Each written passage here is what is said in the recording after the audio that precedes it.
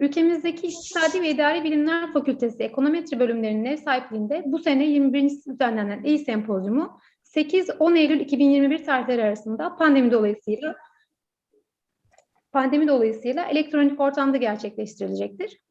Bu sempozyum akademisyenlerin ve profesyonellerin ekonometri, yön eylem araştırması ve istatistik konuları üzerine odaklanarak en son araştırma bulgularını tartışmak üzere bir araya gelmelerini sağlamak amacıyla düzenlenmektedir.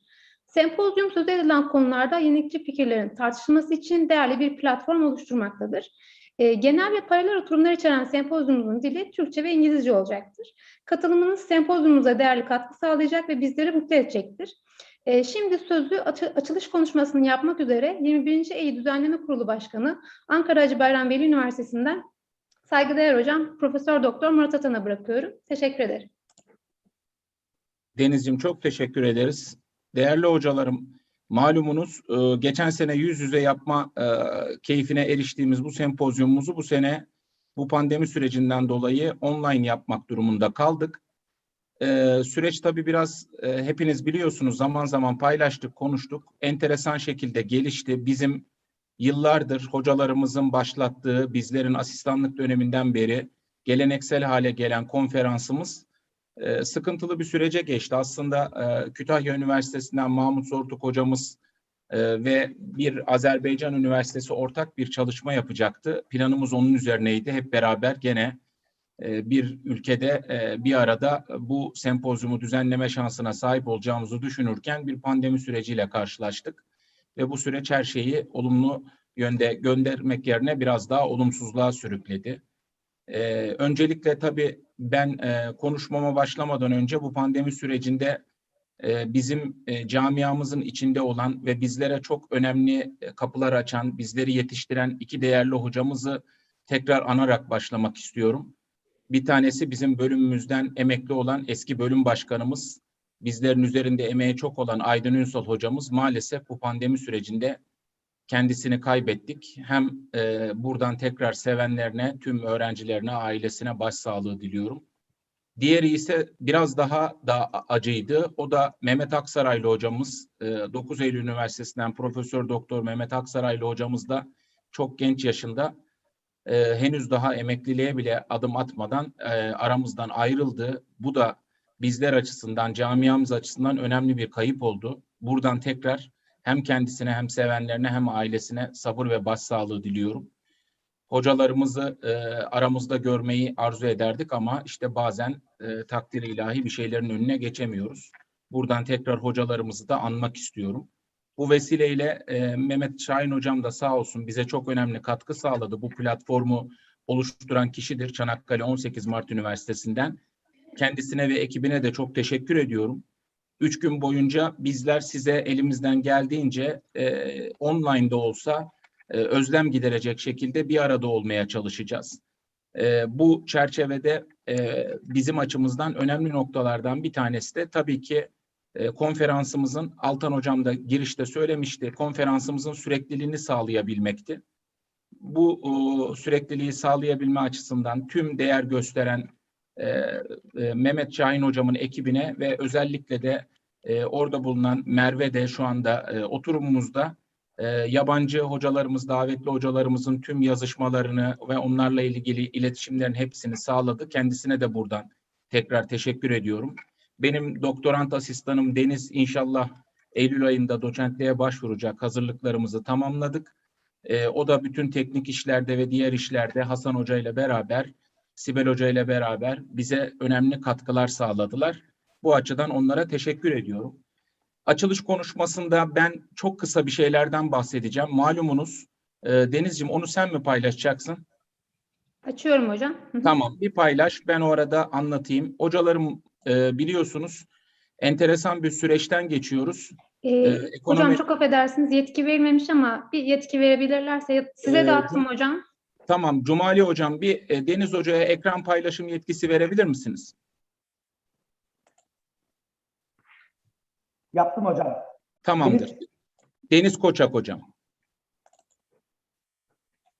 Şimdi sayın hocalarım biliyorsunuz, malumunuz bizim sempozyumlarda en çok dile getirmeye çalıştığımız, paylaştığımız konulardan bir tanesi de ekonometri bölümlerinin geleceğiyle ilişkili.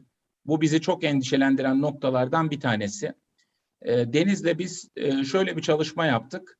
Bizim açımızdan baktığımızda ekonometri bölümünün geleceğiyle, Deniz biraz ekranı büyütebilirsen belki rakamlar küçük gözüküyor. Hocam bu kadar izin veriyor. Tamam. Peki. Şimdi biliyorsunuz şöyle bir sorunumuz var. En büyük sorunlardan bir tanesi son dönemde üniversite sınav sonuçları açıklandı ve aktif olan ekonometri bölümlerimizin birçoğunda hem düşük puanlarla artık bölümümüze giriliyor hem de çok önemli kontenjan açıkları oluşmaya başladı. Birçoğunuz malumunuz birçok üniversitede buna, benim üniversitemde şu anda Ankara Hacı Bayram Veli Üniversite dahil olmak üzere teknik olarak baktığınızda yönetim bilgi sistemleri bölümü açıldı ve ekonometri bölümlerinden buraya doğru kayış var. Bugün aramızda Altan hocamız var. İşte Çukurova Üniversitesi yılların bölümü olmasına rağmen bu kontenjan açığı konusunda önemli sorunlar elde ediyor. Bu sunumu biz size tekrar mail olarak atarız. Orada detaylı olarak görürsünüz. Çok sıkıntılardan bir tanesi, bazı bölümlerimizde eksi netle, matematiği eksi netle bölümlere kayıt olan öğrenciler var. Yani en iyi bölümlerimizde bile dönüp baktığımız zaman matematik açısından çok gerilerde olduğumuzu görüyoruz. Bu bizim açımızdan endişe verici hususlardan bir tanesi. 40 tane matematikten benim Ankara Hacı Bayram Veli Üniversitesi'nde TYP'de yerleşen öğrencimin ortalaması 3,75. Şimdi biliyorsunuz ki bizler daha çok ağırlıklı olarak matematik, istatistik, optimizasyon, ekonometri ağırlıklı derslerde sayısal yetenek bizim açımızdan önemli gelen öğrencilerimizde. En iyi bölümlerimiz gözüken işte Bursa'da bile 6 nete çıkıyor. İşte İstanbul Üniversitesi'nde bu 8,5'a çıkıyor. Yani dönüp baktığınız zaman bir tek Çanakkale 18 Mart Üniversitesi'nde 12 net gözüküyor TYP'de matematik 40 net üzerinden. Bu tabii ki bizim açımızdan, tüm hocalarımız açısından burada en çok düşünülmesi gereken konulardan bir tanesi. Nereye doğru evrimleştirmek zorundayız bu işi? Gelen öğrenciyi nasıl daha iyi, kaliteli öğrenciyi, İdari Bilimler Fakültesini tercih eden öğrenciyi ekonometriye seçebiliriz? Biraz daha bu ağırlıkları nasıl arttırabiliriz? Bizim hem hocalarımızdan hem bölüm başkanları hocalarımızın ekibinden en büyük ricalarımdan bir tanesi bu. Bu konuda geleceğimiz açısından hepimizin biraz kafa yorması gerekli diye düşünüyorum. Gidişat çünkü son yıllarda baktığımızda 2-3 yıldır son derece bizim aleyhimize doğru çalışıyor. Zaman zaman ufak ufak puanlarda yükselme var ama gene benim tespitim İktisadi İdari Bilimler Fakültesindeki diğer bölümlerin de gerisinde kaldığımız. İlk başlarda bu çok önemli noktalardaydık. Tabii bu sadece ekonometri bölümleriyle de ilgili değil. İktisat, işletme gibi bölümlerde de önemli ölçüde kontenjan açıkları var ve devlet üniversitelerinden bahsediyorum. Özel üniversiteler hariç olmak üzere, hani bizim ekonometri bölümleri özel üniversitelerde yer almamakla birlikte ama devlet üniversitelerinin köklü üniversitelerde bile artık açık kontenjanlar var. Bu önemli sorunlardan bir tanesi bizim açımızdan. Biz burada nereye doğru evrimleşeceğiz? Ders programlarını revize etmeye çalışıyoruz. Hani biraz daha acaba çocukların tercih edecek, Z kuşağında yer alan çocukların geleceğin mesleği olarak düşündükleri. Şimdi en büyük çelişkilerden birini şurada yaşıyoruz sayın hocalarım. Bakıyoruz, diyoruz ki biz gelecekte işte veri madenciliği, veri analisti gibi mesleklerde ön plana çıkılacağını söyleniyor. Aslında bu işleri bizim bölümlerimizin hocaları, bizler bu öğrencileri yetiştiriyoruz. Ancak biraz sonra doçentlik sürecinden de bahsedeceğim. Dışarıdan neden evrimleştiğimiz, nereye doğru kaydığımız o sürecin içinde biraz daha net olarak görülecek. Burada biz çocuklara bunu vermeye başladığımız halde bu kısımda sıkıntı yaşıyoruz. Mesela şimdi Deniz'in yansıttığı slaytlara bakarsanız biliyorsunuz ki bölümlerimizin hocalarından doçentliğe başvurulduğunda ekonometri alanından başvuruyoruz. Nicel karar yöntemi alanından başvuruyoruz. Eskiden istatistik anabilim dalındakiler Fen Edebiyat Fakültesinden istatistik alanından başvurabiliyorlardı ama şimdi onların çoğu da ya nicel karar yöntemleri ya ekonometriye kayıyorlar. Son 3 yılda baktığımızda 2019 Mart'tan 2021 Mayıs dönemine kadar 6 dönemde doçentliğe ekonometri alanından 28 tane başvuru olmuş. Bunun 14 tanesi başarılı olan adaylar olmuş eserde.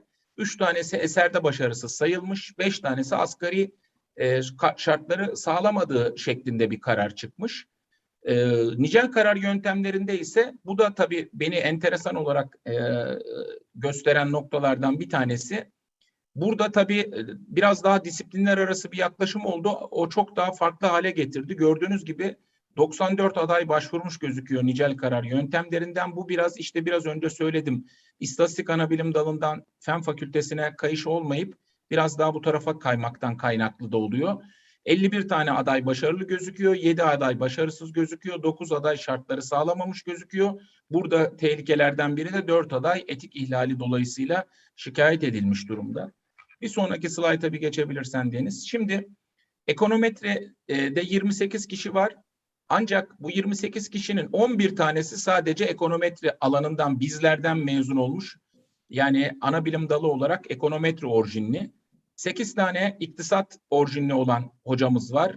7 tane matematikten, bir tane iktisat sayılabilir ekonomi diye geçiyor. Onu da oraya dahil ettiğimizi düşünün. Bir tane de istatistik ana bilim dalından mezun olan bir kişi 28 kişi olarak ekonometri bilim dalı üzerinden doçentlik başvurusu yapmış durumdalar. Burada görüldüğü gibi en yüksek bu 6 dönem içinde işte zaman serisi analizleri ve uygulamalı mikro ile uygulamalı makro ekonometri alanları en çok seçilenler ve panel veri ekonometrisi de bunu takip ediyor. Ekonometrik teori anahtar sözcük olarak 8 kişi tarafından seçilmiş. Burada tabii ki belki birazcık tartışılacak kısım dediğim gibi iktisat ve ekonometri alanından gelenlerin bu alanı seçmesi beklenen bir şey. İstatistikte de biraz daha belki uygulama kısmında çalışan ana bilim dalı olarak hocalarımızın tercih etmesi olabilir. Matematikten buraya doğru biraz kayış var. Temel bilimlerden ekonometriye evrimleşme var. Nicel karar yöntemleri bilim dalında ise gördüğünüz gibi bakın biyoistatistikten, biyomedikal mühendisliğinden, eğitim ekonomisi planlamasından, ekonometriden, endüstri mühendisliğinden, finans bankacılıktan, iş sağlığı ve güvenliğinden, işletmeden, matematikten, sayısal yöntemlerden, şehir planlamadan, üretim yönetimi ve pazarlama alanından mezun 96 tane bilim insanı bu alandan nicel karar yöntemlerinden doçentliğe başvuruyor. Şu an belki oturumda mı bilmiyorum. 9 Eylül'den Şenay hocamız zaman zaman paylaşıyor. Çeşitli üniversitelerden çıkan ilanlarda böyle şeyler yazılıyor diye. Şimdi şöyle düşünün bakın. İş güvenliği ve iş sağlığı alanından bir hocamız nicel karar yöntemlerinden doçentliğe başvuruyor. Ve sonunda bu alanda iş sağlığı ve güvenliği alanında olmasına rağmen bu alandan kendi alanından başvurmayıp şehir planlamadan başvurmayıp ya da işte işletme, üretim yönetimi, pazarlamadan işletme alanından başvurmayıp buraya geliyorlar. Finans ve bankacılık alanından başvurmayıp finansal ekonometri çalışması yapmayıp nicel karar yöntemlerine geliyorlar. Burada da tabii dikkatinizi çekmek istiyorum. Son dönemde işte istatistik analiz ve uygulamalar, çok kıstaslı karar verme ve yöneylem araştırması en fazla tercih edilen noktalardan bir tanesi. Dikkat ederseniz hem ekonometri ana bilim dalında anahtar kelime olarak zaman serisi analizleri var, hem de nicel karar yöntemleri alanında anahtar sözcük olarak zaman serisi analizleri var. Bu konuda bu sene üniversite arası kurul çalışmaya başladı. Bir kere biz bu ana bilim dallarındaki isim değişiklikleriyle ilgili yapılan çalışmadan sonra YÖK'e hem bölüm olarak hem de bizzat ben şahsi olarak dilekçe göndermiştim üniversite arası kurula da bu anahtar kelimelerin öğrencinin kendisinin seçimi konusunda çok büyük sıkıntı yaratıldığı. Neden böyle bir girişimde bulundum? Çünkü geçen sene bana maalesef doçentlik sürecinde sorun yaşayan 4 tane mahkemeden bilirkişilik dosyası geldi. Zaman zaman muhtemelen sizlere de geliyordur Sayın Hocam. Çünkü adayların yaptığı çalışmaları tam olarak belli bir noktada belirleyebilmek çok önemli burada. Bunu belirleyemiyoruz. Hangi çalışmalar işte istatistik alanına giriyor, hangisi yöneylemdir, hangisi ekonometridir? Bunu anahtar sözcükle bağdaştırabilmeli miyiz? Bu nasıl seçilecek? Bu konuda çok büyük sıkıntılar var. Görüldüğü gibi işte bu rakamları da O yüzden sizlere yansıtmak istedim. Yani son 6 dönem demek 3 yıllık süreç içinde ki dağılımı görüyorsunuz. Bakın burada ekonometriden mezun olup 16 tane hocamız ekonometrici olduğu halde ekonometriden doçentliğe başvurmuyor, nicel karar yöntemlerine gidiyor. Bunu birazcık şöyle yorumluyorum ben. Tabii ki ekonometriden başvurduklarında aslında işte burada Ferda Hocam gibi doğrudan ekonometri alanında çalışmış hocalar dosyaları değerlendirdiği için biraz önce de söyledim. Yani orada başarı oranını düşük görüp bu tarafta daha çabuk başarılı olup doçent olabileceğini düşünen hocalarımız var. Biz şunu da önermiştik. İnşallah bu dönem onun tekrar gelebileceğini umut ediyorum. Sözlü sınavlar da birçok üniversitemizde iptal edildi. Bu nedenle biliyorsunuz ki sadece eser incelemesiyle doçentlik unvanı alınıyor. Bu sebeple de eser incelemesinde de mahkeme süreçleri çok aktif olarak kullanılmaya başlandığı için hani bir şekilde kişiler bu süreci nasıl olsa bu taraftan tamamlarım, şekil olarak, usul olarak bunu tamamlamış olmam benim için yeterlidir durumundalar. Bu da bizim bölümlerimizin geleceği açısından endişe verici sıkıntılardan bir tanesi. Evet, ben burada tabii kafatasçı açıklama yapmak istemiyorum. Hani bölümlere dışarıdan hocalar ya da dışarıdan insanlar gelmesin demiyorum. Gelebilirler. Katkı sağlayan her hocaya, her bilim insanına kapılarımız açıktır bölümlerimiz olarak. Ancak burada önemli nokta katkı sağlayan kısmı. İşte biraz önce söylediğim şu yansıttığım kısımlar gibi işte ekonometri bölümünde şehir planlamacısı eğer kadro alırsa ya da iş sağlığı güvenliği hocası kadro alırsa, endüstri mühendisleri mühendislik alanında kadro alamayıp sosyal bilimlere, ekonometri bölümlerinin yöneylem araştırması ana bilim dallarına ya da eğitim fakültesinde yer alması gereken eğitim ekonomisi ve planlaması yapan bir hocanın burada ekonometri bölümünde kadro alması hem bölümlerimiz açısından gelecek anlamında sıkıntılar doğuracak hem de hocalar arasında da bir uyumsuzluk ve çalışma zorlukları çıkaracak diye düşünüyorum. Sizden ricam bu sunumları size gösterdiğimiz bu sunumlarda gelecekle ilgili bölümlerimizde yaşanan bu karmaşanın giderilebilmesi ve doğru bir yol üzerinde gidebilmemiz için birlikte hareket etmemiz lazım. Bu birlikteliği sağlayabilmek için de ortak akıl noktasında beraber hareket edecek, beraber karar verecek noktada olmamız lazım.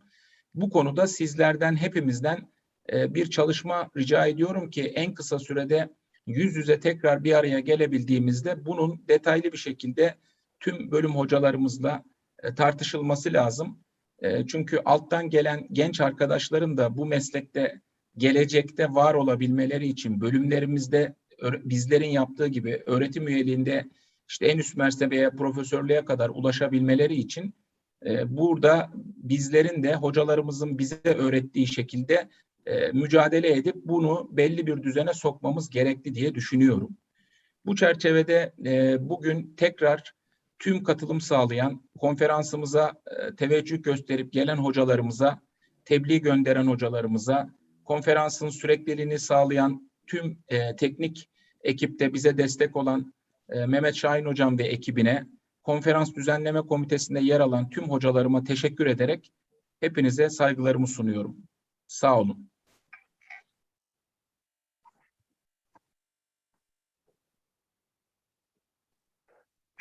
Denizciğim, şimdi normal sürece devam edeceğiz. İstersen oradan.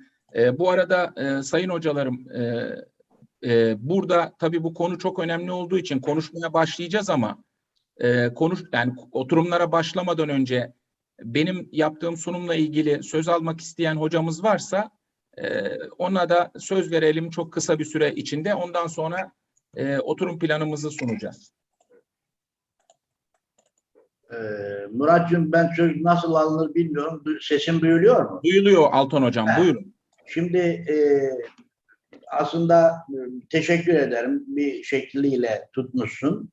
Bizim kendi ekonometri bölüm başkanları grubunda hani bir çalıştay yapmamız gerekiyor. Bu konuyu eğer konuşursak hem toplantının gidişatı anlamında bayağı uzun sürecektir diye düşünüyorum. Ben daha önce neler yaptık, hani herhalde en yaşlınız ben oldum artık. Emekliliği en kısa bekleyen. Yaşlı demeyelim, kıdemli hocamız diyelim. Tüm bölüm başkanlarıyla, eski bölüm başkanlarıyla sürekli çalıştım, emekli olan arkadaşlarımızla.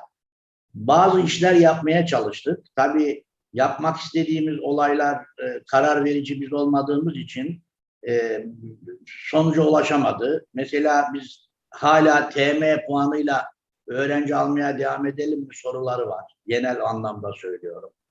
Çünkü TM puanıyla giren öğrencilerimiz belirli şehirlerdeki üniversiteler dışında bu taşra dediğimiz yerlerde M'den gerçekten korkutulan çocuklarımız. Yani matematik kısmından korkutulan çocuklarımız. Çok büyük sorunlar var. Bu sorunları nasıl aşarız? Bu çalıştayla çok detaylı konuşmamız lazım. Benim de kendime göre bir takım çalışmalarım. Hatta diğer emekli olan hocalarımızla söyleşilerim var. Mesela biz belli dönem hepiniz bilirsiniz. Haluk Erlat Hoca, Bediye Saraçoğlu, Işıl Hoca, Vedatlar, Muratlar, Mehmet Bağcılar vesaire hep beraber olduk. Hatta YÖK Başkanı'na kadar gittik. Orada bir takım problemleri, ekonometri bölümleriyle ilgili. Anabilim dalımız kapatılmadan önce biz yeni anabilim dalları teklif ettik. Ama hiçbir tanesi olmadı. Bir de bizim gerçekten ulaşamadığımız bir el var. Bu el gerekçesini de söylemiyor. Anabilim dalı niye kapatıldı? Çok basit. Neden yeni önerilenler kabul edilmedi? Cevap veren de yok. Yanıt alabildiniz mi bilmiyorum. Ben bölüm olarak yanıt alamadım. Dolayısıyla bunların hepsinin masaya yatırılması lazım. Ben seni tekrar kutluyorum. Üniversiteni kutluyorum. Fakülteni kutluyorum. Bu sürekliliği sağladığın için camiamız adına ama gerçekten tüm bölüm başkanlarımızın katılacağı bir çalıştay, belli saat, hatta bir oturum, iki oturum olabilir. Tüm problemleri masaya yatırmamız lazım. Daha önce de tüm bölümler kendi iç dinamikleriyle neler yapabiliriz'i o toplantıya, çalıştaya katılacak insanlarla mutlaka oluşturması lazım. Ben teşekkür ediyorum.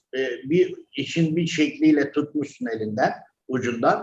Ama daha çok böyle problemlerin olduğunu da göreceksin Burak'cığım. Evet hocam. Çok teşekkür ediyorum. Ben teşekkür ediyorum. Sayın hocalarım, şimdi hocam söz mü istiyordunuz Ferda hocam? Yok Murat Hocam, istemedim. Tamam. Tamam. Teşekkür ederim ben de bu vesileyle sizlere. Çok güzel bir sunumdu. Hepimiz aslında gidişatın farkındayız ama dediğiniz gibi hani belki bölüm hocalarıyla birlikte bir görüşme yapmak gerekir geçen seneki gibi diye düşünüyorum. Evet hocam. Sayın hocalarım, şimdi bugün Mehmet Kabak hocam ve Mehmet Batuhan Coşar öğrencisi kendisinin ilk sunumu onlar yapacaklar. Buradan devam edeceğiz. Çok kriterli karar verme yöntemleriyle üniversitelerin akademik performanslara göre sıralanması. Bu da biraz önce bahsettiğimiz konuyla ilişkili önemli noktalardan bir tanesi. Mehmet Batuhan hocam, hazır mısınız? Merhabalar hocam. Öncelikle çok teşekkür ediyorum böyle bir organizasyon sağladığınız için. Ben hazırım. Eğer yetkim varsa sunuma geçebilirim. Yetkiniz var hocam. Buyurun hocam. Tamam. Teşekkür ediyorum. Hemen açayım ben. Ekranım görülüyor mu? Evet hocam, gözüküyor. Evet, Tamam. geldi hocam. Teşekkür ediyorum tekrardan. Öncelikle tekrardan merhaba. İsmim Mehmet Batuhan Coşar. Gazi Üniversitesi Endüstri Mühendisliği bölümünde Profesör Doktor Mehmet Kabak hocamla beraber yüksek lisans öğrencisiyim aslında Mehmet hocamın. Konumda çok kriterli karar verme yöntemleriyle üniversitelerin akademik performanslarına göre sıralanması. Kendim Gazi Üniversitesi Endüstri Mühendisliğinden yine mezun oldum 2016 yılında. Yaklaşık 4 yıldır da ODTÜ Teknokent'te bulunan Innova danışmanlık firmasında çalışıyorum. Bu aşamada Minitab istatistik yazılımının satış sonrası destek ve eğitim hizmetlerini sunuyorum. Konuma isterseniz hızlıca giriş yapayım bir yandan da. Öncelikle bu aşamada ilk vermek istediğim bilgi üniversite sıralaması yapan bazı kuruluşlar olacak. Burada tabii ki en önemli olanları Quadrilateral Assignments ve Times Higher Education kısımları. Bunun dışında yine Şangay Üniversitesi, Leiden Üniversitesi'nden, yine Rusya Akademik Topluluğu'ndan üniversitelerin performanslarını sıralayan çeşitli topluluklar bulunuyor. Yine ülkemizde Orta Doğu Teknik Üniversitesi de üniversitelerin sıralamalarını, akademik performanslarına göre sıralamalarını yapıyor. Ben çalışmamda özellikle Quadrilateral Assignments ve THE Times Higher Education üzerinden ilerlemeyi düşünüyorum. Bu kısımda öncelikle bu sıralama yapan kuruluşların puanlama yöntemlerinden biraz bahsetmek istedim.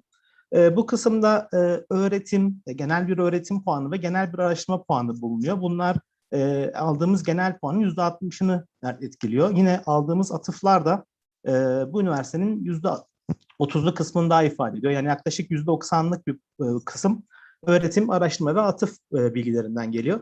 Yine bu bölümlerde yine alt başlıkları altında da görebiliyoruz. Alt başlıklar altında puanlamaları bulunuyor.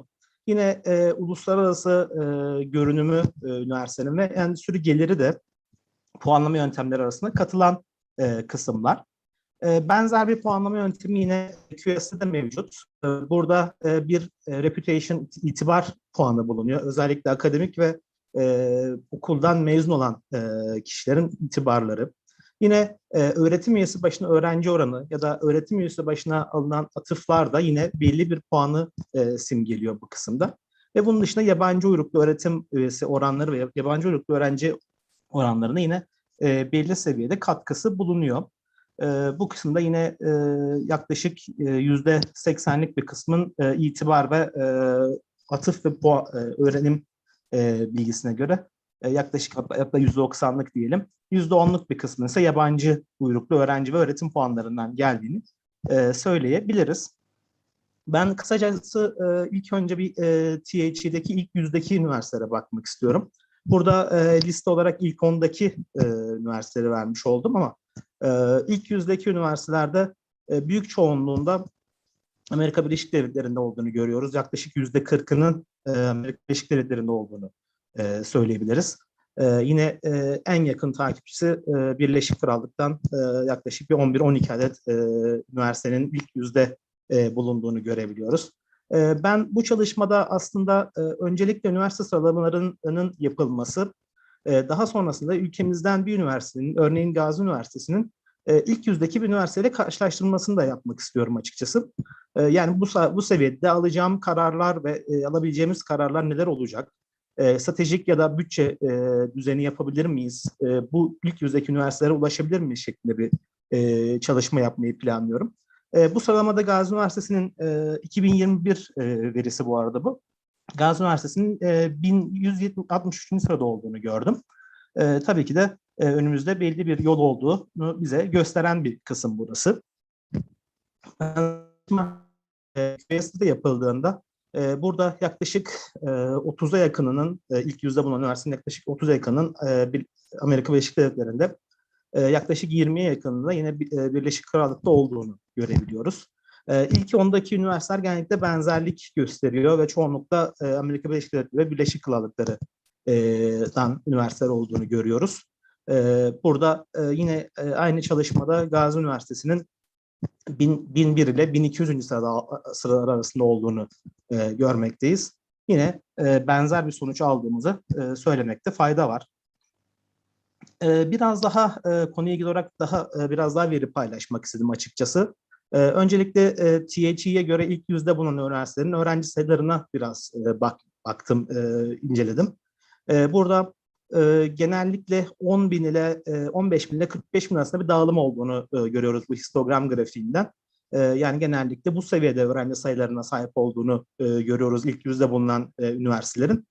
Gazi Üniversitesi'nin son açıklanan öğrenci sayısının 43.500 seviyelerinde olduğunu gördüm. Yani aslında buradaki öğrenci sayısı dağılımına göre çok da üst seviyede bir öğrenci sayısı yok ama tabii ki daha dağılımın frekansına baktığımız zaman biraz daha genellikle ilk yüzde bulunan üniversitelerin 20 bin ile 30 bin arasında ya da 15 bin ile 45 bin arasında genel bakış yaparsak 15 bin ile 45 bin arasında olduğunu görme şansımız bulunuyor. Yine bir diğer baktığım kriter eğitmen başına ya da personel başına öğrenci sayıları ilk yüzde bulunan üniversitelerin. Bu çoğunlukla ilk yüzde bulunan üniversitelerde yine dağılımını incelediğimiz zaman 10 ila 15 hatta 20 seviyelerinde olduğunu görüyoruz. Yine açıklanan bu raporda Gazi Üniversitesi'nde bu sayının 25,6 seviyesinde olduğunu, yani aslında biraz bizim dağılımımızda göre kıyaslarsak ilk yüzdeki biraz daha dağılımımızın üstünde çıktığını görme şansımız var. Bu aşamada yapılabilecek aralardan en basit söyleyebileceğim örneğin öğrenci sayısının azaltılması ya da performans ya da personel alımlarının artırılması gibi ya da eğitmen sayısının artırılması gibi bir karar alınabilir şeklinde bir düşünce olabilir diye düşünüyorum.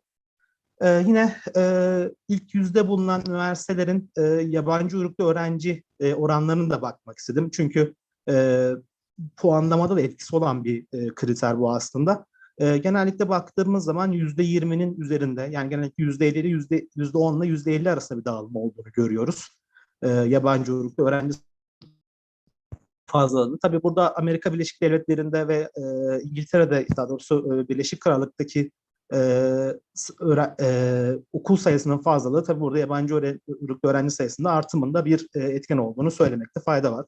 Gazi Üniversitesi için bu oran THE'de %2 olarak belirtilmiş. QS'de ise işte Quadrilateral Simons'ta %4 olarak belirtilmiş.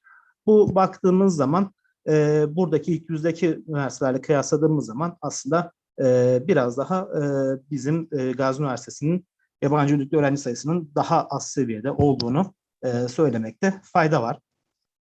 Öncelikle dediğim gibi ben öncelikle Gazi Üniversitesi'nin de yine bir ilk yüzde bulunan bir üniversiteyle kıyaslamasını yapmak istiyorum demiştim. Öncelikle Gazi Üniversitesi hakkında bazı bilgiler vereceğim. Daha sonrasında ise ilk yüzden seçtiğim bir üniversite hakkında bilgi verip aslında karşılaşmayı da biraz burada yapmayı planlıyorum.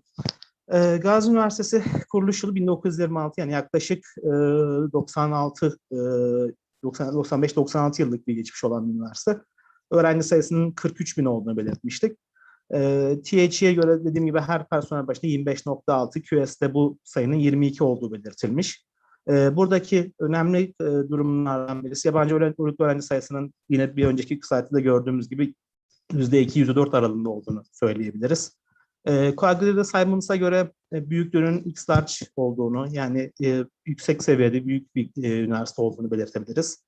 Tam kapsamlı bir üniversite olduğunu belirtebiliriz ve çıktı kalitesinin ise yüksek olarak belirtildiği söylenmiş ilgili kısımda. Yine fakülte personeli, yabancı fakülte personelleri de bu şekilde paylaşılmış. Ben öncelikle yine Gazi Üniversitesi'nin aldığı puanları da burada paylaşmak ve hani sıralamadaki durumuna göre yine yorum yapmak istemiştim.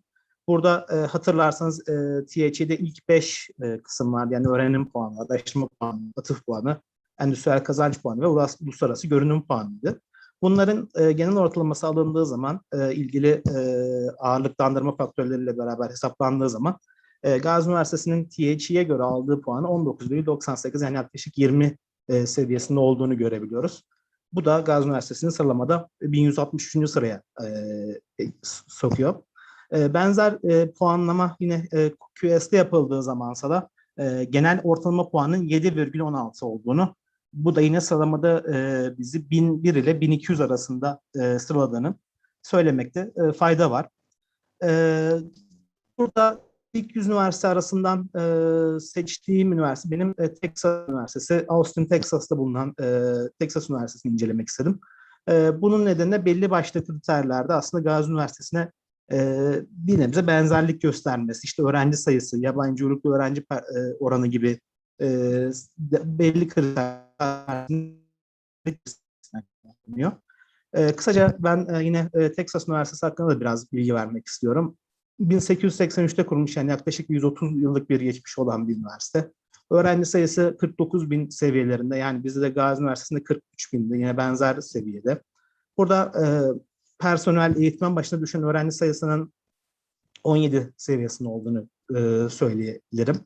Yabancı uyruklu öğrenci sayısının, öğrenci oranının %10 seviyesinde olduğunu görebiliyoruz.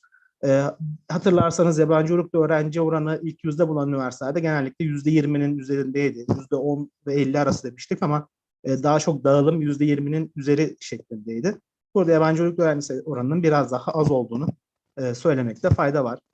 Tıpkı Gazi Üniversitesi gibi yine büyüklüğü koagregatör sayımız X-Large olarak belirtilmiş ve tam kapsamlı bir üniversite olduğu belirtilmiş.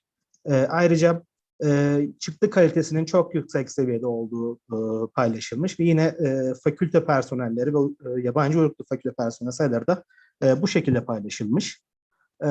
Kısaca hem Texas Üniversitesi'nde aldığı puanlardan ve sıralamadaki durumundan bahsetmek istiyorum.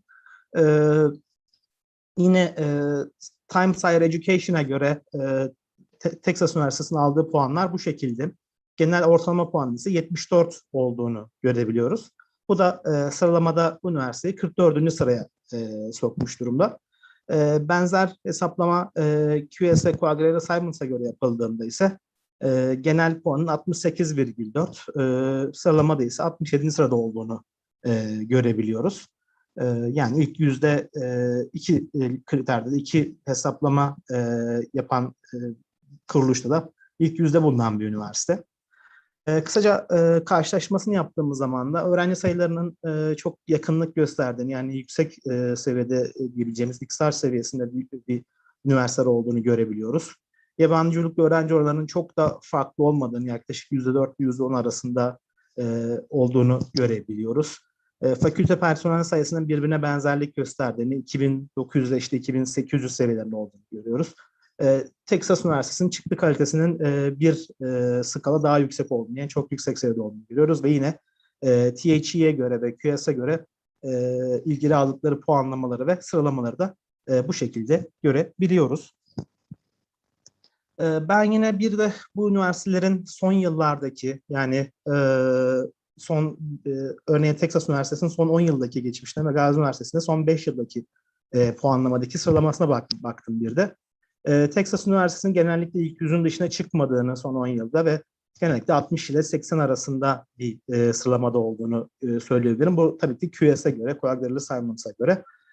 Bu Gazi Üniversitesi içinse bu sıralamada 2017'de 600 ila 800. sırada olmasına rağmen şu an 1000'in de arkasına düşmüş, 1000 ile 1200 arasında olduğunu söyleyebiliriz. Yani biraz son 4-5 yılda bir gerilemeye yaşadığını söyleyebiliyoruz. Yine yaptığı üniversitelerin bölümlerine göre sıralama bilgileri de var. Burada zaten belli bir sıradan sonrası tutulmuyor ama ben önemli olabilecek burada bilgisayar ve mühendislik teknolojilerinde 800 ile 1000 arasında olduğunu, bilgisayar bilimlerinde 600 ile 800 arasında olduğunu söyleyebilirim Gazi Üniversitesi'nin. Yine yaşam bilimleri kısmında da 600 ila 800. sırada olduğunu söylemekte fayda var.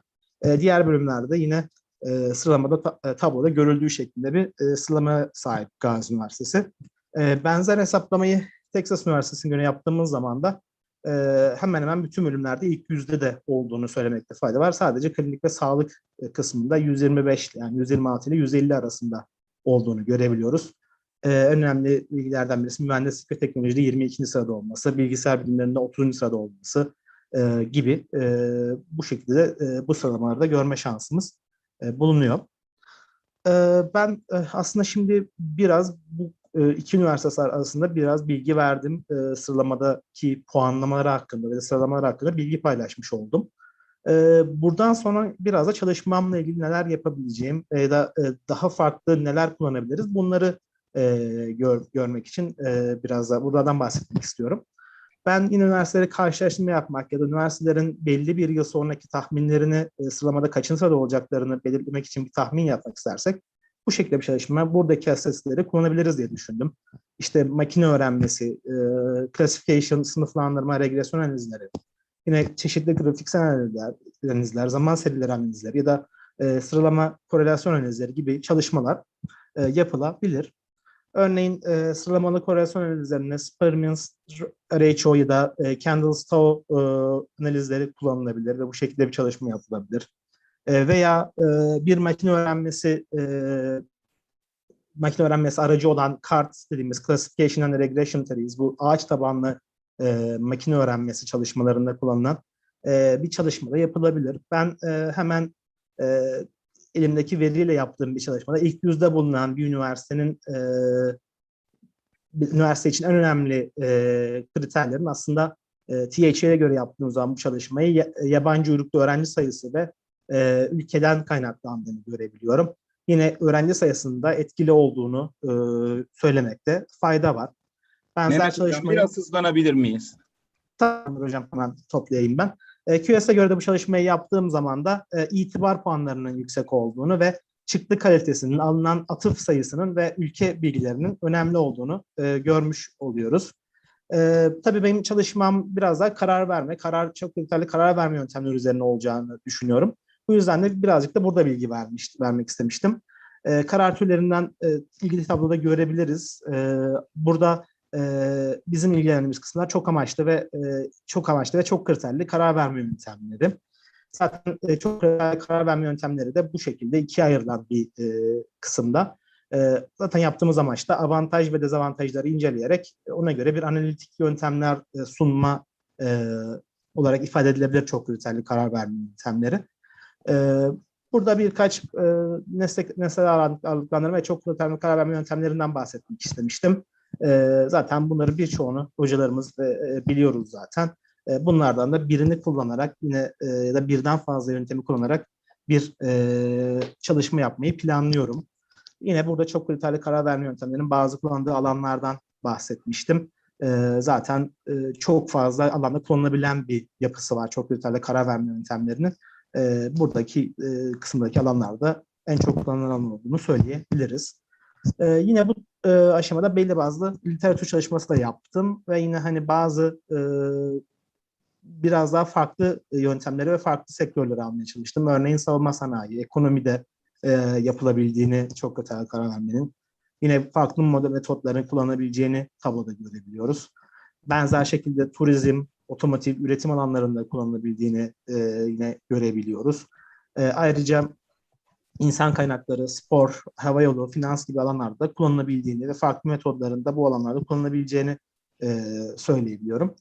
Sonuç olarak ben bu çalışmada öncelikle üniversitelerin sıralanmasını, akademik puanlarını, akademik yeterliliklerine göre sıralanmasını, daha sonrasında ise ülkemizde bulunan bir üniversitenin ilk 100'e gelebilmesi için yapabileceği çalışmaları ve alınabilecek kararları, işte stratejik kararları, bütçe kararlarını ya da diğer kararların neler olabileceğini incelemeye çalışacağım. Bu şekilde bir çalışma yapacağımı söyleyebilirim. Yine son slide bunda anlatmakta fayda var. Burada üniversite sıralaması yapan bazı çalışmaları da aldım ve onları da hani eklemiş oldum burada. Farklı metotların kullanıldığı yine görebiliyoruz. Bazılarının Türkçe, bazılarının yabancı dilde yazıldığında yine görebiliyoruz. Buradaki çalışmaları da inceleyerek ilerideki çalışmalarımda katkısı olacağını düşünüyorum. Referanslarım bu şekilde. Sormak istediğiniz bir şey varsa hemen cevaplayabilirim isterseniz. Sunumum bu şekilde. Biraz hızlı tutmaya çalıştım. Sormak istediğiniz bir şey varsa cevaplandırabilirim. Çok teşekkür ediyoruz Mehmet Hocam. Değerli hocalarım, Mehmet Hoca'ya katkı sağlamak isteyen, yol göstermek isteyen... Ben bir noktada bir katkı belki sağlayabilirim. Belki bir fikrimi söylemek isterim. Öncelikle Buyurun Murat Handan Hocam Hocam. size teşekkür ederim. Sesim geliyor mu bilmiyorum. Geliyor Handan Hocam. Buyurun. Hakikaten çok memnun olduk bu ortamda bir araya geldiğimize. Hepinizi de gördüm burada. Ben günaydın diyememiştim. Bu fırsattan da yararlanmak istiyorum. Hocalarımızı da özlemişim. Bize bu imkanı verdiğiniz için teşekkür ederim. Arkadaşımıza da ellerine sağlık diyorum. Biz 2019 yılında bu konuyla ilgili bir çalışma yaptık. Özlem Yorulmaz hocamızla birlikte URAP sıralamasına giren üniversitelerimizi Gini katsayısına göre sıralamıştık. Benim orada gördüğüm şey Gini katsayısına göre en büyük eşitsizlik üniversitelerimiz arasında, Türk üniversiteleri arasında doktora öğrencisi sayısı ve atıf sayısındaydı. Gerçi doktora öğrencisi sayısında hakikaten bir eşitsizlik olsun derim ben kendi açımdan. Çünkü Murat Hoca'nın bir önceki sunumu, sizden önceki sunumunda gördüğümüz bu doçentliğe de yansıyacak bir durum olması nedeniyle hakikaten doktora öğrencilerinin çok ciddi yetiştirilmesi gerektiğini düşünüyorum. Fakat Türk üniversitelerinin sıralanmasında şöyle bir durum var. Biz belli kriterleri o kadar üst üste yığdırıyoruz ki YÖK'le, atama kriterleriyle ve üniversitelerin kendi gerektirdikleri koşullarla nicelikle nitelik arasında sıkışmış durumdayız. Makale üretelim, yayın yapalım, şunu bunu yapalım derken biraz kaliteden ödün verip işte bu sınıflamada daha geride, daha orta derecedeki dergilere kaydığımız sürece bizim uluslararası standartlarda çok da fazla bir söz hakkımız olabilir mi bilmiyorum. Ben o konuda da belki çalışmanıza bir şeyler eklersiniz diyerek düşünürüm. Çünkü biz bir böyle hani nasıl ülke olarak orta gelir tuzağındayız, üniversiteler olarak da bir orta skala içerisine sıkışmış durumdayız. A tipi dergilerde değil de daha böyle geride kalan dergilerde yayınlar yapılıyor. Neden? Bir an evvel o yayınlar çıksın, yayınlansın. Ve atama kriterlerine, doçentlik sistemlerine yetişsinler diyerek. Bilmiyorum siz bunları da oralara makale sayılarından çok yabancı öğrenciler üzerine herhalde tartıştınız ama. Evet hocam, çok teşekkür ederim. Biraz bu aslında yukarıdaki puanlama sistemlerine göre aslında sıralama Evet, yapılmış. puanlama Oradaki, sistemleri evet, değiştikçe biraz, değişiyor kriterler. evet, URAP'ın kriterlerinde biz onları çalışmıştık. Onun için bu noktanın da önemli olduğunu, çünkü üniversitelerin asıl üretimleri budur. Doktora öğrencisi üretecekler ve makale üretecekler diye düşünüyorum. çok teşekkür hocam. Ben inceliyor olurum zaten. Sizin çalışmanızı not aldım biraz önce. Ha yok, ben yanlış yok, anlamayın, onun için yok. söylememiştim. Yani hocam şey yaparım, hani bakarım, sıkıntı şey değil. Hani çok teşekkür ediyorum bilginiz için. Dediğiniz gibi biraz belki Türkiye'deki çalışma URAP'ın yapısına bakmadım açıkçası. Ona da bakmakta fayda var. Çünkü burada da göremedim hani ya da şöyle, dergilerin indeks faktörleri vesaire gibi bir çalışma da yapılmamış buradaki puanlamalarda göremedim. Daha çok yabancı uyruklu öğrenci sayısı, öğrenci oranı ya da fakülte personeli oranı şeklinde bir çalışma yapılmış. Yine genel bir reputation puanları üzerinden çalışma yapılmış. Belirtmiş olduğunuz konularda tabii incelemekte çok fayda ama var. Ama üniversitelerin asıl çıktılarına odaklanmak daha faydalı bence. Yani bir lise eğitiminden bizi ayıran şey öğrenci sayısı değil, üretilen makale, üretilen projeler üzerine gitmek gerektiğini düşünüyorum ben. Aldığınız sıralama türü tabii elbette önemli ama her sıralamada biliyorsunuz bazı sıralamalarda Nobel kazanan bilim adamı sayısı var ve dolayısıyla bizim Türk üniversiteleri o sıralamalarda hiç yer bulamıyor neredeyse. O evet, da hocam, belki tartışılabilir bir durum. Evet. Katılıyorum hocam. Ellerinize sağlık. Çok teşekkür ediyoruz. Hocamın önerisini dikkate al. Akademik kriterler çıktılar. Önemli. Sayın hocalarım, çok teşekkür ediyorum katkınız için. İsterseniz zaman kaybetmeyelim, sarkma olmasın diye. Sultan hocam, duyabiliyor musunuz sesimi? Evet hocam, duyuyoruz. Bizim Tamam. sesimiz O zaman geliyor mu? İkinci tebliğ geliyor hocam. İkinci tebliği Evet. siz mi sunacaksınız? Fatih mi sunacak? Hocam beraber sunacağız. Beraber Sultan Hocam sunacaksınız. başlayacak. Harika. Sonrasında ben devam edeceğim. Harika, bu çok güzel bir şey. Buna da ilk bir online olmasının güzelliğinden birini burada faydalanacağız. Evet.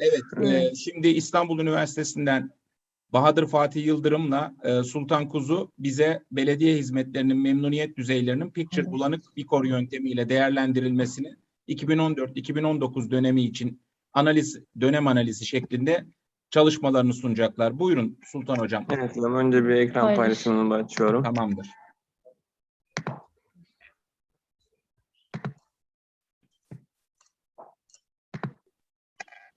Evet, paylaşımımız geldi mi hocam acaba ekrana?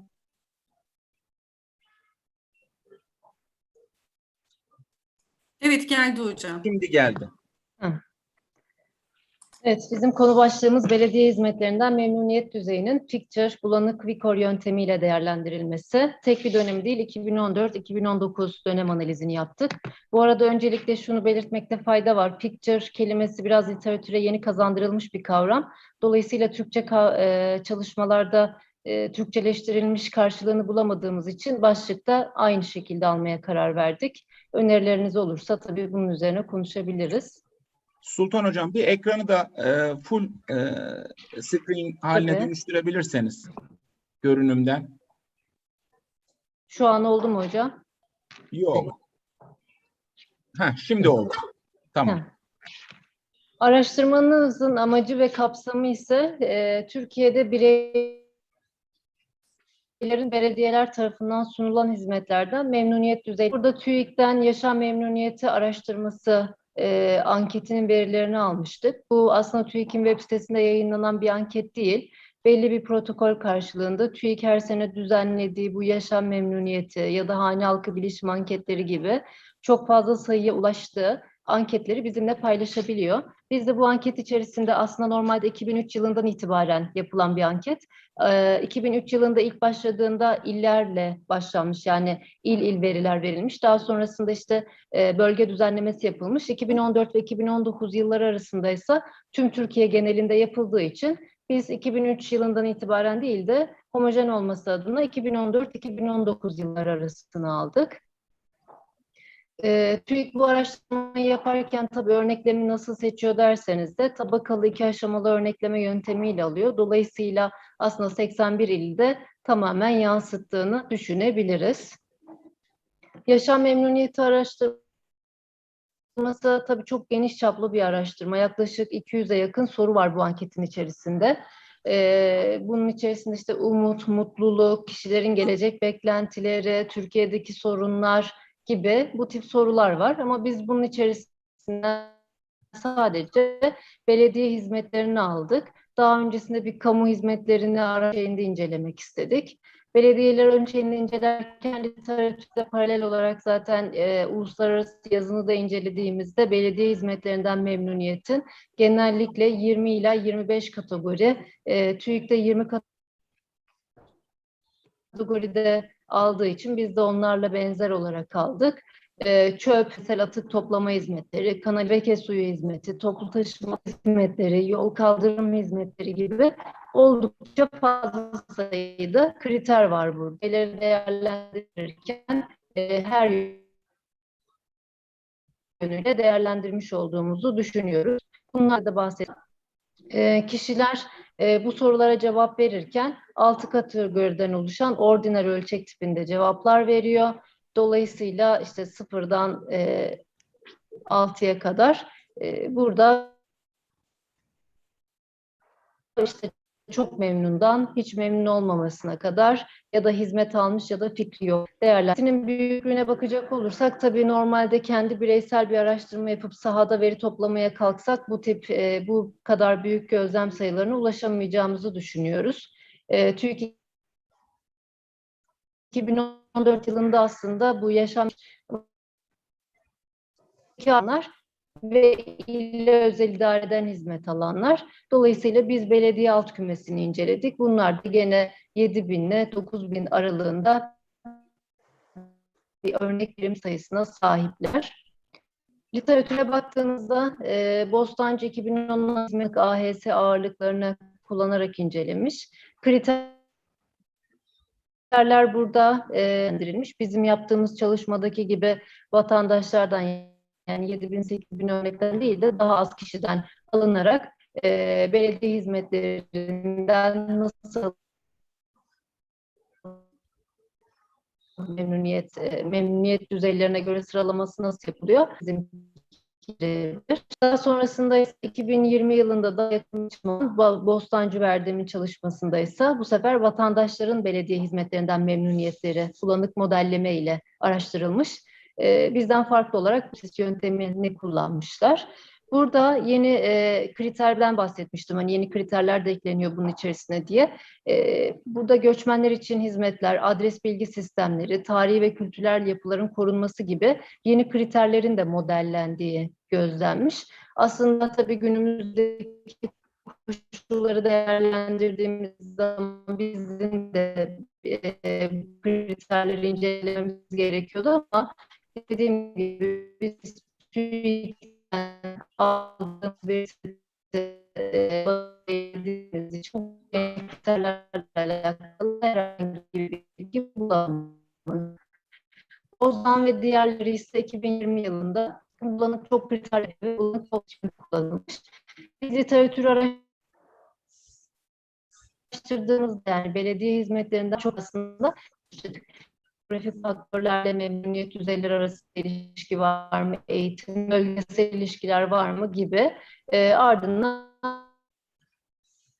bunlar genellikle işte ANOVA, regresyon analizi gibi klasik istatistiklerle yapılmış. Araştırma konumuzu oluşturan şey, analizimizi oluşturan konu çok kriterli karar verme yöntemleriyle inceledik biz. Karar problemi çalışmada veri kaynağı olarak bahsettiğim gibi yaşam memnuniyet araştırmasındaki memnuniyet düzeyi ölçülmek istenen belediye hizmetleri alternatif seti olarak alınmıştır. YMA'da bu 2014 ve 2019 yılları arası ise kriter seti olarak kabul edilerek çok kriterli bir karar verme arası önem derecesi hesaplanmadığı için tüm yıllar eşit önemde kabul edilerek analiz edilmiştir. Yani 2019'da bizim için eşit öneme sahip, 2014'te eşit öneme sahip analizimiz çerçevesinde. Buradaki kriter setlerimizi ve alternatif setlerimizi bu şekilde tabloladık. Analiz aşamalarımızı ise Bahadır Hocam anlatacak. Teşekkür ederim. Öncelikle herkese saygıyla selamlıyorum. Hocamın da bahsettiği gibi bu çalışmada biz picture fuzzy sayılar kullanarak Vikor modelini tercih ettik. Vikor yöntemini tercih ettik. Karar sürecinde bir kompleks yapı ve içerdiği belirsizlik olduğu için görüyoruz. Bunu en aza indirgemek için biz picture bulanık sayıları hesaplama modeline dahil ettik ve oluşturduğumuz picture sayılardan oluşan karar matrisini Vikor'da analiz etmiş olduk. Öncelikle ben kısaca bulanık küme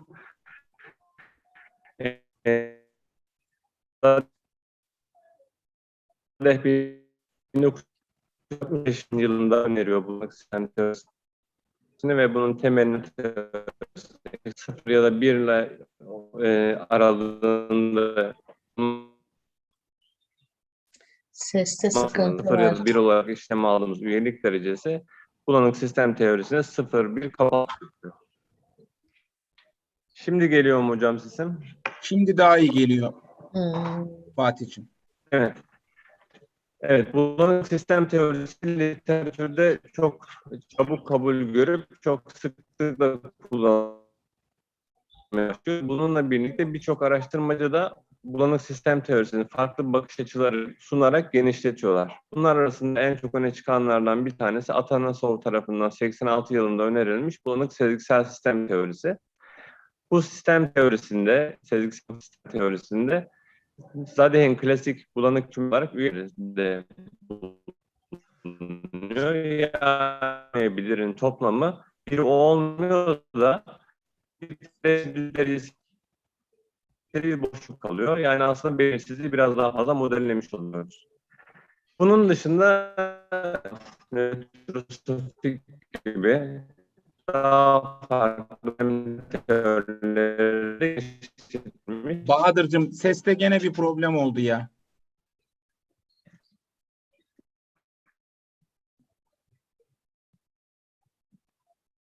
Hocam internetimle ilgili hemen bakacağım. Tamam şu an geliyor gibi. Biraz Hocam, daha hani. internetle ilgili sorun Evet. var. Evet. İyi çeken bir yer olmazsa zor. Telefonla Hocam hotspot bağlantınızı belki açabilirsiniz.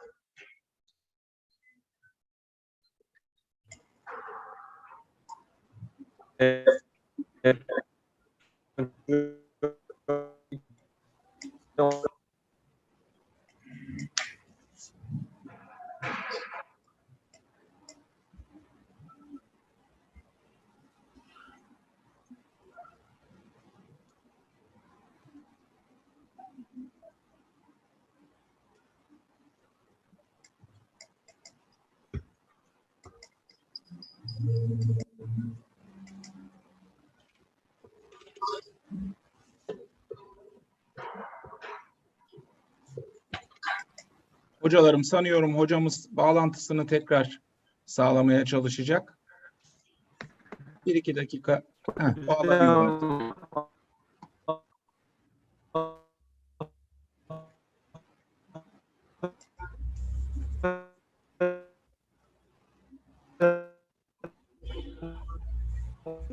Dinledim. Ses gelmiyor tekrar. Bahadır'cığım. Bahadır Hocam, acaba hotspot'u açma imkanınız olur mu? Bizi duyabiliyorsanız. Hotspot. Nerede hotspot?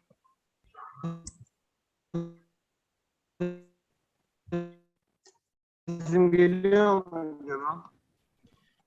Öyle yapalım isterseniz hocam. Siz bir internetinizi sağlam bir şekle getirene kadar biz Deniz senin tebliğinle devam edelim. Sonra Tabii hocalar hocam. gelince tekrarlarız. Onları araya alırız. Hemen paylaşıyorum hocam. Tamam.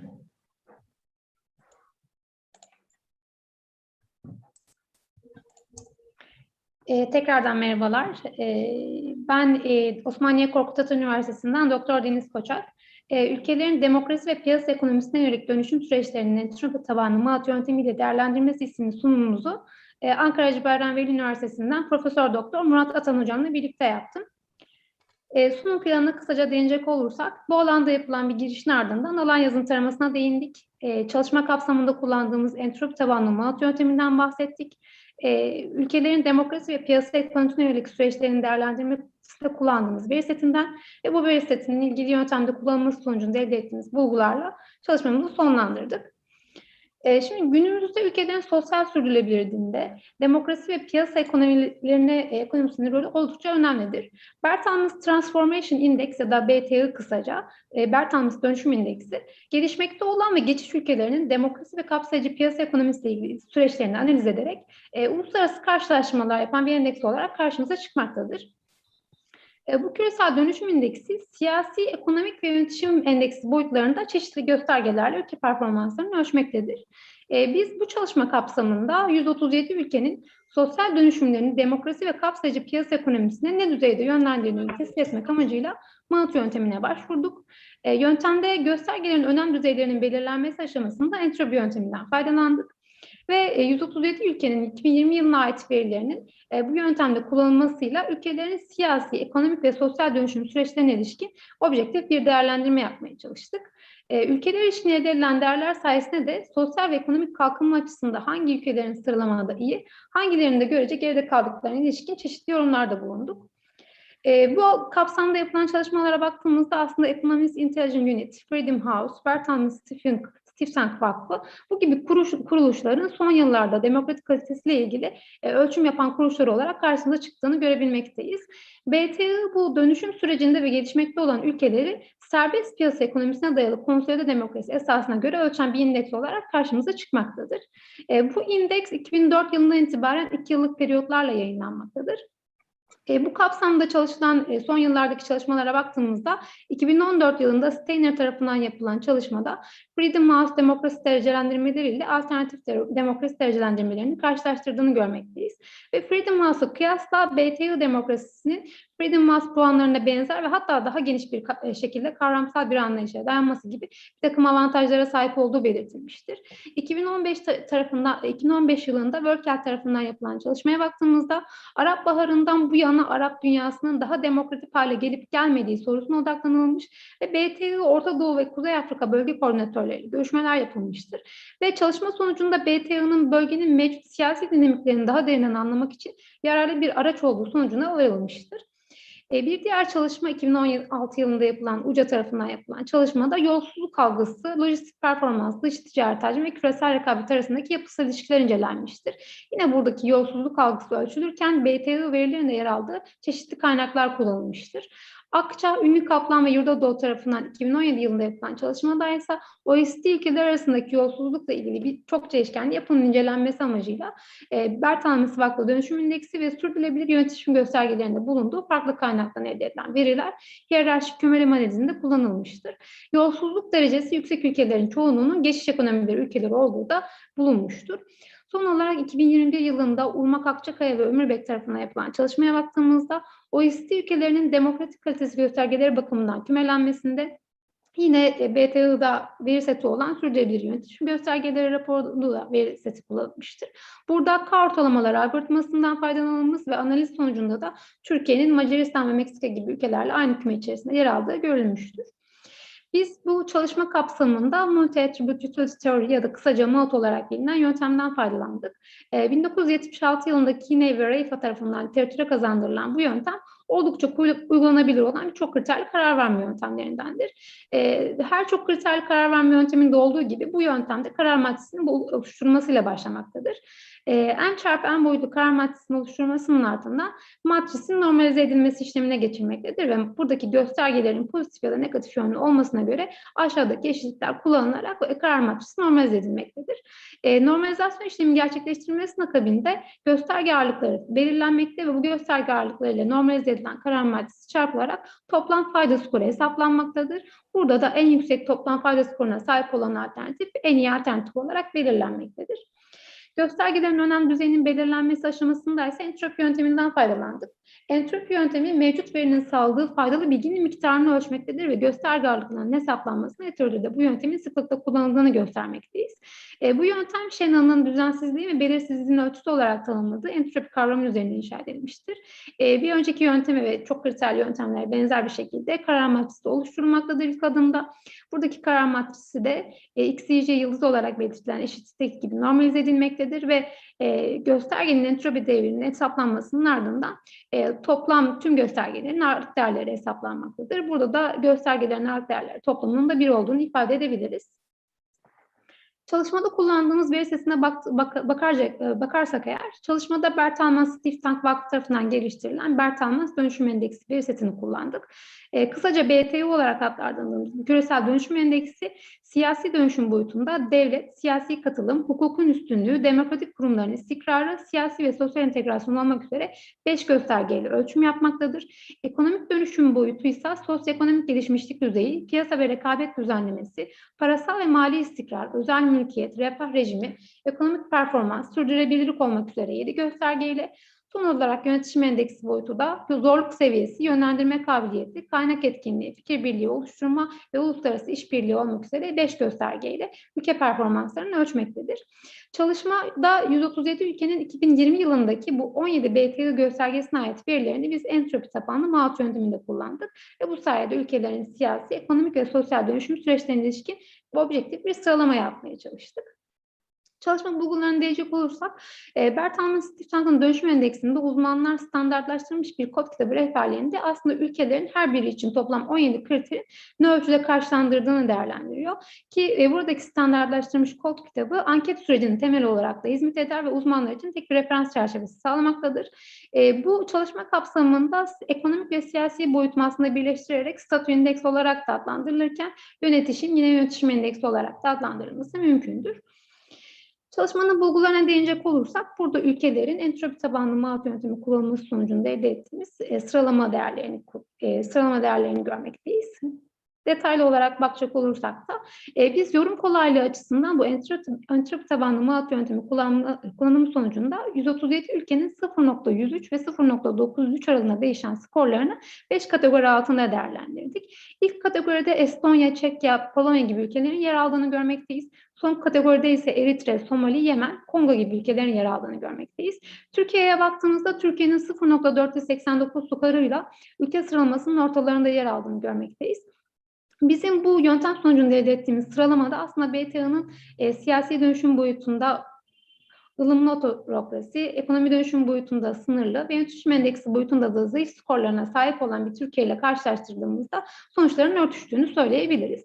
Diğer taraftan da aslında raporla elde ettiğimiz sonuçlarla birlikte Türkiye'nin Filipinler gibi demokrasinin düşük gösterdiği ya da Nijer gibi yönetişimin düşük gösterdiği ülkelerde de yine aynı kategoride bulunduğunu söyleyebiliriz.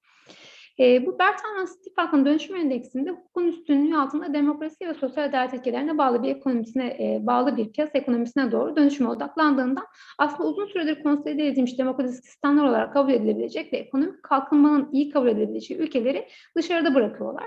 Nüfusu 1 milyondan az olan küçük eyaletler de incelenmemektedir. Ancak ilginç bir gelişme gösteren ve dönüşüm örneklerinin dahil edilmesi amacıyla da Bhutan, Djibouti, Karadağ gibi bazı istisnalar yapıldığını görmekteyiz. Raporda Türkiye için iç siyasette ve uluslararası ilişkilerinde radikal bir dönüşüm geçirdiği için yeni Türkiye'nin ana hatları ortaya çıkıyor diye bir değerlendirme yapıldığını görmekteyiz. Biz de aslında elde ettiğimiz Türkiye sıralamasına da, Türkiye'nin elde edildiği sıralamaya da baktığımızda bunun oldukça düşük olduğunu ve farklı bir yönelime doğru gittiğini söyleyebiliriz. BTO gibi düzenli olarak yayınlanan ve ülkeler düzeyinde detaylı bilgiler veren endekslerinde aslında literatürde sıklıkla kullanılmaya başladığını da söyleyebiliriz. Biz çalışma kapsamında bu 137 ülkenin sosyal dönüşümlerini demokrasi ve kapsayıcı piyasa ekonomisine ne düzeyde yönlendirdiğini tespit edilmesi amacıyla Manut yöntemine başvurduk. Diğer taraftan göstergelerin önem düzeylerinin belirlenmesi aşamasında entropiden faydalandık. Dolayısıyla aslında biz bu çalışmayla ülke sıralamalarının yapılmasında göstergelerin önem düzeylerinin belirlenmesine ve nihai bir aggregation birleştirme tekniği olarak da entropi Manut tabanlı yönteminin uygulanabilirliğini gösterdik. Bu gibi farklı endekslerde de çok kriterli tekniklerin uygulanabilir olacağını sonuç olarak vurgulamak istedik. Benim söylemek istediklerim bu kadar. Teşekkür ediyorum. Sorularınız varsa alabilirim. Teşekkürler Deniz. Deniz'e katkı sağlayacak olan var mı? Tamam. O zaman şimdi biraz önce Bahadır Fatih Yıldırım Hoca ile Sultan Kuzu Hoca tam sunum yaparlarken internet bağlantısının azizliğine uğradılar. Ben süreden kazanabilmek için araya Deniz'i hemen hızlıca sokmuştum. Fatih Hocam, Bahadır Hocam, siz hazırsanız Bahadır, Fatih Hocam ve Sultan Hocam sizinle devam edelim.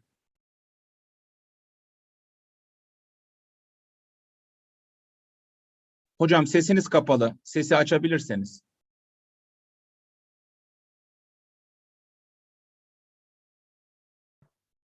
Evet, öncelikle herkesin affına sığınıyorum. İnternetin azizliğine uğradık, kusura bakmayın.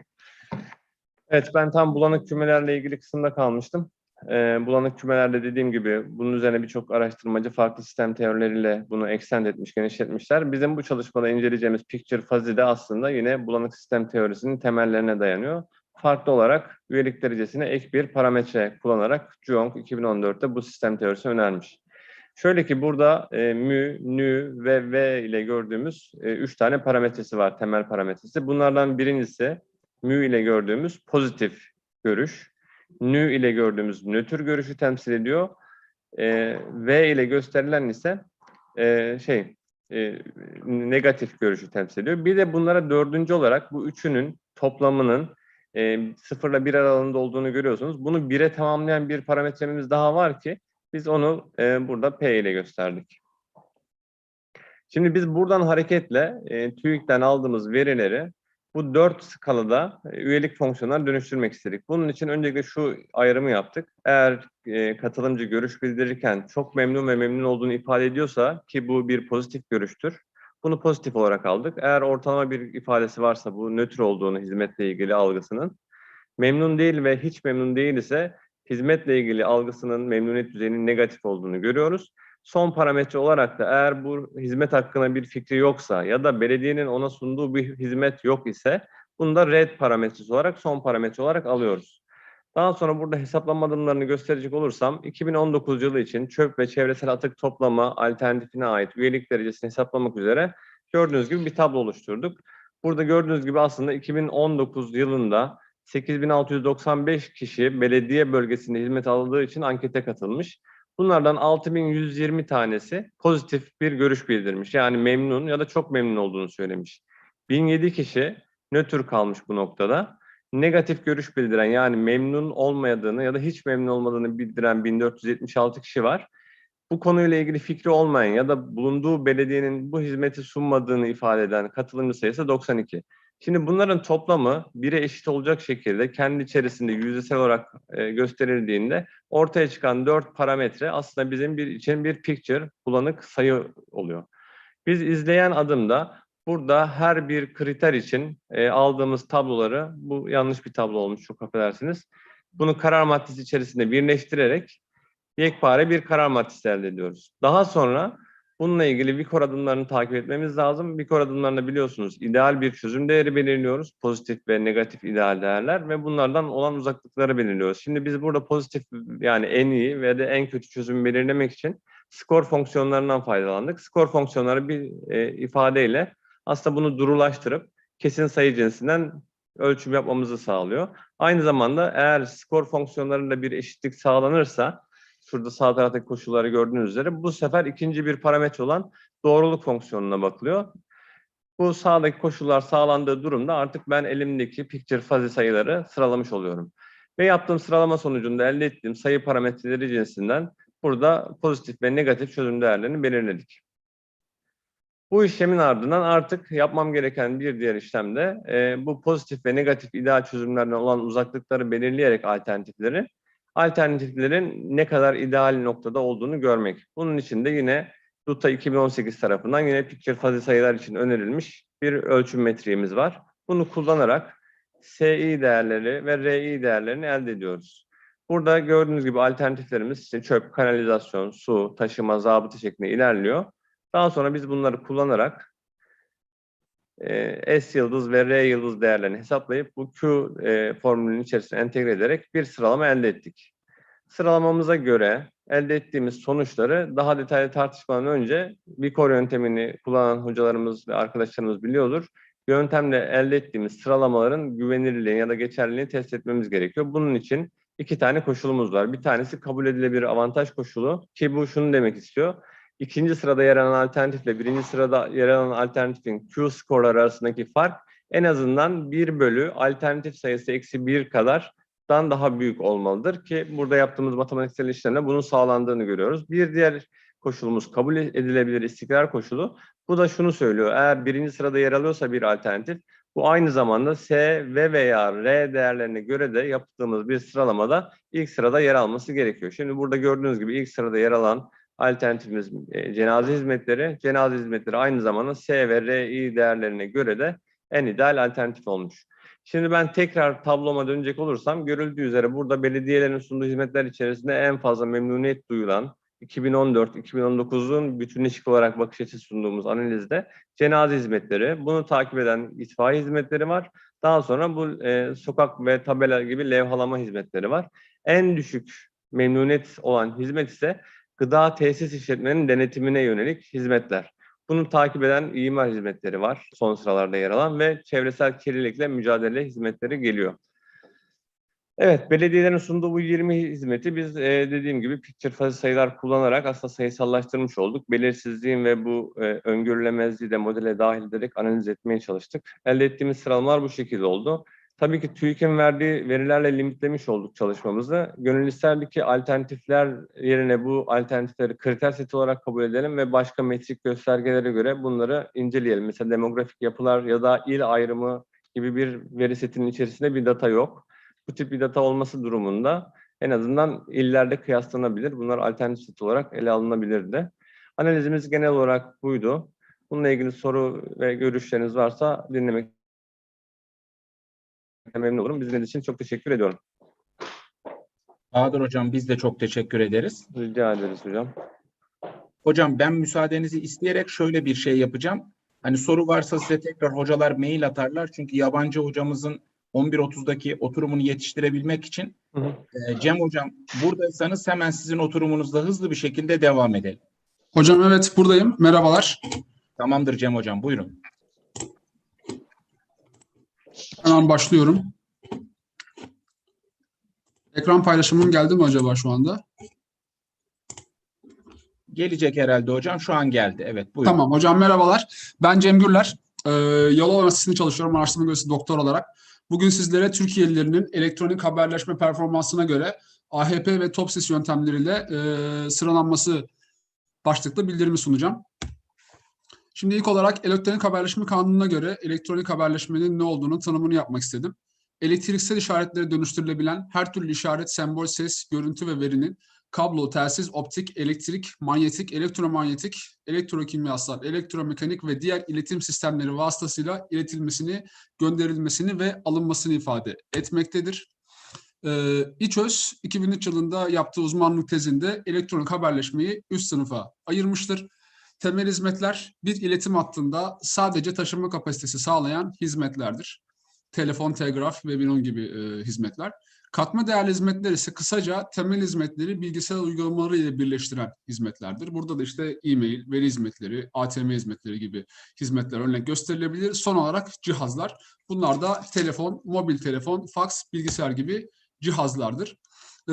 Çalışmamın amacı 81 ilin elektronik haberleşme sektöründe gösterdikleri performansa göre 2015 ve 2020 yılları arasında sıralanmasıdır. Bu bağlamda BTK tarafından yayınlanan elektronik haberleşme sektörüne ilişkin il bazında yıllık istatistik bülteninde yer alan veriler kullanılmıştır. Veri setinde yer alan kriterler şekilde gözüküyor. Nüfus, sabit telefon erişim hat sayısı, sabit telefon santral kapasitesi, ankesörlü telefon sayısı, mobil telefon abone sayısı, geniş bant internet abone sayısı, kablo TV abone sayısı ve fiber optik kablo uzunluğu.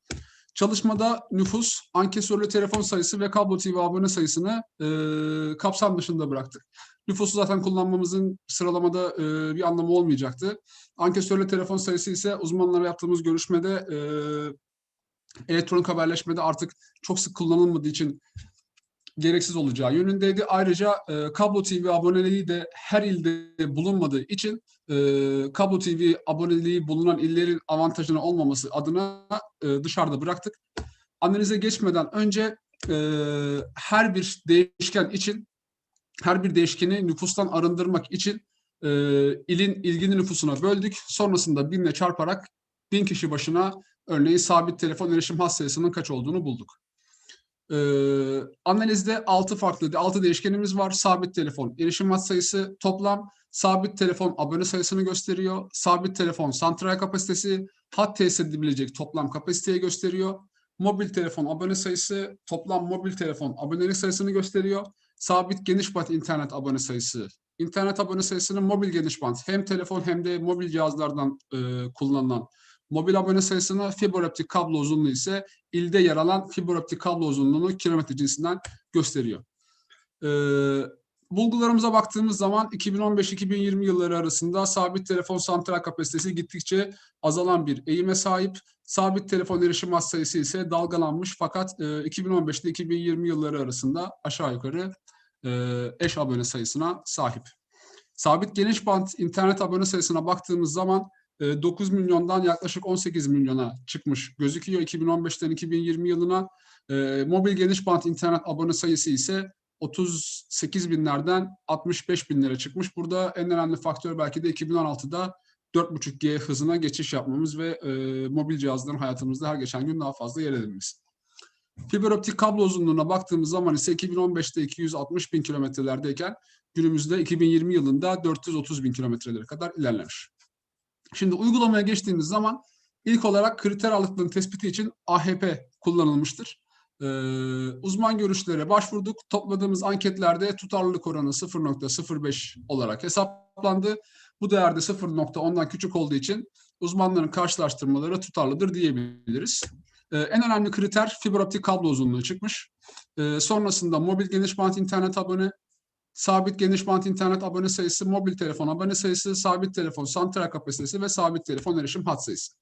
2015 ve 2020 yıllarında her il için sıralama yaptığımız zaman şurada gördüğünüz koyu renkli iller Tunceli, Bayburt ve Erzincan tüm 2015 ve 2020 yılları arasında sürekli ilk üst sırada yer alıyor. Güneydoğu illeri ise ayrı bir şekilde kümelenip en kötü performansı gösteren iller olarak tüm yıllarda karşımıza çıkıyor.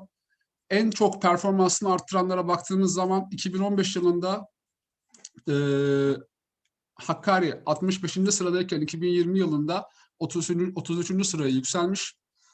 Kilis 53'ten 31'e, Kars ise 28'den 10'a yükselmiş. En kötü performans gösterenlerse, yani en çok sıra kaybedenlerse Ağrı 48. sıradan 65. sıraya gerilemiş. Kütahya 33'ten 47'ye, Amasya ise 24'ten 44'e. En kötü illere baktığımız zaman bu 6 yıllık süreçte Mardin, Diyarbakır, Batman, Muş ve Şanlıurfa gözüküyor. Güneydoğu illeri en kötü performansı gösteren iller olarak gözüküyor. Şanlıurfa ve Muş 6 yılda da 81. ve 80. sırada yer almışlar. En iyilere baktığımız zaman ise Tunceli, Bayburt, Erzincan, Ardahan ve Artvin gözüküyor. Tunceli son 2 yıldır en iyi il konumunda elektronik haberleşme kapsamında. 5 büyük şehre baktığımız zaman ise durum, bu 5 büyük şehirde en iyi performansı İstanbul göstermiş. Gerçi son senede oldukça yerini kaybetmiş ama yine de 5 büyük şehir arasında en iyi performansı gösteren büyük şehir durumunda. Sonuca baktığımız zaman 81 ilin elektronik haberleşme durumlarına göre 2016-20 yılları arasında sıralanması amaçlanmıştır. BTK tarafından yayınlanan veriler kullanıldı. Kriter ağırlıkları için AHP, sıralanması için ise illerin TOPSİS kullanıldı. En kötü performansı Şanlıurfa, Muş, Batman ve Diyarbakır, en iyi performansı Tunceli, Bayburt, Erzincan, Ardahan ve Artvin göstermiş. En fazla sıra düşen iller Amasya, Kütahya, Ağrı, en fazla sıra yükselen iller ise Hakkari, Kars ve Kilis. Burada OECD'den aldığımız verilere baktığım zaman sabit internet aboneliğinde Türkiye hala OECD ortalamasının oldukça altında, hatta en kötü performans gösteren 4. ülke konumunda. Nüfusun yaklaşık %20'si internet aboneliğine sahip. En iyi performansı için İsviçre gösteriyor %47,5'la. Mobil internet aboneliğine baktığımız zaman Türkiye yine OECD ortalamasının oldukça altında, %75,6. OECD ortalaması %114,6 iken en iyi performansı Japonya gösteriyor %178,9'la. Önerilere baktığımız zaman fiber optik yatırımların arttırılması gerektiği, hem çağın rekabet koşullarına ayak uydurabilmek için sabit telefon santral kapasitesiyle sabit telefon erişim massası arasındaki denge korunmalıdır. Özellikle yani bu il bazlı bir öneri olarak verilebilir. Sabit geniş bant internet abone sayısının arttırılması için internet sağlayıcı firmalarla görüşülerek il bazlı fiyat uygulaması yapılabilir. Ayrıca mobil teknolojilerin altyapılarına da yatırımlar arttırılabilir. Hocam elimden geldiğince hızlı anlatmaya çalıştım. Teşekkürler. Cem Hocam çok teşekkür ediyorum. Çok hızlı ve pratik anlattınız. Ancak tabii ki Milli Eğitim Bakanımız son 1,5 yıldır uzaktan eğitim sürecinde bütün öğrencilerin eşit düzeyde internet hizmetine ve uzaktan eğitimle eğitim aldığına ilgili açıklamalar yapıyordu. Tabii sizin gösterdiğiniz şeyden görüyoruz ki aslında bu pandemi süreciyle birçok üniversite öğrencileri de dahil, İlköğretim ve ortaöğretim öğrencileri de dahil uzaktan eğitim süreciyle eğitim almak zorunda kalanlar için ülkemizde güncel veriler göstermekte ki internet kullanımı açısından aslında daha kat etmemiz gereken galiba çok önemli yol var. Evet hocam. Maalesef. Bu da önemli bir sonuç. Özellikle eğitimin kalitesi açısından ulaşılabilir ve eşit düzeyde adil şekilde bütün bölgelerdeki öğrencilere dağılımı açısından önemli diye düşünüyorum. Bu çerçevede sağlamış olduğunuz bu datalarla, modellemeyle bize sağladığınız katkıya teşekkür ediyorum. Çok sağ olun. Yabancı hocamız Merve Hocam, daha henüz Şenay Hocamız katılmadı galiba oturuma. Hocam Şenay Hocamız geldi. Geldi Bilgisi mi? var, Harika. 5-10 dakika sarkma olduğundan. Harika, süper. Tamam. O zaman Cem Hocama özel bir soru sormak isteyen varsa, katkı sağlamak isteyen. Tamamdır. İlk oturumumuzu bugün başarıyla tamamladık. Açılışımızı yaptık. Konferansa katılan tüm hocalarımıza teşekkür ediyorum. Şimdi bir davetli konuşmacımız var. İngiltere'den hocamız, Şenay hocamız. Merve Hoca onunla ilgili bize detay bilgi verecek. Ben sözü Merve Hoca'ya bırakıyorum. Buyurun hocam. Çok teşekkür ederim hocam. Bundan sonrasını biraz İngilizce devam edeceğiz. So good morning again and welcome to the 21st International Symposium on Econometrics, Statistics and Operational Research. I'm Merve Ertokonorlu from Department of Econometrics from Çanakkale 18 Mart University. So hopefully I'll be moderating the all keynote seminars during the symposium. Let me just make a few important remarks regarding the keynote seminars.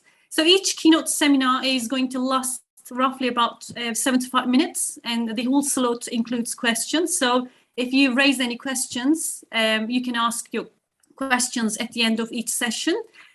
So today's first keynote speaker and the seminar is going to be given by Dr. Şenay Sokullu. I would like to give a piece of information about her. She's working as a senior lecturer in economics at the University of Bristol. She's also working as a research associate at the Center for Microdata Methods and Practice, which is known as CMAP, and is based in London. So also her research areas include econometrics of panel data, non-parametric econometrics, empirical industrial organizations, which is also a data-intensive field. So her talk today is going to address the problem of endogeneity in transformation models.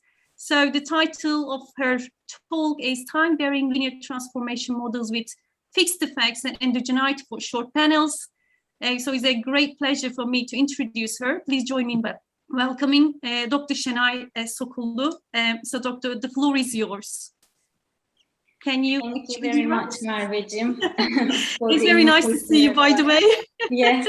It's been a long time, so it's such a great pleasure to see you again. Welcome. Exactly, same here. Thank you. So Thank you I very know much. Merve from her time in Bristol as a PhD student, and it's so nice to interact with her now. Now she's also on the other side of the academia. And again, thank you very much for the invitation. So let me share my screen. Of course. And, are you given the host? yes. Right. Yes. But I Thank you just very need much. to. Okay. Let's see. All right. Okay, let me make this full screen. Okay, so although Merve said that you can ask your questions at the end of the session, you don't have to wait until the end of my talk, please. If you have any questions, please feel free to interrupt me and, to clear the things. And so I am going to present a paper which is a joint work with my former colleagues, Irene Botosara and Chris Morris, who are now both at McMaster University in Canada. All right.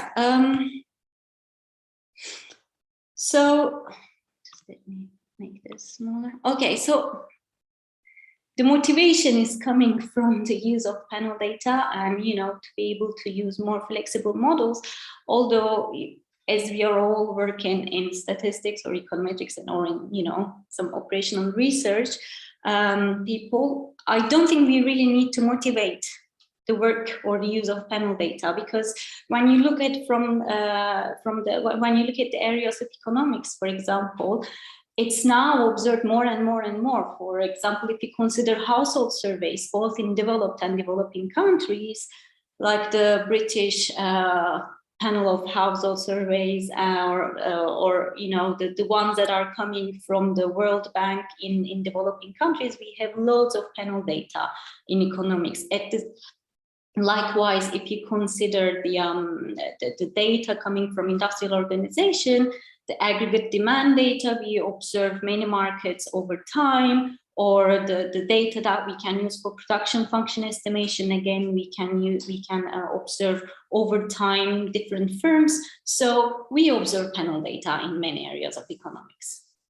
And the thing is, in most of the cases, the time dimension T is small, whereas the number of cross-sectional units is large, okay?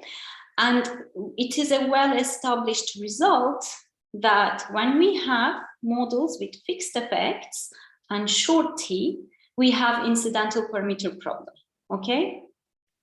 So one of the things we are trying to solve in this, or we are solving actually, not trying, but we are solving in this paper, is when we have short t and fixed effects, we solve for this, we solve the incidental parameter problem. We still get consistent estimates.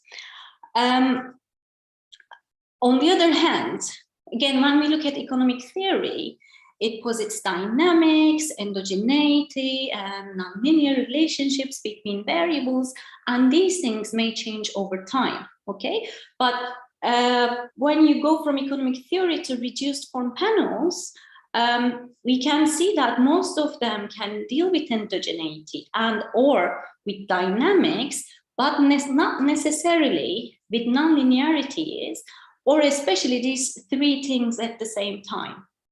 So what we do in this paper, we study the identification and estimation of a nonlinear panel model using insights from non-parametric IV literature. Okay.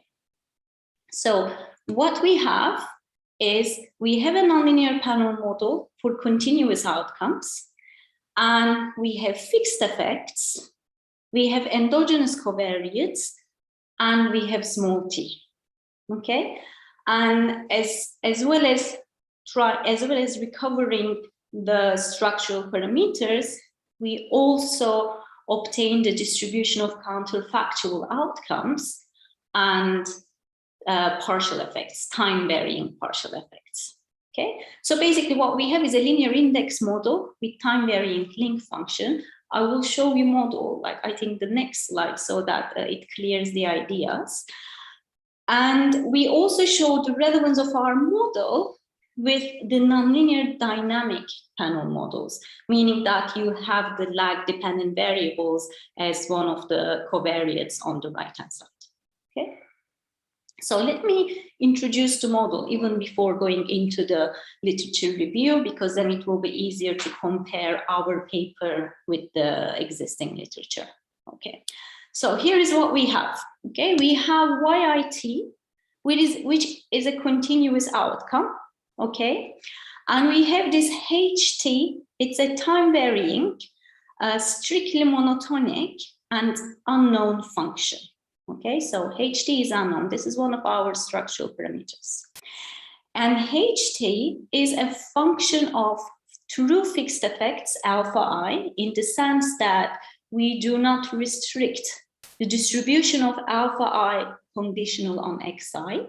Okay, and we have the covariates that we denote x bar it, that is our k+1 covariates, and beta bar is the vector of corresponding coefficients. And finally, we have UIT, which is a stochastic error, and which is also non-parametric. Okay, and the thing here is that, as you see, this conditional mean restriction is not equal to 0.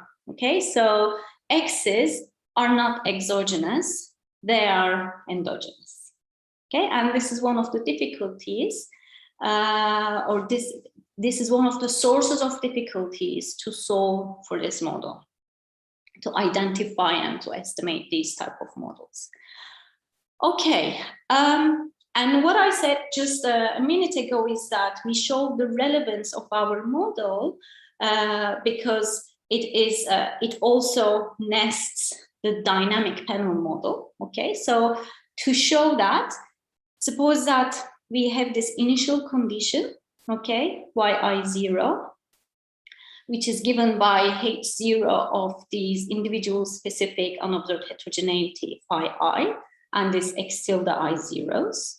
And then for t, from 1 to capital T, the model, this dynamic panel model, is given by, again, ht of alpha I, xi tilde beta tilde, rho yit minus 1 uit. So it's easy to see that. Now, if I group this xit tilde, x tilde it, and yit minus 1, and denote it as xit bar, and if I group this beta tilde and rho, and denote this new vector of parameter as beta bar, it's easy to see that the model we study nests the dynamic panel model.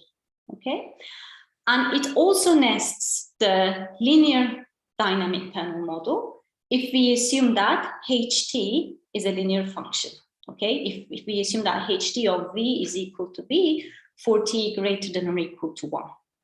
Okay, and so to the best of our knowledge, our paper is the first one showing the identification of beta tilde, rho, and ht for t greater than or equal to 1, as well as the distribution of counterfactual outcomes for this class of models. So in that sense, our results are novel.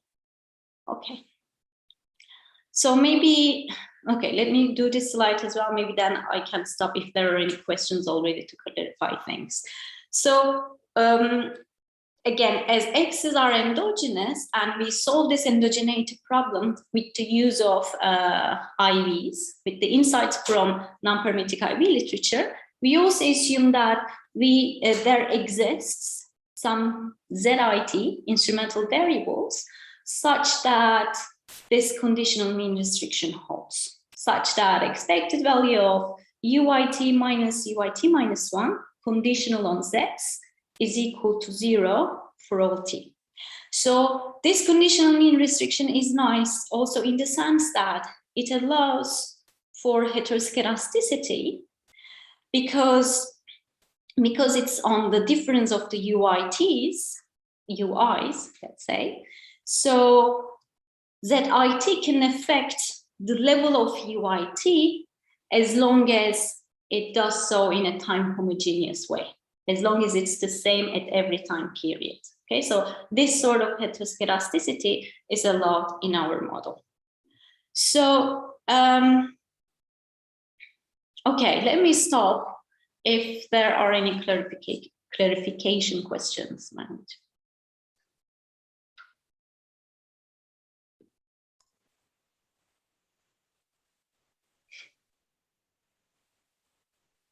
I guess it's all good. Right. Okay. Again, please feel free to interrupt if you have any questions. All right, so our paper can be related to like 3, let's say 4 strands of literature. Obviously, one of them is the nonlinear panel models, nonlinear panel data literature, where, you know, Neyman and Scott is the paper that established the incidental parameter problem. And actually, there is a very good literature survey, literature review by Arellano and Bonham. So in that sense, I mean, there is a huge amount of literature in this area. So in that sense, when you look at the papers that I am citing, it will be very incomplete. But I will hide behind the fact that if you look at Arellano Bonham, for example, you'll see all the other papers. Okay, and for instance, Abrevaya considers the type of equation that we have, but it cannot allow for endogeneity. And Bottasaro and Morris is similar, but again, they cannot allow for endogeneity in the X's. Sorry, I was going to ask whether there are any papers especially examining, say, cross-sectional data because there are no fixed effects. So I was kind of, wondering whether there are, maybe you're going to, talk about it, but I just wonder whether there are any sort of, similar papers examining cross-sectional data or time series data in a similar sense. Do you know what I mean? Like, when there are no fixed effects, what really happens? This sort of the question that I come up. So maybe, I'm sorry if I'm a bit early, but maybe actually, you can talk about it. You will see there are papers, and I have a paper with Jean-Pierre, and it's same sort, but it's on the cross-sectional sense, and it allows, again, an unknown transformation function. But obviously, because it's cross-sectional, it cannot allow for a time-varying transformation function, but it's an unknown transformation function.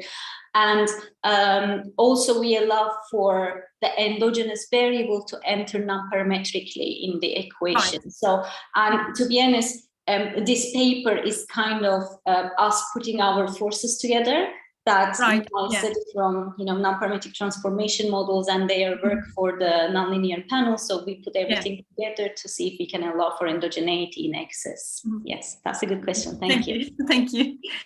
And so. Okay, and then, sorry. And then our paper is also obviously related to dynamic panel data literature. And I mean, again, its use is huge. And the impact of, for instance, Arellano Bond and Blunder Bond papers is huge in the literature if you consider how many times they've been cited. So our paper is related to that because as I just showed you that we can consider the linear dynamic models. And Ban and Serafidis has a very good, again, the review of the literature in this sense. And for instance, if you consider in the nonlinear model, Altonji and Matskin is quite similar to ours, and but they study a non-separable model. and they do not have the real fixed effects like we do. They have to put some sort of distributional assumptions on the fixed effects. And our paper, as I just said to Mary, is related to transformation models, not necessarily in the panel environment. And in that sense, for instance, our paper with Jean-Pierre is in the cross-sectional dimension, and we are using, again, the non-parametric IV insights to solve the problem. And but there are papers that are using, like the Chiappori et al. Paper, that are using special regressors, or like Van Ems and Van Key-Legom that are using control function approach to solve to deal with the endogeneity problem. And finally, there is a growing literature about marginal and partial effects, and none of these papers can consider our setup where we have a time varying link function.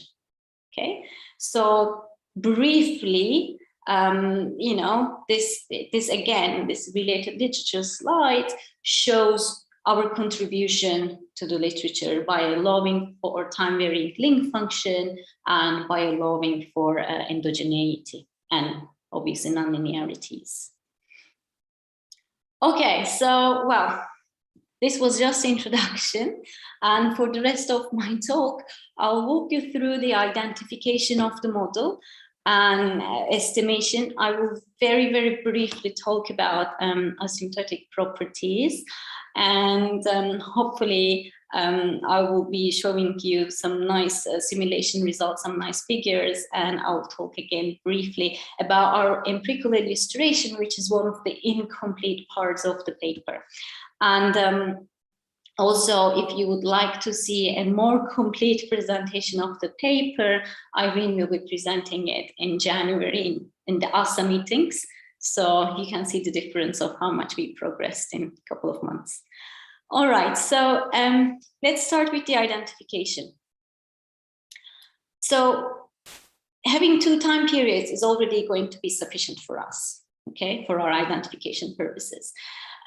So we assume now throughout, I'm going to assume that the capital T is equal to 2, okay?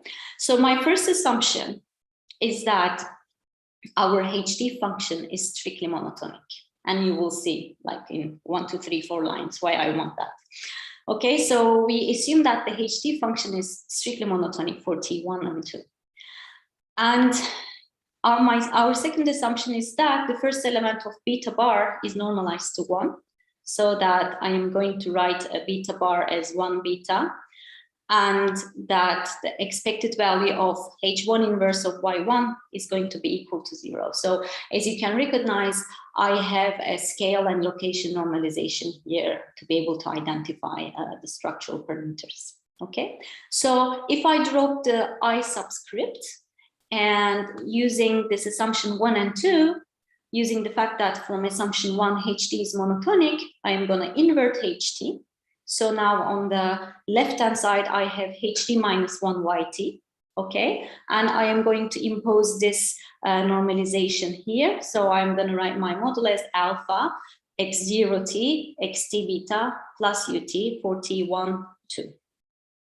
Okay, and the third assumption we have is that we assume that the z's, we have z's, instrumental variables that satisfies this conditional mean restriction. Well then, so if I take the difference of the time 2 and time 1 outcomes, and if I take the conditional expectation conditional on z, right, this is what I get. Okay, so this equation number 1 is what I get at the end of imposing assumption 1, 2, and 3.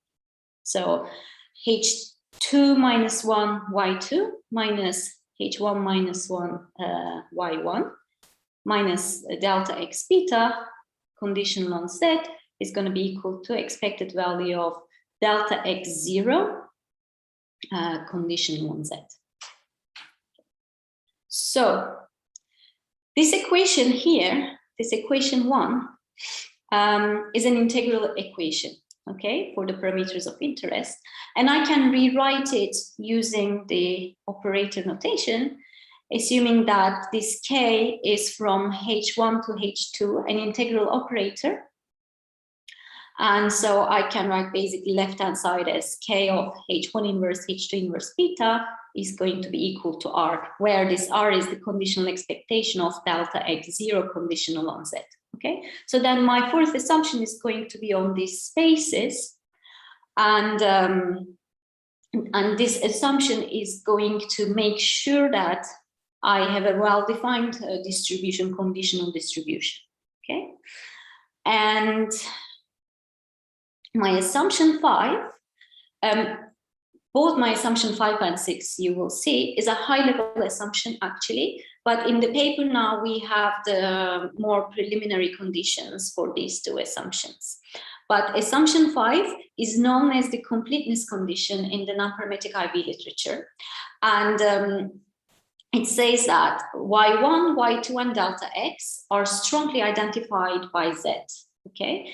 In the sense that if the conditional mean of a function of Y2 minus a function of Y1 minus a function of delta X given Z is equal to 0, this is going to imply that this inside of this expression inside the conditional mean is going to be 0, okay?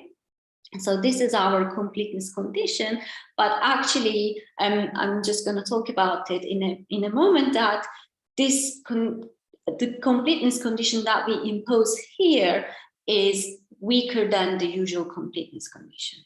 Okay, so, and our assumption 6, again, it's a high level assumption that is called measurable separability. And we assume that Y1, Y2, and delta X are measurably separable in the sense that if this linear function of Y1, Y2, and delta X is equal to 0, it's going to imply that these functions are constant.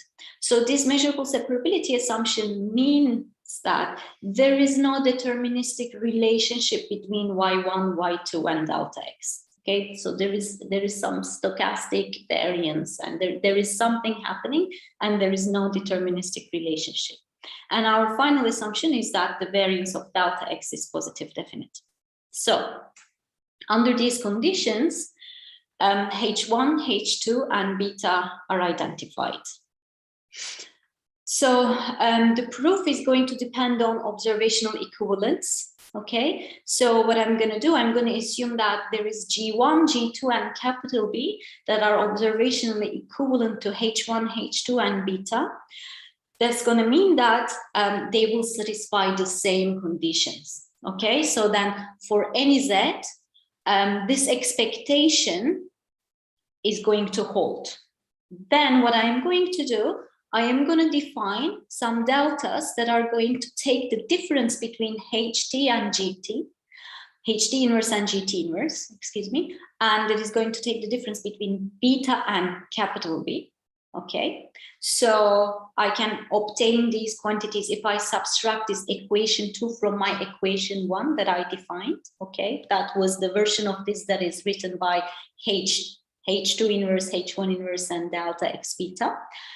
So if I subtract 2 from 1, this is what I get. So now my identification proof is going to depend on the fact that there shouldn't be any delta T or any B that are different from 0 such that this condition holds. Okay, so basically what I need to do now, this equation 3 holds only for delta 2 of Y2 equal to 0, delta 1 of Y1 equal to 0, and B equal to 0 for my identification. Okay, so, well, it's directly when we look at this equation 3, using completeness assumption, we can then show that this quantity inside the expectation is equal to 0, okay? Then using measurable separability, it's going to mean that delta 2 of Y2 is equal to some constant, and delta 1 of Y1 is also equal to some constant, okay? Then using the fact that the covariance of delta x is positive definite and taking the variances on both sides, okay, then I get that b prime variance of delta x b is equal to 0. As this quantity here is different than 0, this is going to imply that b is equal to 0. So beta is identified. B equal to 0 means that beta is equal to capital B, so they are the same quantities that are identified. And then this b being equal to 0 is going to imply that my constants C1 and C2 are going to be equal to each other. And then using the taking the expectations of both sides and using the fact that I assume the expectation of H1 inverse is equal to 0 is then going to give me the fact that these C constants are both equal to 0, meaning that deltas are equal to 0, meaning that HT inverse is equal to GT inverse, and our model is identified, and this completes our proof. So very briefly talk about completeness and measurable separability, our high-level assumptions. So first of all, our completeness assumption is weaker than L2 completeness due to the fact that we have additive structure, because L2 completeness is stated for any function of y1, y2, and delta x, but we only need it for that additive structure, so it's weaker than the main completeness condition. Moreover, sufficient assumptions about completeness have been discussed before in papers like Nguyen and Powell, Huan-Chiu, Dot-Foy, and Andrews. And also Babi and Florent show that when completeness fails, one can still get consistent estimation for the best approximation of parameter of interest. So although it is important, but in case it fails, you can still get the consistent estimation for the best approximation. As for the measurable separability, as I said, it rules out having a deterministic relation between y1, y2, and delta x. And following Florent et al. 2008, in the paper, we provide sufficient conditions for assumption 6 for our measurable separability assumption. Okay, so we identified the HTs and we identified betas, and I said at the beginning of my presentation that we can also identify counterfactual outcomes. So how are we going to do that? We're going to do it building on results in Botosar and Maurice, and and we show that in the paper, identification of beta H1 and H2 implies the identification of partial effects.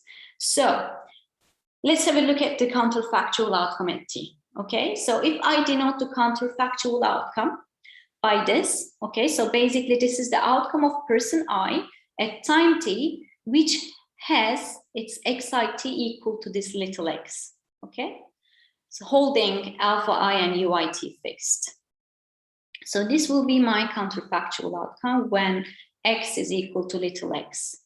And the distribution of this counterfactual outcome at time t for any value of y and x is given by this probability. Probability yit of little x is less than or equal to little y, okay? So when you look at this equation, I observe yit in my data, I observe capital xit in my data, and I've already identified HT and beta. So as a result, this counterfactual quantity is also identified, okay? How it's done? So, okay, this is the quantity that we are looking at. So as HT is strictly monotonic, I can then take the HT inverse on both sides, which gives me this, okay? So from here then, if I subtract little x beta and add capital xit beta on both sides, okay? Here I get this quantity here. And on this side, I have HT minus 1 of little y minus x minus xit beta.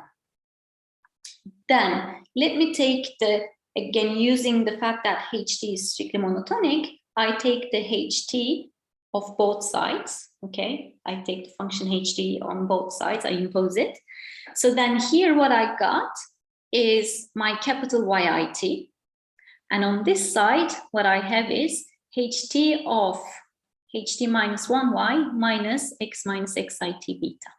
Okay, so then using this, I can actually look at the counterfactual value of regressor k changing by 1 unit. So suppose that this ek is a vector where kth element is equal to 1 and all the others are equal to 0. Okay, and then this will be the counterfactual value of regressor k changing by 1 unit. Okay, so then here, x minus xit beta, as this is changing by 1, what I get here is beta k. Okay, and then the difference in distributions will give me the partial effect. And if I want to get the average partial effect, then all I need to do is take the expectation of this. And my average partial effect is given by this quantity here. So it's also identified, okay? And I will show you in simulations that we do quite well in the estimation of this average partial effect as well. Okay, so this completes the identification, and if there are any questions, I can stop for a while.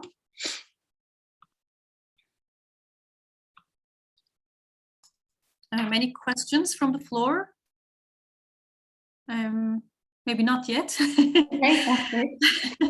That's good. I continue then. Yes, please. Okay, so how are we going to, okay, we show that this model is identified, but how are I going to estimate it? And it's actually going to be quite easy. So this was my equation 1. Okay, I'm going to call this my main identifying equation. The only thing I did here, different than equation 1, is that I use the linearity of expectation operator and I put this delta x beta on this side. But I just separated these expectations. So what I am going to do now, I'm going to introduce operators for these integral equations, for this integral equation, an operator for this expectation, and then an operator for this expectation. Okay, so let me define operator ky. It's going to be L square y1 times L square y2 to L square z, in the sense that it's going to take h1 inverse, h2 inverse functions, take their difference and take its expectation conditional on z, okay? The reason that I am using L tilde square notation here is that I am taking the spaces of functions where this normalization holds, okay? And the adjoint operator of this k, which is going to be denoted by ky star, will be given by this, okay? And again, this p is the projector that projects onto the functions of y1, where the expectation is going to equal to 0, okay? That's why I have this p here. So then I define kx, okay, for this, and it's going to take beta, multiply it with delta x, and then takes its expectation, and then kx star will be given by this, okay? So now, using this operator notation, I can write this equation as this, okay? So ky of h1 minus 1, h2 minus 1 is equal to r plus kx beta, where r is delta x0 conditional on z. Okay, now from this equation, I can write my normal equations that are going to be given by this equation 7 and 8. Okay, so now if you look at it, and if you consider this h1 inverse, h2 inverse as an unknown, okay, and the second unknown is beta, it means that here we have a system of 2 equations in 2 unknowns, and hence we can solve for these unknown quantities. Okay, so I can take an expression for beta from 8 and plug it into 7, and then I obtain this equation 9, where Px is given by this. Okay, and so from here, you can see we can solve for H1 inverse, H2 inverse by simply inverting this quantity here. Okay, and then the estimators of these structural functions would be given by would be given if we replace these operators by their empirical counterparts. But here, here there is a problem. Okay, so when I estimate these quantities on the right-hand side, for instance, when I estimate R, there will be, especially in these operators, ky, ky star, ky, there will be many eigenvalues, okay, that are going to be close to 0. And then when I invert it, we're going to have, 1 over something that is very close to 0. And then, hence, when there is a little estimation error in R, it's going to explode the result. Okay, so if I try to estimate this equation directly from this relation, what's going to happen is that the solution is not going to continuously depend on data. It's not going to be stable. So I need to find a way to make it stable. Okay, and so this is called the ill-posed inverse problem in non-parametric instrumental variable models, and it's very common, and it's well known, and it's well studied. Okay, so what we need to do now to get over this problem is to do some sort of stabilization. Okay, and what we use to do that is called regularization, and we use Tikhonov regularization. Okay, so instead of inverting this quantity here, I am going to invert some parameter time. So I am going to add a little parameter on the diagonal of this quantity and invert that. And when I do that, I am going to pull away those eigenvalues that are close to 0. I'm going to pull them away from 0. Okay, so then my estimator is going to be given by this. Okay, so here I replace the case by hats, meaning that I'm using their estimators. And instead of inverting this quantity here, I am inverting gamma and I, where I is the identity operator, plus this quantity. Okay, so here gamma is called the regularization parameter, and it is assumed to converge to 0 at a certain rate. And the fact that we denote it as gamma n because its value depends on the sample size. Okay, and then these are the Tikhonov regularized estimates of H1 and H2 inverse. And once I have these quantities, I can go back to equation 8 and replace them there to get an estimate of beta hat. Okay, so how am I going to estimate this actually though? So I solved for this and I just wrote K hats and P hats and R hats, but how am I going to estimate this? So if I write this equation 10 using conditional expectations, again, if I go back to conditional expectation operator, this is what I have, okay? So, and what I'm going to do here, I'm going to estimate these conditional expectation operators using kernels. Okay, so let me denote AY1, AY2, and AZ, the matrices whose ijth elements are given by these, where K's are the kernels, that satisfy certain conditions. And so using this, so basically, if I write AY1 times delta X, it's going to be an estimate of conditional mean of delta X conditional on Y1, okay? So then I can rewrite this equation 12 using my A matrices, which is going to be given by this, okay? And then if I rearrange it, you can see then H2 inverse, H1 inverse, the stacked vector of these values is going to be given by this. So then in the end, it's just solving a system of linear equations, let's say in MATLAB, to get your estimates.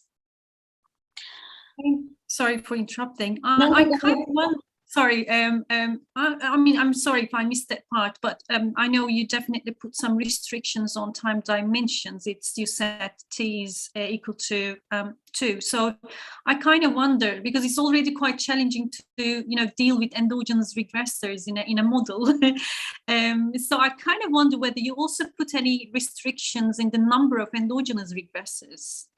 So there are no restrictions? No. Right, okay, sorry if I missed that part, maybe you have already mentioned it, but... No, I haven't. I assume that it's of dimension k. Right, okay. And actually x0 is also, so it can also be dimension k plus 1. Then having k endogenous regressors would mean that you need instruments that are at least the same dimension. I see. So then the challenge comes from finding instruments of the same dimension. Okay. Yes, exactly. This is the most, I think, most challenging part. Yes. Right. Thank you. Sorry for interrupting. No. Thank you for your question. All right. So then this is how our estimates are given. So, well, let me then very briefly tell you that we show in the paper that the estimates of HT inverse or HT and beta, and as well as the average partial effects, are consistent. Okay, so what we do, we show that H1 hat, H2 hat, and beta hat are consistent, but we also show that beta hat is square root of n asymptotically normal. And this proof follows from our paper with Jean-Pierre. And we also show that the estimate of the average partial effect is square root of n consistent. And this result follows from Chen et al. 2003. And once we show that actually HT minus HT square has this rate, okay? But don't worry, I'm not going to get into details of these proofs now. I just wanted to state that, yeah, we have consistent estimates in this setup. And the nice thing is that even though, you know, we have an unparametric setup, it's quite flexible, etc., we can still reach square root of n asymptotic normality for beta hat and APE hat. Okay, so let me skip this. And how much time we have? Half an hour, okay. I think I'll be done by then. Yeah, so there will be time for questions if there are any. If not, there will be a longer break. So we did some simulations. As our model, the general model is a nonlinear panel model, but we also say that our model can be applied nests the nonlinear dynamic panel model. So we did two simulations. We have two data generating processes. In one of them, we have the nonlinear panel model, and then in the other one, we have the nonlinear dynamic panel model. Okay. So this is the first DGP, which is a nonlinear panel model. Okay, so this is of time 1, where the HT function is linear, and time 2, where the HT function is logarithmic. X's are endogenous, and as you see, we generated alpha I such that it's also correlated with X's. And the X's, and we have these instruments Z's, where we drove them from multivariate normal, and then we generated the X's as the functions of instruments, and obviously the functions of the error terms, which makes our X's endogenous. So, but the takeaway from this design is that beta is set to be equal to 1. Okay, so now in my when I'm showing you my results, I note that we are looking to reach 1 for beta, and for these HT functions, we're looking to reach to a linear and a logarithmic function. Okay, so Well, when you consider the estimation, that the estimators I showed you, there was this regularization parameter, gamma n, that is a smoothing parameter that is need to be selected. But I also had kernels, so I also had bandwidth parameters as the smoothing parameters that are need to be selected as well. So for the bandwidth parameters, we fixed them by using rule of thumb, okay? And the regularization parameter, we selected in the same way that Jean-Pierre and I, we propose in our paper, which basically depends on the minimization of the squared norm of residuals. Okay, so it's a database selection. Another thing is that I assume that, or in our model, we assume that our HT function is monotonic, okay? But when you estimate it, you may not necessarily get monotonic estimates, but there are ways of imposing monotonicity in the literature. And so ex post, after the estimation, we impose monotonicity by using rearrangement, okay? And we simulated sample sizes of 100, 200, 500, and 1,000, and we draw 500 times. So we simulated the model 500 times. Okay, let me show you first the figures, the HT functions, and then I'll show you the beta and the average partial effect. Okay, so this black dots here, it shows the true function. Okay, and these dark gray ones are our estimates, and it's the mean, pointwise mean of the estimates from 500 simulations. Okay, and then this shaded gray area is basically the area that was spent by those 500 simulation times. Okay, so you can think about it as the confidence interval in a way. So this is the estimator that was supposed to be linear. Okay, and I think we're doing quite a good job. And this is with N500, which you can think that sample size of 500 for such a non-parametric model is still, you know, not that many. And this is the one, the logarithmic one. Again, the blue curve is our true function, and the dark gray one, the mean of from 500 simulations, pointwise mean, okay? And again, the gray area is the area spanned by all 500 estimations. So you can see that, I mean, we are doing pretty well, and we can capture the shape of function, the curvature, etc. And if we look at the table for the distribution of beta hat, which was supposed to be the true value is 1, you can see that when we increase the sample size, we're doing better, both in terms of the bias and the standard error, okay? So, and you see with n is equal to 500, we get 1.03, which is pretty good.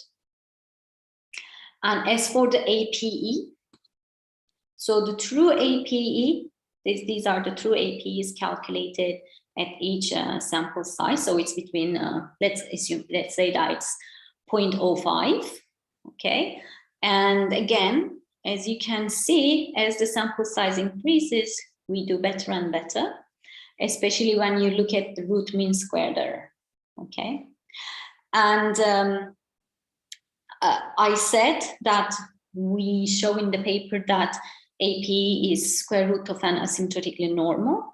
And this is the histogram of the APE values for n is equal to 1,000, okay? So which means that we get the APE at each simulation for one sample size equal to 1,000. So we had 500 values of APE because we do the simulation 500 times, and then we draw a histogram of it, okay? And I mean, you can see that it is going to a normal, yeah? So this is kind of proof that it works.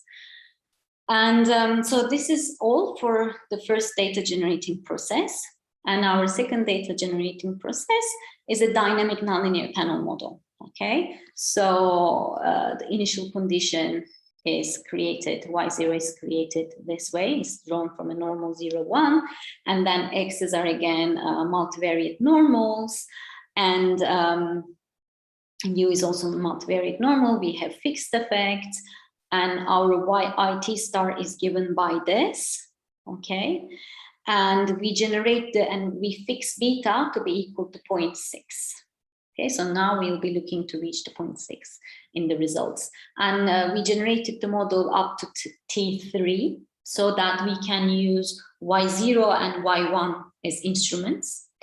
And we estimated the H2, H3, and beta. Okay, and for the T equal 1 and 2, our HD function is linear. For T is equal 3, our HD function is nonlinear. And we selected the regularization parameter and bandwidth as the same way as in the previous simulation, as well as the imposition of rearrangement works the same way. So this is the true curve, and this is the estimated curve. You can see that there is a bias, but I think again, for such a model, we are still doing quite well. And this is the H3, which is nonlinear, and you can see that we definitely do capture that nonlinearity. But again, there is a bit of a bias, it's kind of tilted. And when we look for beta, beta hat, which is the true value, is equal to 0.6. The same thing happens here too. When the n increases, we get closer and closer, so the bias decreases, as well as the standard error decreases, so it improves. The root mean squared error is improving. And we have the same thing for the average partial effect. So here the true average partial effect is around 1.19. And you can see when n is equal to 1000, we get very close to the true average partial effect. Okay, so I think the simulation results are pretty encouraging and showing that what we have theoretically written is actually working in practice, so which is quite nice. Okay, so finally, let me show you very briefly, because this is one of the incomplete parts in paper, but just to illustrate. Instead of working with simulated data, we also wanted to work with real data. And we decided to do that by illustrating the method, the model in Arellano and Bond. Okay, so, well, in their paper, it would be a linear model, which is specified like equation 16. Okay, so where NIT is the logarithm of the employment in UK in company I at the end of year T, and it depends on its lagged value, as well as the log of real product wage, log of gross capital of company I in year T, and log of industry output, fixed effects, time trend, and the error term. Okay, we estimate this model given in 15, where we have HD, again unknown, and we normalize the coefficient of this log of industry output to 1 for our estimation purposes. And we have this lag dependent variable, WIT, KIT plus epsilon IT. So instead of showing you the parameter estimates, I am going to show you the estimated HTs that we have. And I'm also going to show the difference between the average partial effect coming from this model and our model. So first of all, let me show you this. So these are the estimated HTs.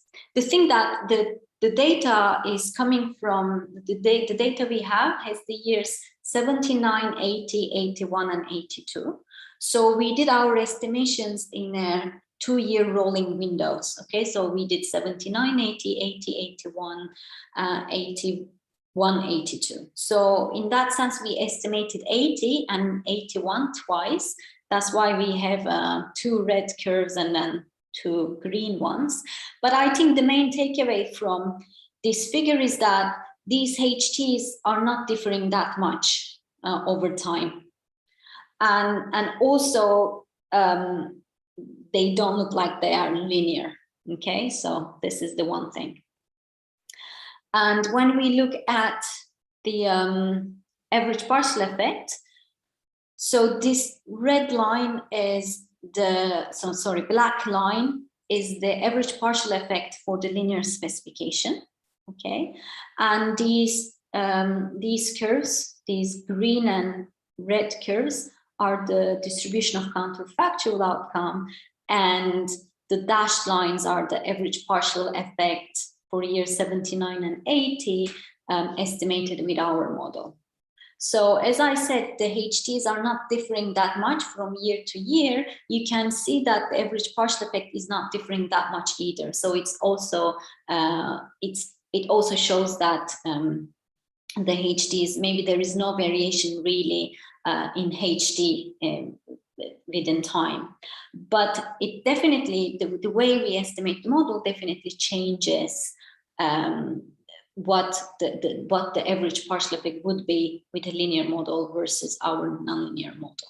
Okay, but again, this part of the paper is quite incomplete. This is one of the things that we need to improve in the next couple of months. And well, finally, I can wrap up. Hopefully I'm not too late. No, I think it's all right. So, well, we study in this paper, we study the identification and estimation of a nonlinear panel model with fixed effects and time-varying link function when t is small. And we show that we can estimate structural parameters as well as the average partial effects consistently. And our special case is nonlinear dynamic panel model. And thank you very much again for listening and for invitation. Thank you very much. Are there any questions? We still have time. Any questions from the floor or any comments from the floor, from the audience? So, Doctor, I mean, you know, it's quite challenging. It's already quite challenging to deal with endogenous regressors in a linear panel data models, but it's maybe more challenging to deal with it in a non-linear panel data models. So I think it's an excellent work, which, you know, is sort of giving us a great insight on how to identify estimators for the regression coefficients when there are, you know, endogenous regressors along with fixed effects. So thank you very much. Such a, you know, great contribution. So thank you so much for your great support as well. And it was really, you know, nice to see you again. Yeah, exactly. Such a great pleasure to see you.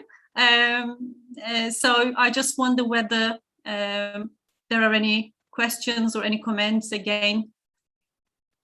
Right. Okay. So thank you very much. Thank you, It's great to see you. And by the way, thank you. I hope to see you.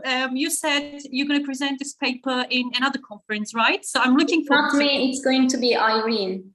Right. So I'm really looking forward to hear the developments with this paper. So thank you very much for attending and for your great, you know, support to the and contribution to the symposium. I just would like to make a few notes regarding the symposium. We're going to have a lunch break, a short lunch break. And our second keynote speaker is Professor Dr. Andrew Cheshire from UCL, the United Kingdom. So we're looking forward to his talk. Thank you so much. Thank you. Thank you very much. Thank you. See you soon. Hope to see you soon. Yeah. Right. Bye. Thank you very much. Bye.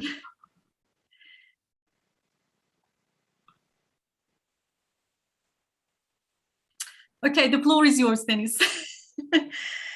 Mehmet Hocam, araya isterseniz siz gene müzik yayını koymak istemişsiniz. Tamam hocam, biz ekranı kapatmıyoruz. Öğlen arasında müzik yayınına devam ediyoruz.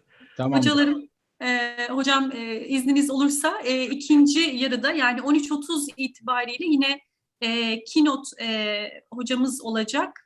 Profesör Dr. Andrew Cheshire hocamız, yine UCL'den, Londra'dan, İngiltere'den hocamız olacak. Hepiniz davetlisiniz. Görüşmek dileğiyle. Tamamdır Merveciğim, çok teşekkür ediyoruz. Rica ederim hocam.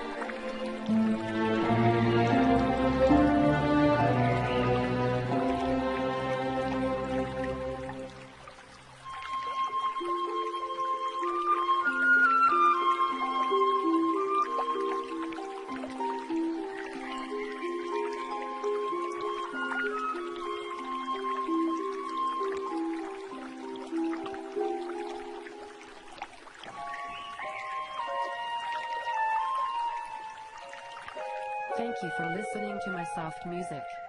Download the full-length version at mysoftmusic.com.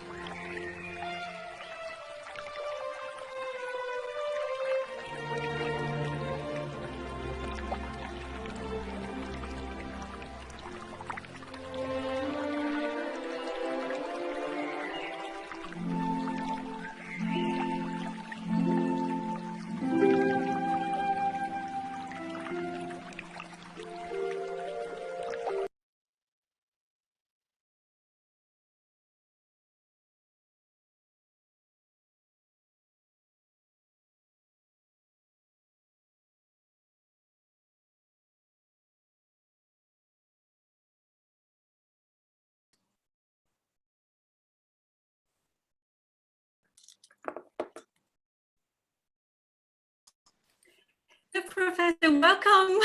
Oh, thank you very much. Hello, how are you? I'm good. I'd be better if I was there with you guys, but you're up. Well, actually, you know, when I was doing my PhD at the University of Bristol, that was, I think, a long time ago. I think it was 2012. I attended one of your lectures at the CMAP in London. So it was fabulous. It was about identification, of course, identification of the econometric models. My co-supervisor was Frank Winmeyer. Oh, yes. You might know him. And my supervisor was Carol Proper. Oh, yes. You know, she was based. Yeah, she was based in Bristol at that time. So, yeah, really nice to see you. It's such a great honor, actually, to welcome you to the symposium. Well, thank you for inviting me. It's very kind of you. So, thank you. Well, actually, we still have like a couple of minutes. So if this is okay, we can wait for a while.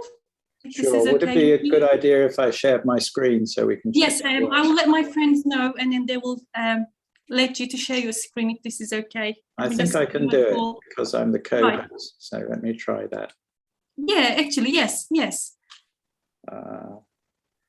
Just got to fix something here.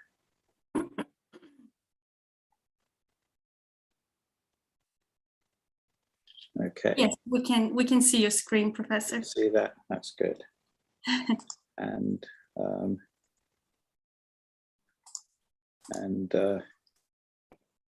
if I write on it, you can see it. That's good. Yeah, excellent. Perfect. Okay.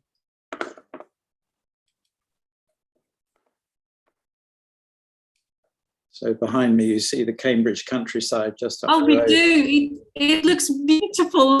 My house, and today we actually have sunshine for very unusually in the summer here. It's normally raining. Professor, do you live in London or? No, I live in Cambridge. Oh, right. Okay. So, okay. And I'm a commuter, except these days I don't do that much commuting because of the lockdowns and so forth. But it's only an hour from London, so it's easy. Yeah, exactly. So I mean, the background is, is looking excellent, actually, with the rainbow, Yeah. Well, at the end of the rainbow is the pot of gold, which I'm based at Çanakkale. Do you know that city? I don't know. Sadly, the only city I know in Turkey is Istanbul. Istanbul. Actually, Çanakkale is quite close to Istanbul. It's only, I think, 4 hours by driving. So it's by the sea. So we have a nice, not at the moment though, but we have a nice, sea view. Yeah, it would be great to visit. But we really hope to welcome you maybe next year. Maybe face to face. Yeah, that would be great. Exactly. That would be great. We still have a couple of minutes, Professor. No problem and we at can all. Get started. Yeah, I think that's going to be good.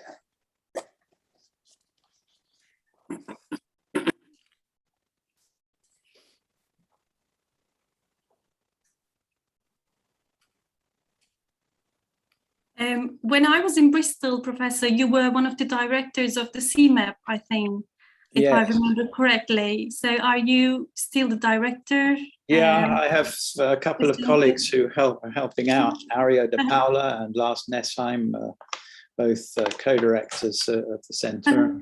Everything's doing fine. So much stuff is online these days, but yes. We're hoping to get back to something like normality next year. So that's going to be a good thing. Exactly. We really hope to do that as well. But for the university at the moment, at least for my university, we're going to do like a hybrid education system.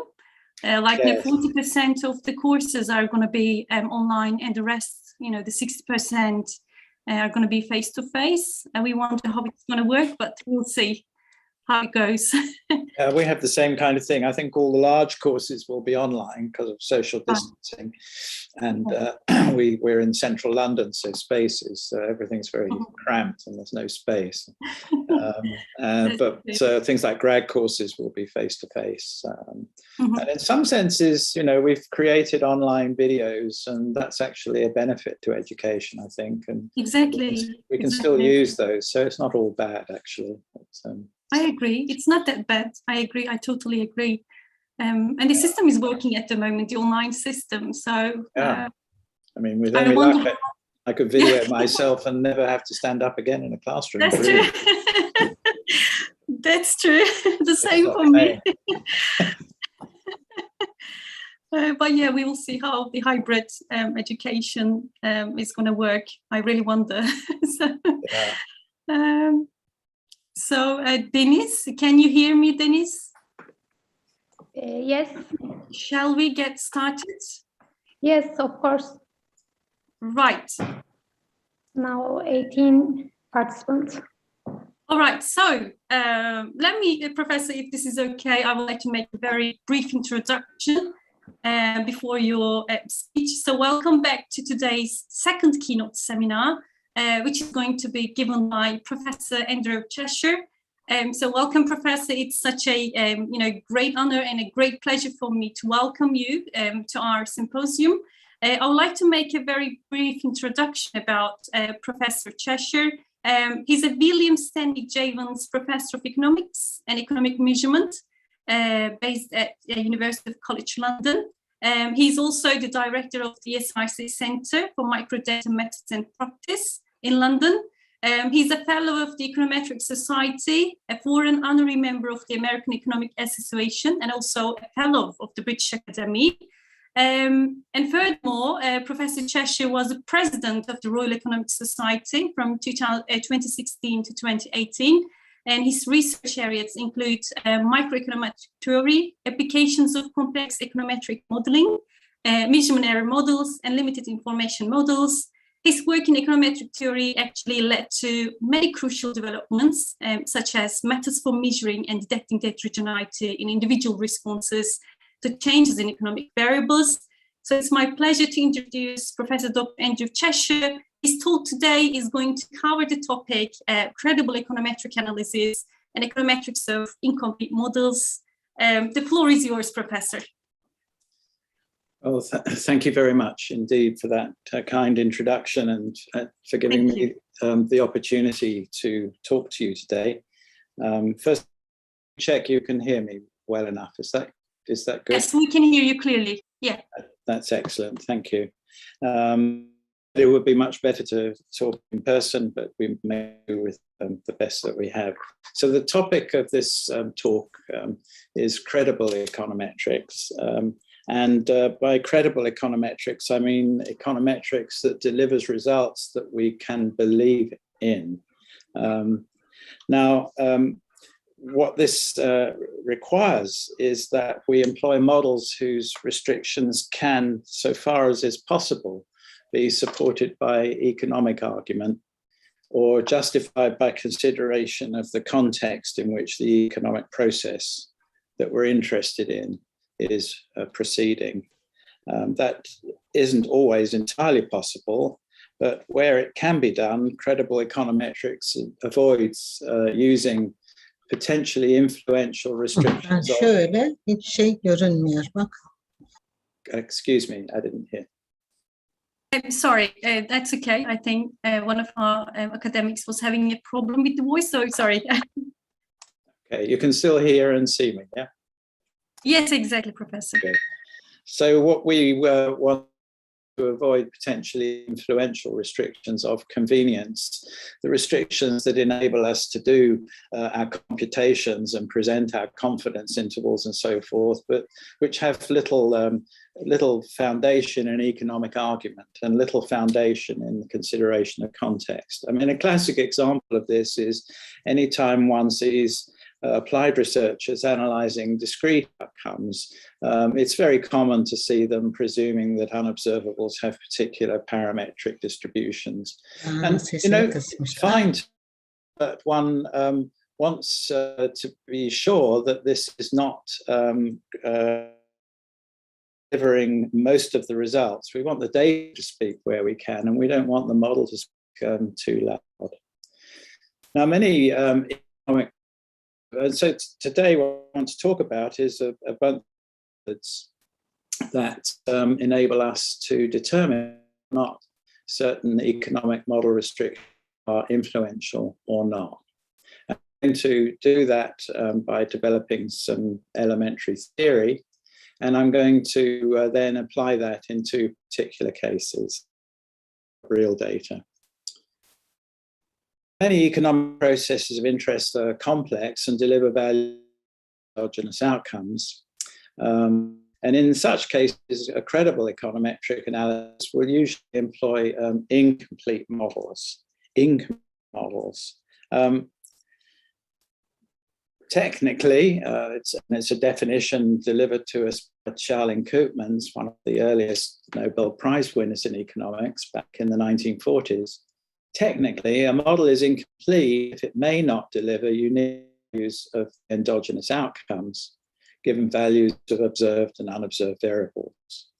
So here is an example, the leading example of such models that we use in practice, single equation models, in which there are multiple endogenous variables. That is to say, we have an endogenous variable delivered by a process as an outcome, but there's also a variable appearing as an explanatory variable. This is a binary outcome model, and that's actually what I'm going to look at first application later on. In that application, Y1 will be 0 or 1, indicating whether or not a married woman works during a year of a survey. And Y2 will be a measure of the size of the family of that married woman. So it's a binary outcome model, and notation 1 here is one function is equal to 1 if the condition inside is true and 0 otherwise. And right back at the beginning of econometrics, there was early study of single equations like this, or more generally of models with multiple endogenous variables. The early macro models of the economy, the Klein-Goldberger model, for example, attempted to work with 20 simultaneous equations delivering value of endogenous variables. And the Brookings Institute model 100 endogenous variables and 400 simultaneous equations. But it soon became clear that our knowledge wasn't sufficient to be able to specify all of these equations properly. And these kind of single equation models became the sort of limited information econometric analysis as a term that developed at that point. There are other examples, and examples that arise in much topical and modern econometrics, in which we have a simultaneous equations model in binary outcomes, binary Y1 and Y2. And a classic example would be where Y1 and Y, whether firm 1 or firm 2 are in a market, the profits of each, depending on the presence or otherwise of their competitor. And this is a simultaneous equations model, but because it's linear, it turns out it can have multiple solutions. A credible econometric model may not put a selection mechanism in place, and then we want to be able to do our econometric analysis with these multiple equilibria as a possibility. And more generally, this is really a model in which firms do something if their profits are positive. More generally, models embodying inequality restrictions are usually incomplete. Now, in many cases of interest, variables are set valued functions of observed variables. And that's the case in this binary outcome model. So in this binary outcome model, if I gave you the values of Y1 and Y2 and Z1, you could only ever know that U1 lay in an interval. If Y1 was equal to 1, it would lie in the interval beta 0 plus alpha Y2 plus beta Z1 to infinity.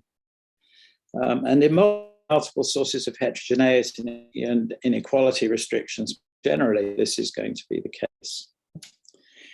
Now, incomplete models are unobservables that have this set valued function property. I'll talk of these models with set valued residuals. Are generic not point identifying. They're generically partially identifying, as I showed in a paper in Econometrica 2010. And in joint research with Adam, now at Duke University, what we do is to show how econometric analysis can proceed in this case. What we do there, and what I'm going to talk about, develop the notion of a generalized instrumental variable model. And what this does is allow credible inference in a large class of weakly restrictive models. And a nice feature of this is that we can chop away restrictions. Since we're allowed to be partially identifying as well as point identifying, we can remove restrictions and observe what happens to the knowledge we can get about parameters as we come to deal with more and more weakly restrictive models. As I'll show in the examples later on, in some cases, as restrictions that are commonly made, but which are quite indefensible, for example, for an unobservables distribution, we lose most of the information about the phenomenon of and in other cases, we lose very little. And one of the things we can do with this tool is to determine in which cases our inferences are subject to are going to be greatly affected by restrictions that really have no reason, telling us whether or not we're getting credible or incredible, believable or unbelievable results. So what I'm going to do today is show how we can get this work, how we can characterize identified sets of parameter values in models of this sort. And that is set in detail in this paper in Econometrica in 2017. And with one of the examples that I'm going to look at in the Handbook of Econometrics that's just appeared last year, volume 7A. And then, more importantly, show how this analysis examples. One of them I've talked about, the outcome of interest will be married patient with a binary income. And in the other case, I'm going to look at, we'll be dealing with demand analysis with censored outcomes, the sort of problem that will be tackled using a probit model, a TOBIT model.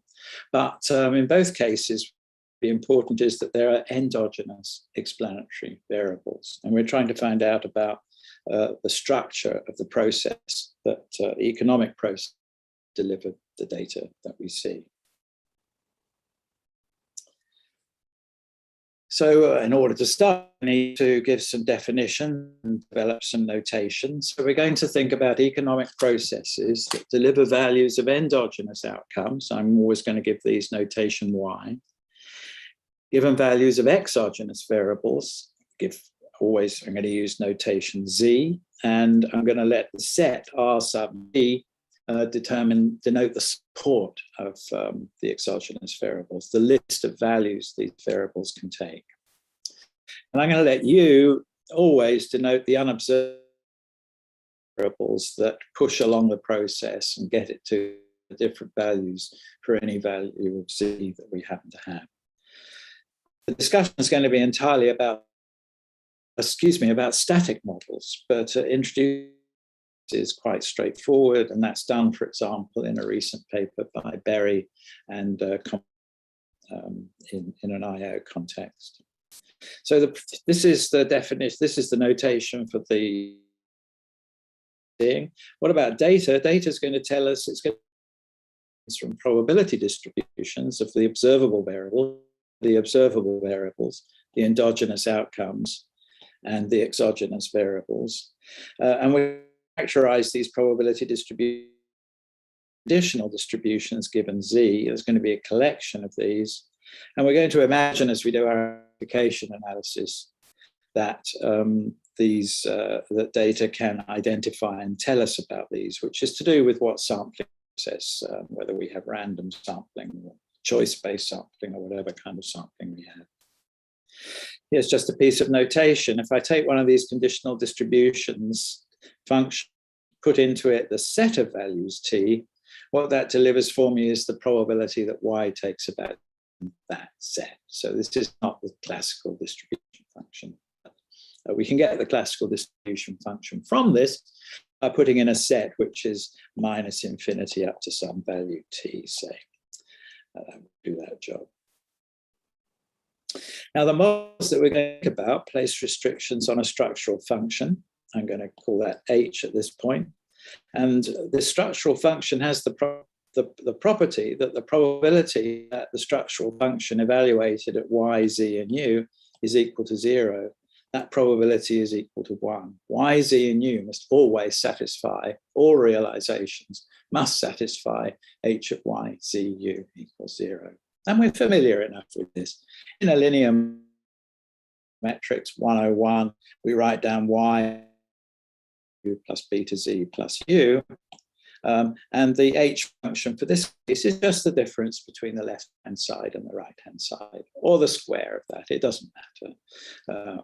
That's the way we're going to proceed. We need something a bit more complicated than this in situations where we have, for example, inequality restrictions. But there's nothing deep about this at this point.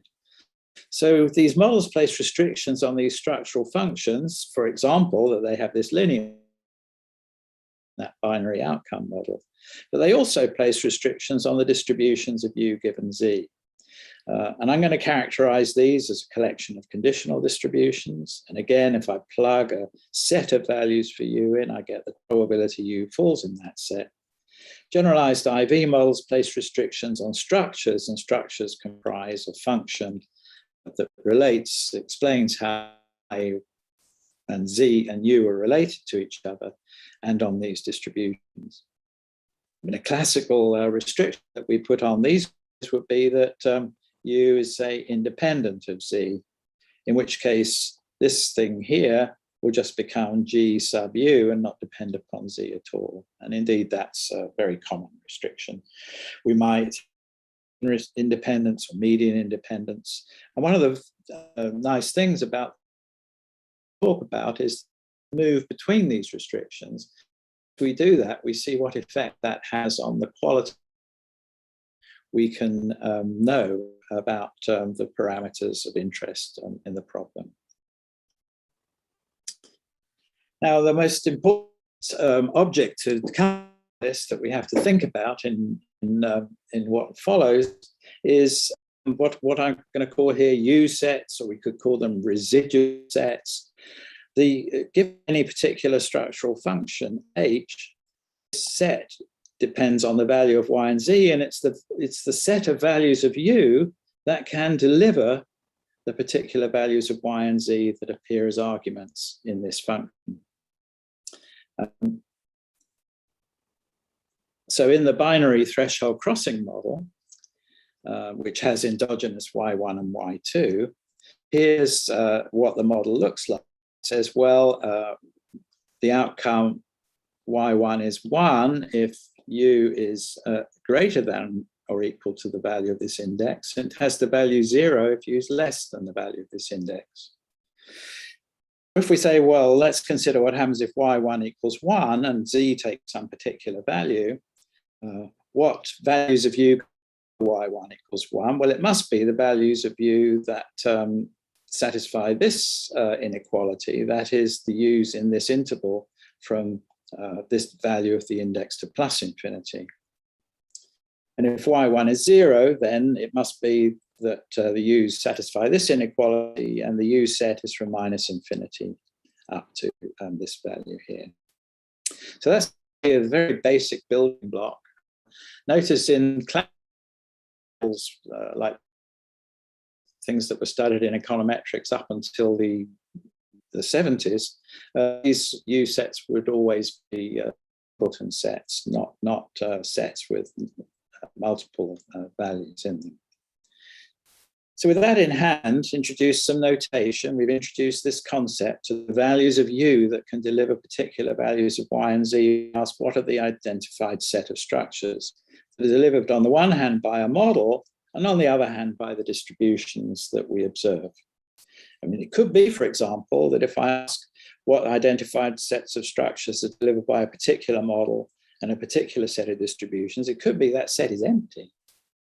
And we conclude from that, well, we could conclude that the model is misspecified because it doesn't admit any structure that could have delivered the distributions that we actually see in front of us. So misspecification analysis is at some point an important part of this. Well, I'm going to, so here's a definition, what we mean by the identified set of structures delivered by a model and a collection of distributions.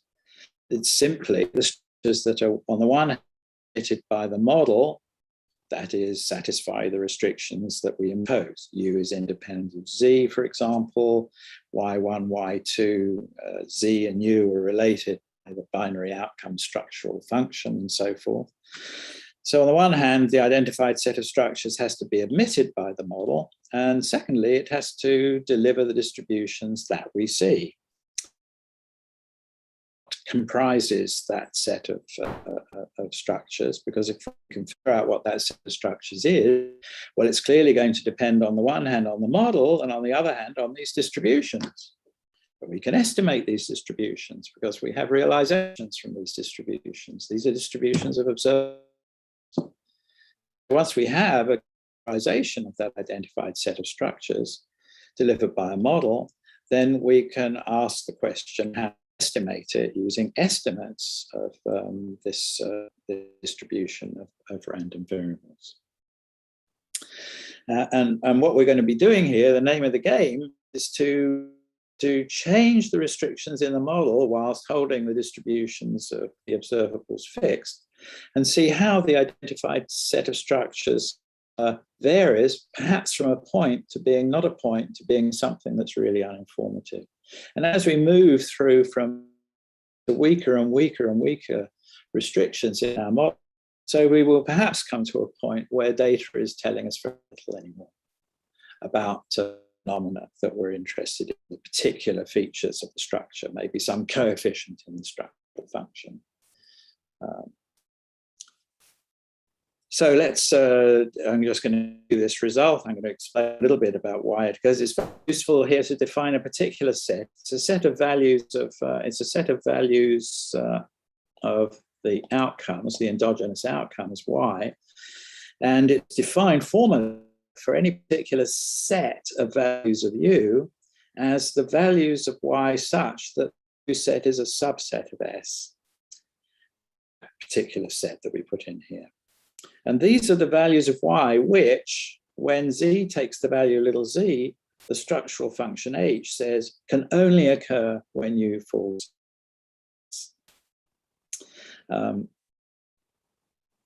Let me just jump ahead a minute to a picture here. So here's a stylized picture of the space of U. Here's, say, a U2, and here's a U1, and here's a set S that I might consider a set on the space of U. Imagine that this is a situation in which Y can take four values, Y star, Y plus, Y hash, and Y dollar. And this set, for example, is the set of values of U such that Y will take the value Y star. And here the set of values of U such that Y will take the value Y hash. Notice these two U sets overlap so that the value of U that sits in here can deliver Y dollar or Y hash. Both of them are possible. And that's what's going to happen in an incomplete model, because an incomplete model doesn't deliver unique values of outcomes. Now, looking at this picture, the values of Y that can only occur when U falls in the set S. Well, this value, Y star, doesn't occur when we live in the set S. And this value may occur or it may not, depending on whether U is inside or outside here. These values here, Y dollar and Y star, they can only when U lives in the set S. And so what inequality, and that's absolutely fundamental in determining which structural functions each could have delivered the realizations that we see. Because the probability that Y takes the value Y hash and Y or Y dollar, that is the probability Y lives in this set, cannot be larger than the probability U falls in set S. Because when U falls in the set S, Y dollar and Y hash can occur, but possibly Y plus can occur. So the probability U falls in S has to be at least equal to this probability here. And it turns out that this is absolutely fundamental in determining what data can tell us about these structures of a process, given a model may be partially identified. So here's a characterization of the identified theorem in our Econometrica 2017 paper. The identified delivered by distributions of observables and law comprises the structures admitted by the model that satisfy this inequality for all Z and all sets S on the supportive U. And notice that on the right-hand side here this is where the data lives. This is something that we estimate. It's a distribution function of Y given Z. And of course, this set depends on the structural function that we care to specify. And over here sits the distribution of U given something that the model speaks entirely about. And so here you get like a separation from what data can tell us and what the model specifies. The model specifies H, the model specifies this. Data tells us about this. And all and distributions that satisfy these inequalities for all Z and for all sets S on the supportive U could have generated the distributions that are used to do the calculation that we see here. In practice, we show we know that are unions of these U sets. These are moment inequalities because these are expected values of indicator functions. If the model is complete, or if it has point-valued residuals, then these qualities become moment equalities, which are the sorts of things that you use in classical econometrics to the estimators and maximum likelihood estimators and so forth. And all those things are special cases because all those cases involve either complete models or point-valued residuals. None of those cases that we've been looking at historically involve both of these conditions failing simultaneously. And finally, if U and Z are independent, Z doesn't appear in here at all. And so we have just nothing left. And so we can take the supremum over Z here on the right. So that's what we're going to do now. I'm going to show you first how it applies to the bar outcome model. And then having done that, I'm going to look at an application involving the binary outcome model, in which this will be 0 or 1, depending on whether a married woman works or not. This will be a measure of her family size, and this will be a measure of education. Let's try and apply this at a practical level first to the apply the result I've just set out in this particular case. Here's just a little notation for the parameters, theta. So I'll use theta now as the argument of the U sets. And here are the U sets for this problem. We've already looked at minus infinity to a number, or a number to infinity. So the U set Y0 is a minus infinity to something interval. And when 2 is here, so you have that interval there. But when y1 is 0 and y2 is 1, then we have minus alpha because alpha y2 appears here. Similarly, if y1, then these intervals are the same, but from minus b to 0 minus b to 1 z1 to infinity, and here to infinity. And just useful to have a little notation here. Let's define probabilities about which data are informative. F sub ij, so I'll have F00, 0. That will be the probability y1 is 0, which is the event that's considered here. And finally, as notation, let's let capital Greek phi denote a Gaussian normal distribution function. So it's useful to have a picture.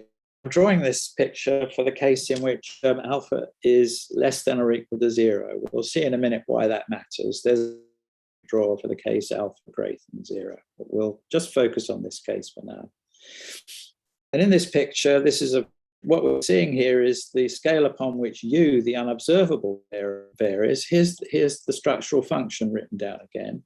U goes from -infinity to infinity.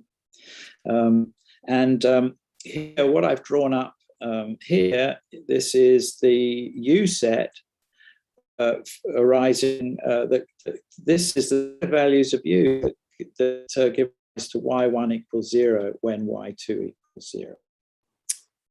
Okay, and here when is u0 1, minus alpha minus beta 0 minus beta 1 z1, and alpha is negative, so this is minus alpha is a positive number, so this extends over here.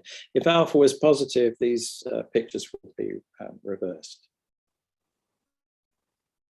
And here is the picture for the sets. Here's u1 0 and here's u1 1. They are just what u0 1 are not. Those set there. And now let's consider the inequalities that we're going to look at here. So let's consider this set of values of U. As we said, we only need to consider unions of these U sets, so we can see each of them in turn. And indeed, in this example, that's all we need to do.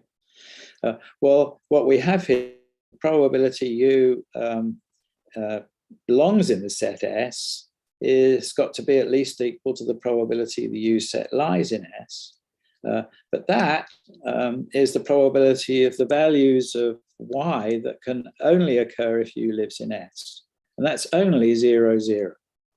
So here we get this. Well, it's because I've got a normal distribution assumption on U for the moment, I have a normal probability appearing here. And here I have the probability Y equals 0, 0.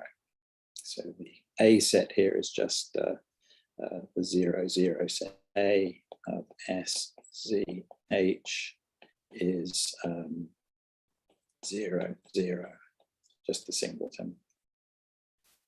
If we come on to this case here, this S set, the same condition here, but now which values of Y can only occur if U falls in this set here? Well, 0, 0 and 0, 1 can only occur. 1, 0 may occur or it may not occur depending on whether U is in S or is not in S. And so I get this probability here, a normal probability, at least equal to the probability Y is either 0, 0 or 0, 1. And so I get these two sums here. And so we can go on. I won't bore you with seeing what happens if we set here, and what happens if we look at this set here. It's the same sort of thing. It's going to go on, and we end up with a bunch of figures that look like this. In fact, what we've been doing here is looking at just these inequalities, the right-hand side inequalities, and I haven't talked about the left-hand side because that would be too boring to go through it all. But what we get here is then the identified set was less than or equal to 0. We have to consider each value of the included exogenous variable separately. And then we notice that the excluded exogenous variable, the instrumental variables, don't appear in here. And so we can take the maximum and take the minimum, depending on whether we're on the left or the right-hand side of these inequalities, in order to the various inequalities. Because in general, we can just do a little simplification here. So that's that. And then if we want to consider where the values of our in the identified set, we need to look at a different bunch of inequalities which can be derived. Now, two things worth, which I've said here, but one thing is worth noting here is that this is a bunch of linear inequalities in theta. It doesn't look linear inequalities, but as long as we know what distribution function to put here, the normal distribution function or the logistic distribution function, if we were using logit models, then we can invert here. We can put, if you like, we can put phi inverse over here and phi inverse over here, and that will then just leave a linear function of beta 0 and beta 1 here, and it will leave a linear function of alpha, beta 0 and beta 1 here. So these then become linear inequalities. But that's really easy to deal with because that means that this is now defining the feasible set of a linear program first, which means we can quickly do the computation of which values of beta naught, beta 1 and alpha are in the identified set. And secondly, it ensures that because the identified is an intersection of linear half spaces, the identified set for alpha less than or equal to 0 is a convex set, and that can be used when considering computation. So that's the application. It's very general result to the case in which we have a model with a binary endogenous explanatory variable. So let's now look at two examples of the application of these methods, one of which I've talked about a few times in the past, and one of which I haven't talked about at all before. So wish me luck on the second one. This first one is to incredible depth in the Handbook of Econometrics, Chapter 1, in 7A, came out last year and is available on the internet. Actually, available at the UCL website, and as a CMAT interested in looking at it, it takes quite an expository approach to how this works. So the data that I'm going to use, it's a very large data set. It's a data set over 250,000 married mothers, aged 21 to 35. It comes from the 1980 US Census Public. And an important thing about these was that at the time of the survey, they all had 2 or more children, the oldest less than 18. They all had 2 or more children. This analysis that the paper that we're putting this on is a paper by Bill Evans, the AER in 1998. It was a presidential address of Angrist. He used Journal of Business and Economic Statistics, and it featured quite extensively in the book Mostly Harmless Econometrics by Angrist and Pischke. So it's pretty well known, and the data you can get from Josh Angrist's website, as did we. Binary is Y1. It's 1 if the woman worked for pay in 1969 and 0. And the explanatory variables are an exogenous variable, think of it as exogenous, which is 1 if she has more than 12 years of education and 0 otherwise. Another explanatory variable is a measure of family size. It's going to be 3 or more children. And it's going to be 0 if she has 2 children. And recall that all the women in the sample have 2 or more children. So you think of Y2 as 1 as a larger family and Y2, 0 as a smaller family. It's a very simple stripped down model. And we're going to have 2 variables that are excluded, but which will be thought of as being explanatory variables. The first is the first 2 children. All the women had 2 children. If the first 2 children have the same sex, either they're both boys, girls, and it's 0 otherwise if they have boy girl or girl boy in that order. And the other instrumental variable from this equation, 1 if at the second birth there was a multiple birth. I'll talk of it as twins. There's a few triplets amongst so many married women, but mainly these are twins. There's not a great non-trivial number of them. And Z2 is 0 otherwise. And the idea here is the idea of Angrist and Evans was that neither of these variables affect the labour formation decision, something we might not. I think for Z2, that's likely to be a restriction, but for Z3, it's perhaps not so clear. Children young, you might having twins might be just a lot of work at home. You're less likely to go out to work, but once the kids are older, it's probably not like that at all.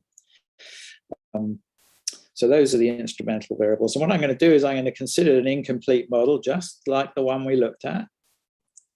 And I'm going to impose the restriction when I do this that U is independent of Z. Z being Z1, Z2, and Z3, and that U, I'm going to call it U1 now because I'm about to introduce a second equation, is standard normal, standard Gaussian. And notice in this situation, if alpha is larger than 0, then this becomes larger when you have a larger family, and you're less likely to be working for pay because the chance of U1 bigger than a bigger number is going to be small. So think of alpha positive as the lowest probability of working for pay. As we've views of these parameters are simplified, and what I'm going to do is show you estimates of the and the empirical analysis is set out in some detail in this publication. And I'm going to contrast with a much more restrictive model of the sort that classical applied researcher might use, and indeed a very good researcher did use it. James Heckman used it in Econometrica 1978 paper. I'm going to use a complete model. How am I going to turn this into a complete model? I've got to add a second equation. I've got to add an equation for Y2. And I'm just going to add the equation for Y2 and the instrumental variables and a random variable U2. So what have I done? I've added an equation, I've added an unobservable, I've included an indexed restriction, and I'm going to also assume that U, which is U1 and U2, not only independent of Z, but bivariate normal with some correlation rho that we can estimate.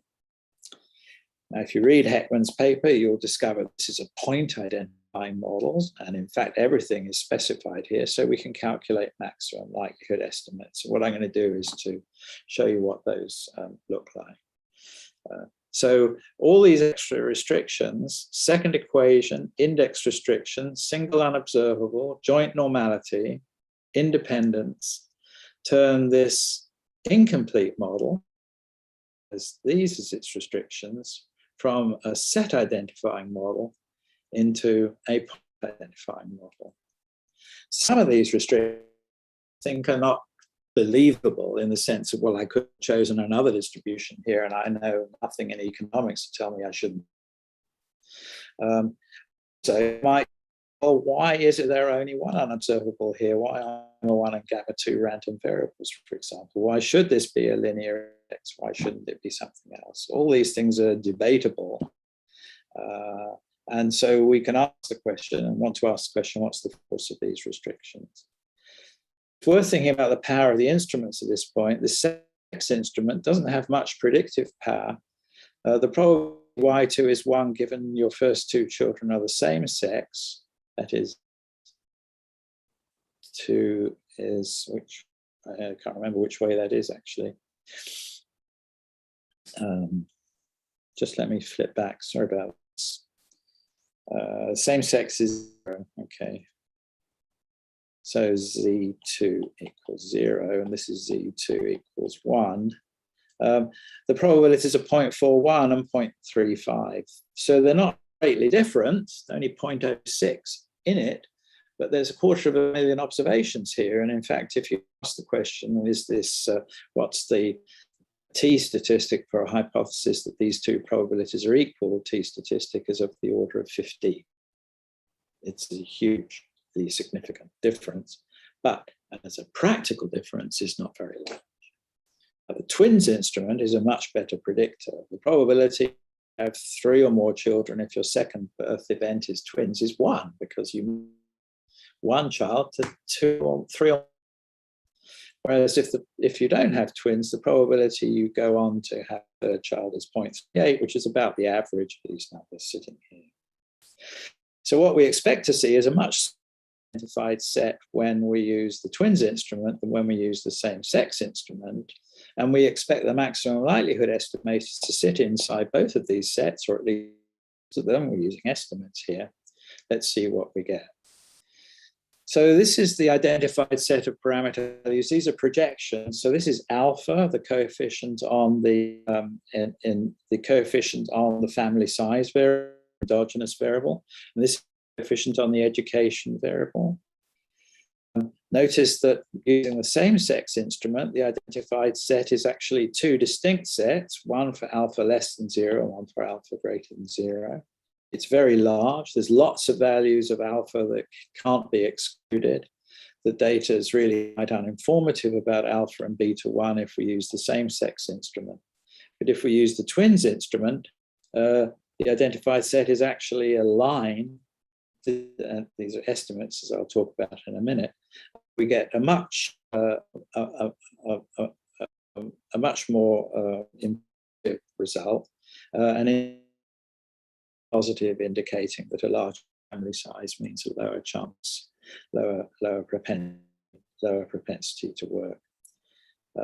Let's put the maximum likelihood estimators on, and here they are, the maximum likelihood estimators using the same sex instrument and using the twins instrument.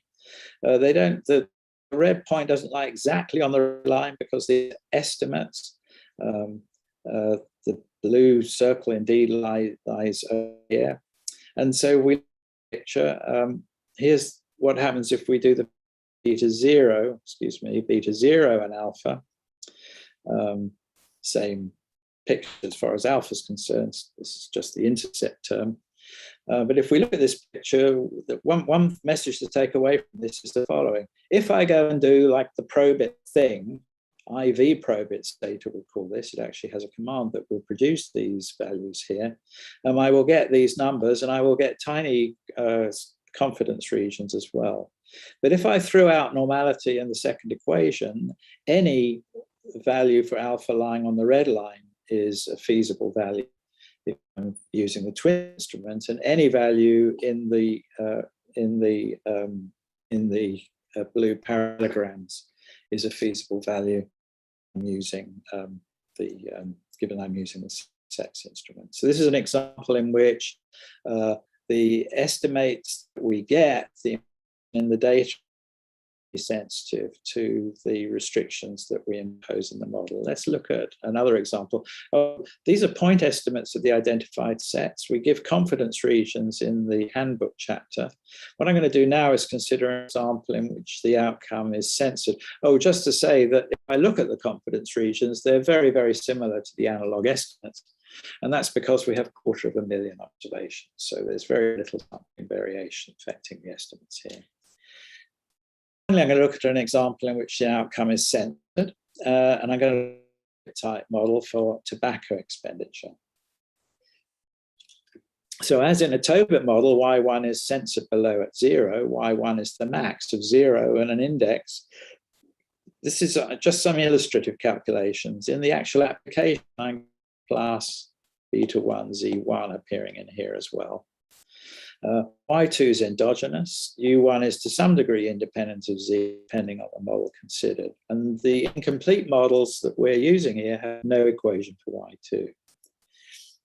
Here are the U sets. When Y1 is 0, it's just as before, we have this interval. But when Y1 is greater than 0, Y1 to this quantity here. And so U1 must be equal to Y1 minus beta minus alpha Y2. Again, theta denotes parameters. I'm going to show you identified alpha and beta, and I'm going to use probabilities. This is just an illustrative calculation before we get to work with data.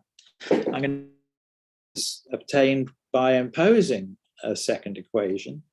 In order to get censoring, I'm going to bound Y2 above. I'm going to make U1 and U2 jointly Gaussian, and I'm going to consider 3 alternative models. And this is one of the strengths of the procedure that we have here. I'm going to first of all impose weakly mean independence. U1 is just on average, not dependent on Z. Then I'm going to impose median independence. And finally, U1 and Z are going to be independent with the normal distribution, just like in a classic Tobit model.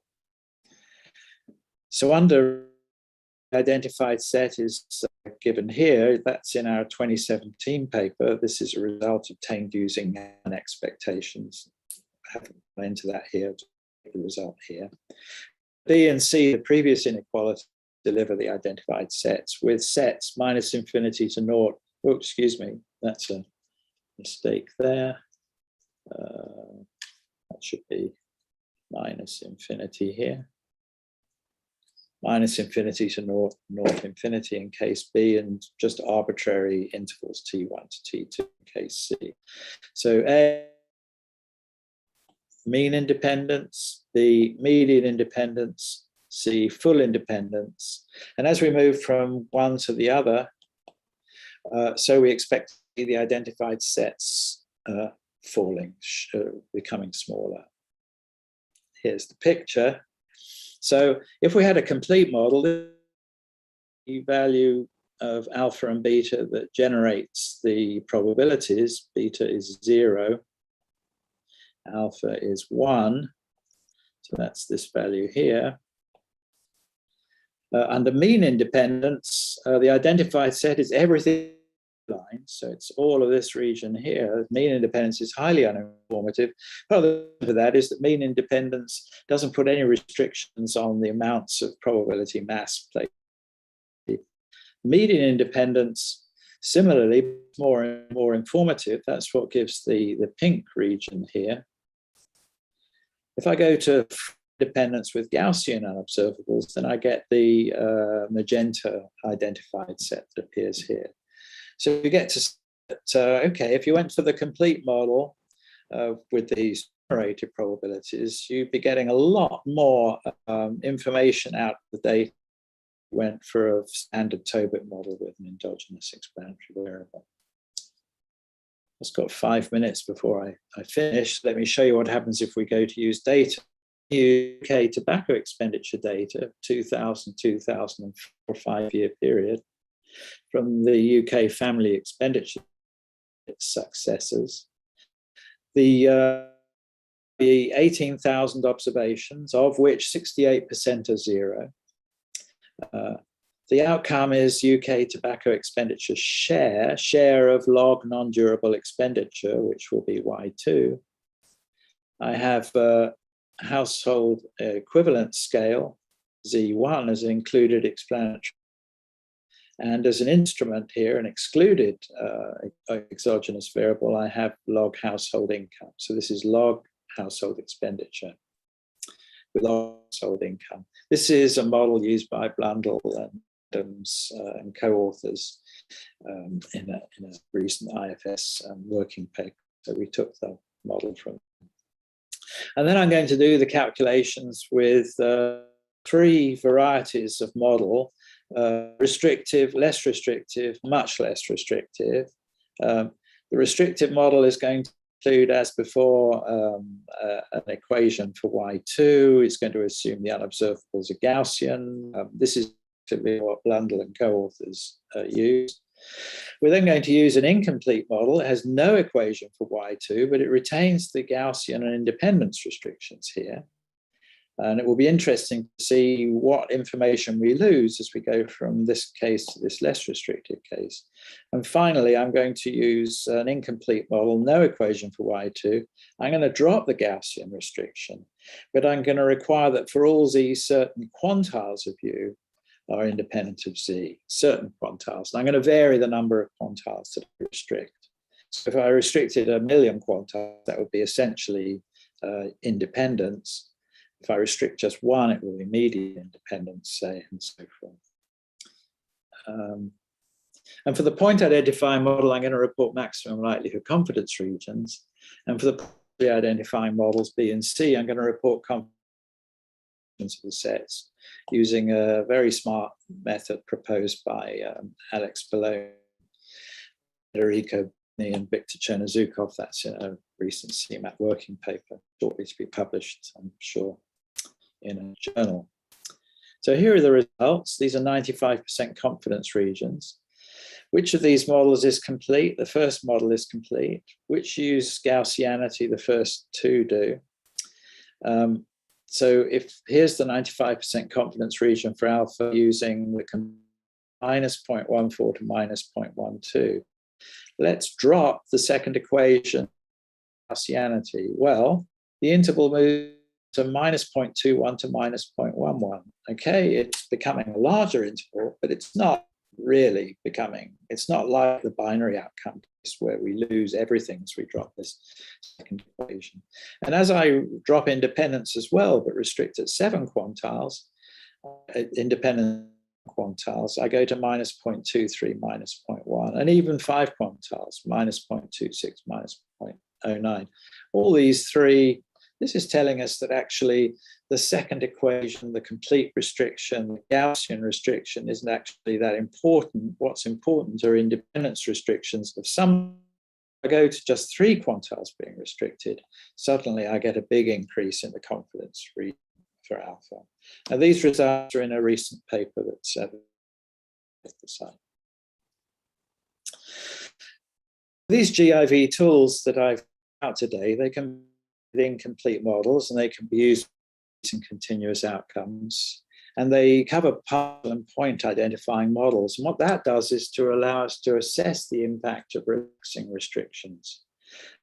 Since partial and point identifying models can be considered, it isn't just a question of less accurate or our point estimates as we use less information. It's how much less information in the model once I come to use what could be thought of as incredible restrictions. I don't think the Gaussian restriction is particularly credible. I wouldn't want life choices to be ruled by results got presuming that sort of thing is true. And what we've seen in these applications is that the sensitivity of inference model restrictions can vary greatly. In the binary outcome example, complete model delivers point identification and the Gaussian restriction is highly influential, and dropping the equation for family size and dropping the Gaussian restriction leads to large identified sets.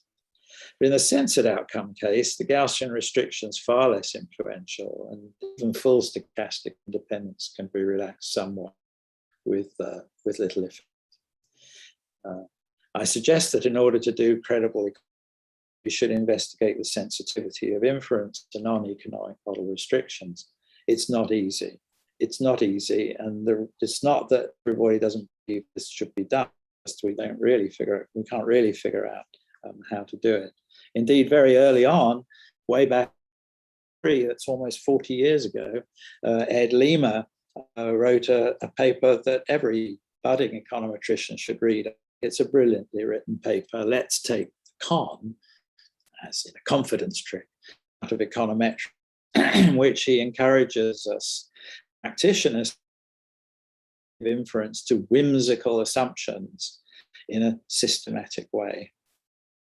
I suggest that the varying identifying power of models as restrictions are added and removed contributes to this endeavor, helping to credible econometrics. And the GI methods that I've presented today that Adma have worked on, some co-authors, are tools to deploy in this important work. So thank you for your attention. And here a link to some of our working papers in case you're interested in seeing more. Thank you very much. Thank you very much, Professor. We still have some time, so I wonder if there are any questions. Excuse me. Are there any questions from the floor? Any questions from the audience? All right, so thank you so much, Professor, for your great support and for your valuable contribution to the symposium. And on behalf of the organizing committee, please accept our thanks for your stimulating speech. It was really interesting to see how identified sets of values of parameters can be actually determined in a large class of incomplete models, and how credible econometric analysis works in this particular context. So thank you very much. And all the best from Turkey to Cambridge. It was really nice to see you, Professor. Thank you so much. Thank you. Thank you for your attention. Thanks very much. Thank you. Thank you very much. Have a successful conference. Thank you. Thank you. Have a lovely day. Thanks a lot. Bye. Bye. All right. So the floor is Deniz. The floor is yours. Tekrardan merhabalar hocam. Şu an bir sonraki oturumumuz saat 15'te. 15'e kadar teşekkür ediyoruz. Zamanını zannediyorum. Bu arada diğer seminer salonlarında oturumlar devam ediyor. Belki onları edebiliriz. Hocam keynote speaker'ların olduğu gün ve saatlerde hiçbir oturumumuz devam Yok, etmiyor. Tamam. Aynen. Bu durumda aramız var. Aynen, Saat bu 15'te. durumda aramız var. Doğrudur. Peki, teşekkürler. Teşekkürler.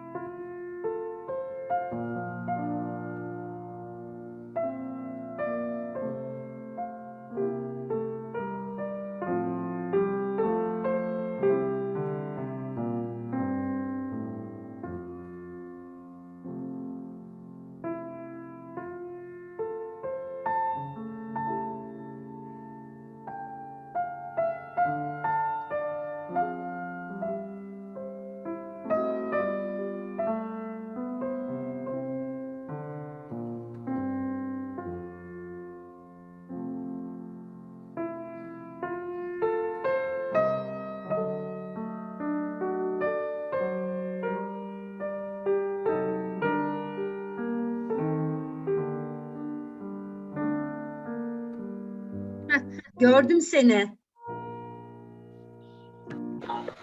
Merhaba hocam. Merhaba canım.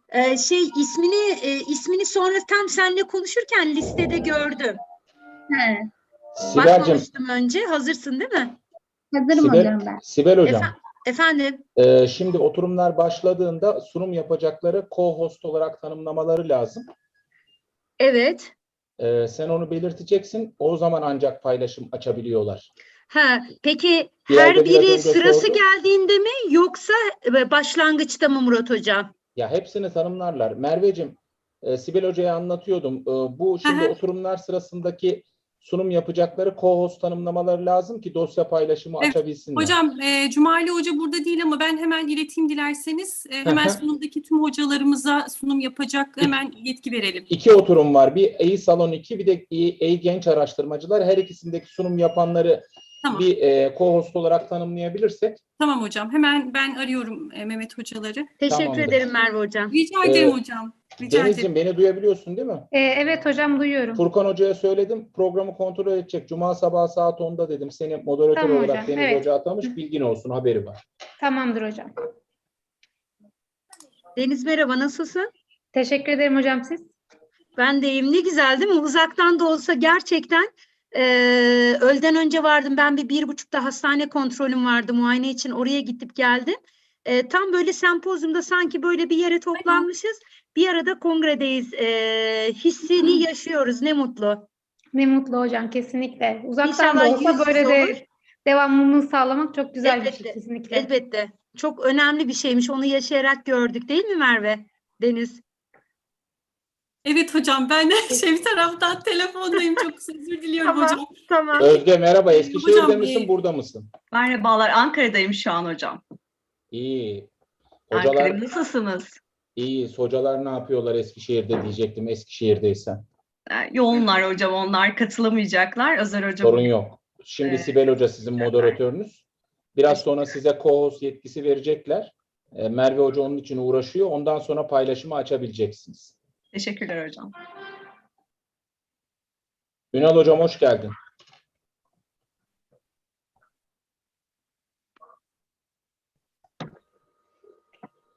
Ünal hocam, sesinizi Sesiniz açmadınız. kapalı. Açtım. Hoş geldin. Hoş bulduk hocam.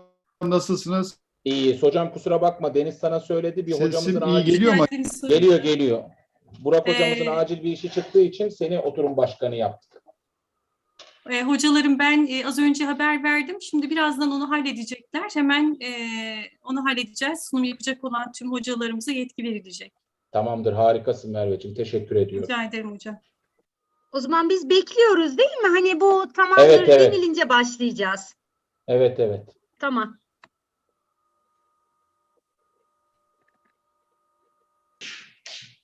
Benim için bir de şöyle özel bir yanı da var bu kongrenin. Ben hocam sizlerin öğrencisiyim. Gazi Ekonometri mezunuyum. Evet. Dolayısıyla bütün hocalarımla burada bir arada olmak açıkçası benim için çok güzel. Çok tüm hocalarımız da öyle ama tabii Gazi Ekonometri mezunu olduğum için sizlerle bir arada olmak hakikaten benim için paha biçilmez hocam. Bizim için de öyle. Ne mutlu ki bizden de mezun olan bir öğrencimiz bu denli başarılı işlerin içinde yer alıyor. Bunu görmek de ayrıca gurur verici Merveciğim. Çok teşekkür ederim hocam. Ellerinize sağlık. Murat Hoca sürekli hocam bahsediyordu bu süreçte zaten senden. Ayrıca bunu görmek de mutlu etti bizi. Sağ olasınız. Çok teşekkürler hocam. Sizlerin sayesinde çok teşekkürler. Ne demek? Elbette emeğin büyük senin de. Sağ olun hocam. Merhaba, sesim geliyor mu? Evet. Geliyor. Co-host tanımlamalarını yaptım, başlayabiliriz. Tamam, çok teşekkür ederiz. Rica ederim. Değerli hocalarım, sevgili arkadaşlar, bugün öğleden sonraki 3 oturumumuzda bir aradayız yine. Uzaktan da olsa hakikaten biraz önce bahsettik biz ikili üçlü konuşmalarımızda. Ne mutlu ki bu sempozyum vaktinde gerçekleşiyor ve birbirimize ulaşabildik. Tıpkı yüz yüze olduğu kadar da hakikaten ziyadesiyle hem memnun hem de verimli geçtiği için de mutluyuz. Şimdi 3 yöneylem araştırması genç araştırmacılara ilişkin bu oturumu başlatmış bulunmaktayız. Bu oturumda bu oturumda 4 çalışma ya da 4 bildiri sunulacak. Sibel Sizin de Genç takip de. ettiğiniz üzere. İlk bildirimiz Özge Demir ve Özaydın hocalarımıza ait. Tamam. Sanırım Özge hocamız Ünal sunacak. Hoca bizim Buyurun orada Özge bağlı hocam. gözüküyor. Ünal Hoca'ya telefonu bende yok. Sen ya da oradan seslenelim. O ana Murat salona hocam geçsin. sesiniz Onun Zoom karışıyor. linki farklı olabilir. Tamam, ana salona nasıl geçeceğim hocam? Bir dakika.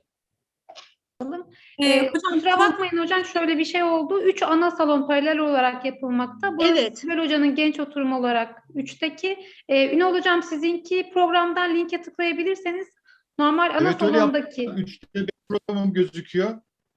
Benim de aynı şekilde hocam.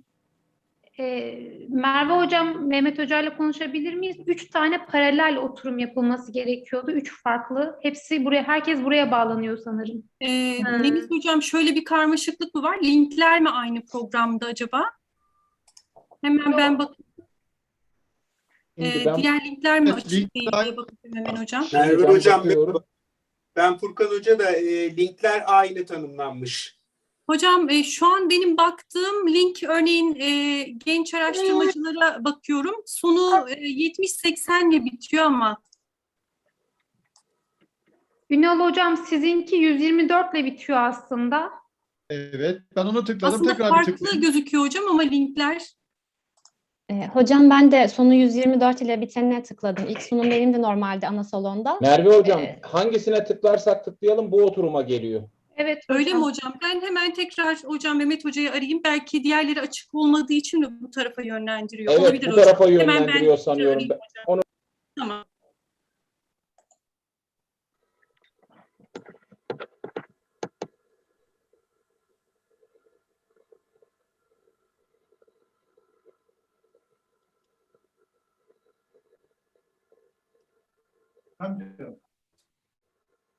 Yukarıda getiriver benim kalemimi aldıysan.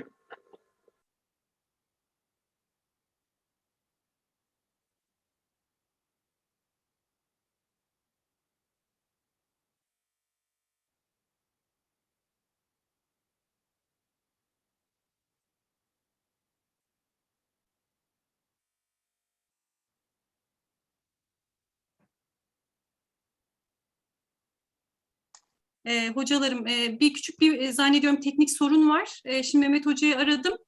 Kendi de denedi. Haklısınız hocam dedi. Hemen bakıp bize geri dönüş yapacak 1-2 dakikaya. Teknik sıkıntılarımız olabiliyor canlı yayında diyelim. Evet. Evet.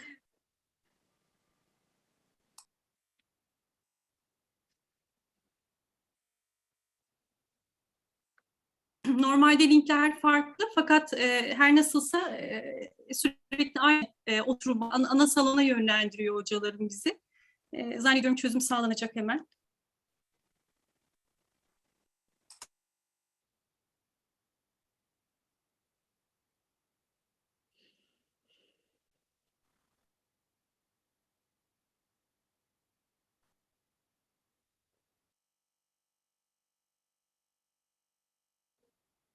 Bu arada Deniz, bir şey sorabilir miyim sana? Tabii hocam, buyurun. Yani sen kesin biliyorsundur diye düşündüm. Bazı arkadaşlar kameraları canlı değil, resimlerini koymuşlar. Onu nasıl yapıyorlar? Ben beceremedim. Hocam kameranızı stop video dediğinizde kameranızı kapatıyorsunuz. Eğer Google'dan bağlandığınızda mailinizde bir fotoğraf varsa otomatik orayı çekiyor zaten. Zoom'a girerken Google'ın da kullandığınız maildeki aynen fotoğraf varsa otomatik oradan çekiyor. Tamam. Teşekkür ederim. Bilmediğinde bir şey yok ha Deniz. Deniz canavar gibi. Yok, şey yapamadım ben de hocam. Sibel hocamın ve Merve hocamın arka planları görüyorsunuz. Bilgisayarımın kalitesizliğinden dolayı. Biz de sabah öğrendik Deniz. Ben denedim Hocam, hocam orada da bir benimki şey var. Core M işlemci i3'ten başlayınca arka fona izin veriyormuş. Öyle bir olay var. Küçük bir Benim sabah bilgilendirme update olsun bu da. edildi. Deniz sabah kendi kendine update etti. Belki bir nebze, sonra da o alttakini fark ettim. Hani yeşil ekranım yoktur kısmını tıklamadım. Sonra düzeltebildim. Yoksa fazlasıyla bir yansıma vardı. Yok, kesinlikle doğrudur hocam. ekran üzerinde. Ben işletim sistemiyle alakalıymış. Ben soruna Evet. baktım. Aynen. Bunu mu demek istiyorsun? Doktor öğretim üyelerine daha düşük işletim sistemi veriyorlar mı demek istiyorsun? Ya da evdeki bilgisayarlarımız birazcık Öyle daha mi? geri kalmış oluyor hocam.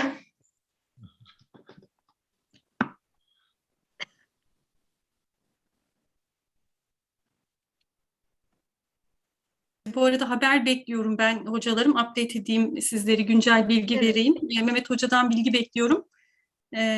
Ona göre sizi bilgilendireceğim. Bu arada benim oturumumda ilk sunumu yapacak arkadaş Gülşah Serefoğlu değil mi? Öyle gözüküyor. Evet hocam. Gülşah, ben moderatör olduğum için kendimi bir aradan çıkarsam da şöyle doya doya moderatörlük yapsam olur mu size? Nasıl isterseniz hocam, tabii ki. Tamam, teşekkür ederim.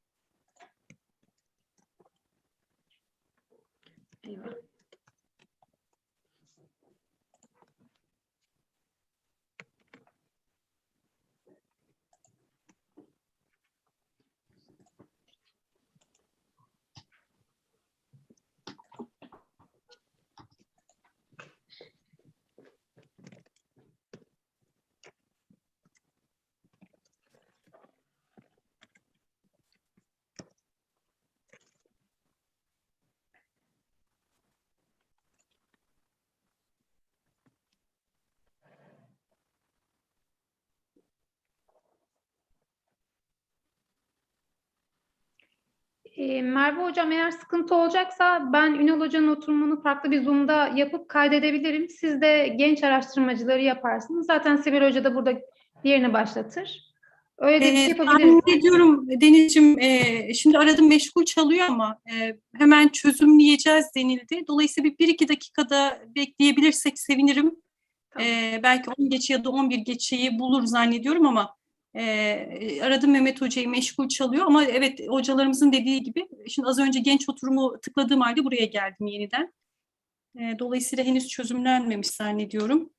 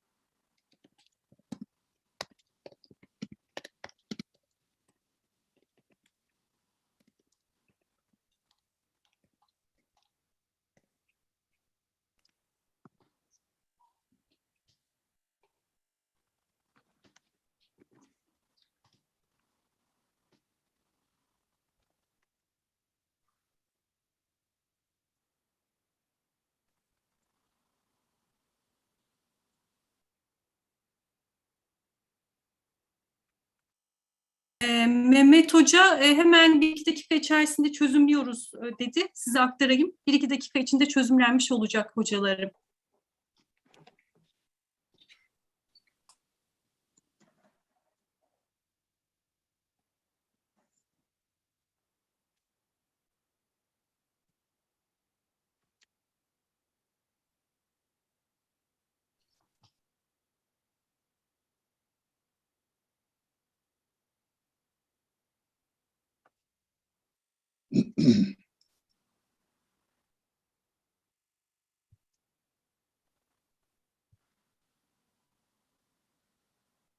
Hocam ekonometride bayağı bir bayan ağırlığı görüyorum. Bayanlar ekonometreyi daha çok tercih ediyor galiba. Benim eşim de nörolog. Nörologların da çoğu bayandır. Evet, evet. Benim de arkadaşım var hocam, nörolog. Gerçekten evet, sayıyor hocalarını hep kendi gibi bayan yani. Bu bir tesadüf mü ya da hani belki araştırılması gereken bir konu ama tesadüf olamaz herhalde. Bayanlar daha titiz çalıştıkları için herhalde ekonometriyi Herhalde. seviyorlar. Ekonometri Herhalde. biraz daha titizlik gerektiren bir alan. Evet. Neyse en azından Allah'tan bir makro iktisatçı olarak fazla hırpalamaz beni bayanlar oturumumda.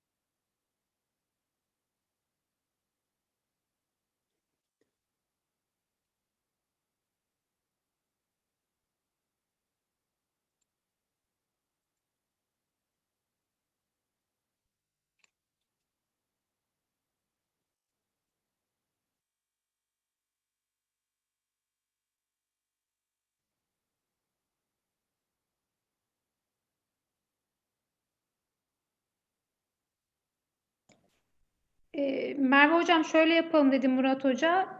Sibel Hocam sizin oturumunuzun akabinde başka bir oturum olmadığı için Evet. Hoca'nınkine öncelik verelim isterseniz. Çünkü Ünal Hoca'dan sonraki oturumda da bir oturumumuz var. O sarkmasın Tabii ki. isterseniz. Hay tabii ki. Ünal Hocam sizin oturumunuzu biz burada başlatalım. Sarkmayacak şekilde yapalım. Herhangi bir şey olmazsa hocam Sibel Hocam ve diğer oturumdaki hocamızı da onları da aktarmış olalım hocam. Bir yandan da program devam etmiş olur. Bir taraftan linklerle alakalı bir gelişme var. Olursa da hocalarım arada hemen bilgi verelim. Böyle yapalım o zaman. Aynen Tamam. hocam. Tamam hocam. Ünal Hocam sizin oturumunuza başlayabiliriz. Tamam. Siz kalıyor musunuz, gidiyor musunuz? Yok hocam kalıyoruz. Ben buradayım zaten. Tamam. Program önünüzde varsa hocam bildiriler. Buyurun hocam yoksa ben de söyleyebilirim. Bir saniye şimdi açmaya çalışacağım. Benimkini.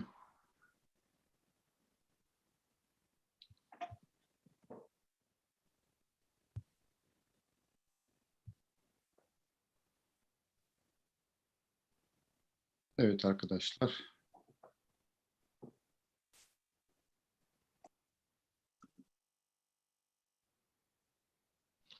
Herkes görüyor galiba. Sesim geliyor mu? Doğrudur hocam buyurun.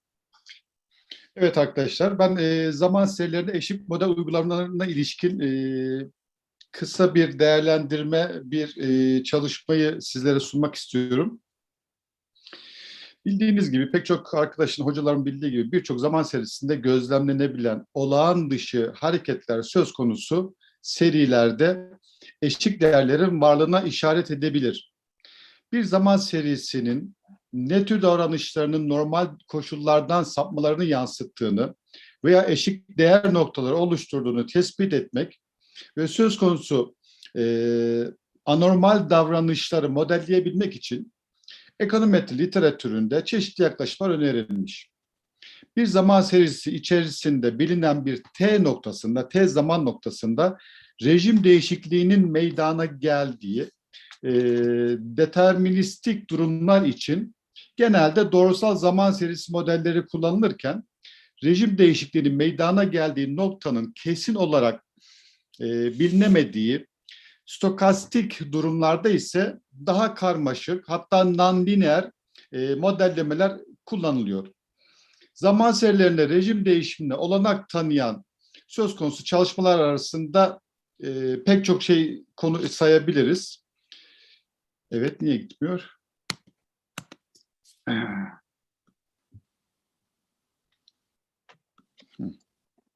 Evet. Zaman serilerinde değişme olanak tanıyan çalışmalar arasında Hamilton'ın Markov switching otoregresyon yaklaşımını, Angel ve Hamilton'ın gene nominal ABD doları döviz kurlarını modellemek için önerdiği Markov switching yaklaşımını, gene Markov switching yaklaşımının alternatif olarak Tong ve Lim ile Tong'un önerdiği eşik otoregresyonları yani TAR yaklaşımını, yine Tong tarafından önerilen, TOR'un özel bir durumu olarak geliştirilen uyarımlı eşiksel otoregresif olarak çevirebildiğimiz SETAR modelini literatürde en çok öne çıkan çalışmalar olarak göstermek mümkün. Nedir eşik modeli? Eşik modelini şu şekilde tanımlayabiliriz zannediyorum. Tahmin edilen bir davranışın önemli bir şekilde değiştiği değer aralıklarını ayırt etmek için bir eşik değerinin veya bir dizi eşik değerinin kullanıldığı herhangi bir modeldir. Bölümlere ayrılmış regresyon analizinde kullanılan modeller ile zaman serilerine kullanılan bazı doğrusal olmayan otoregresif modelleri ekonometride en sık karşılaştığımız eşik modeller olarak sayabiliriz. Genel olarak bir eşik modeli şu şekilde formüle etmek mümkün.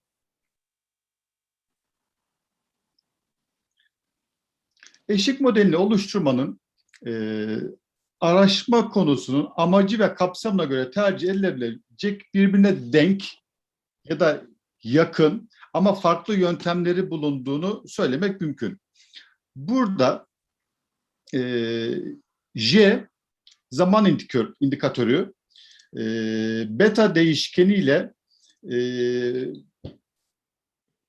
TAR modelinde beta değişkeni değiştirilerek bir eşik otoregresif hareketli ortalama modeli dönüştürebiliyoruz biz burada.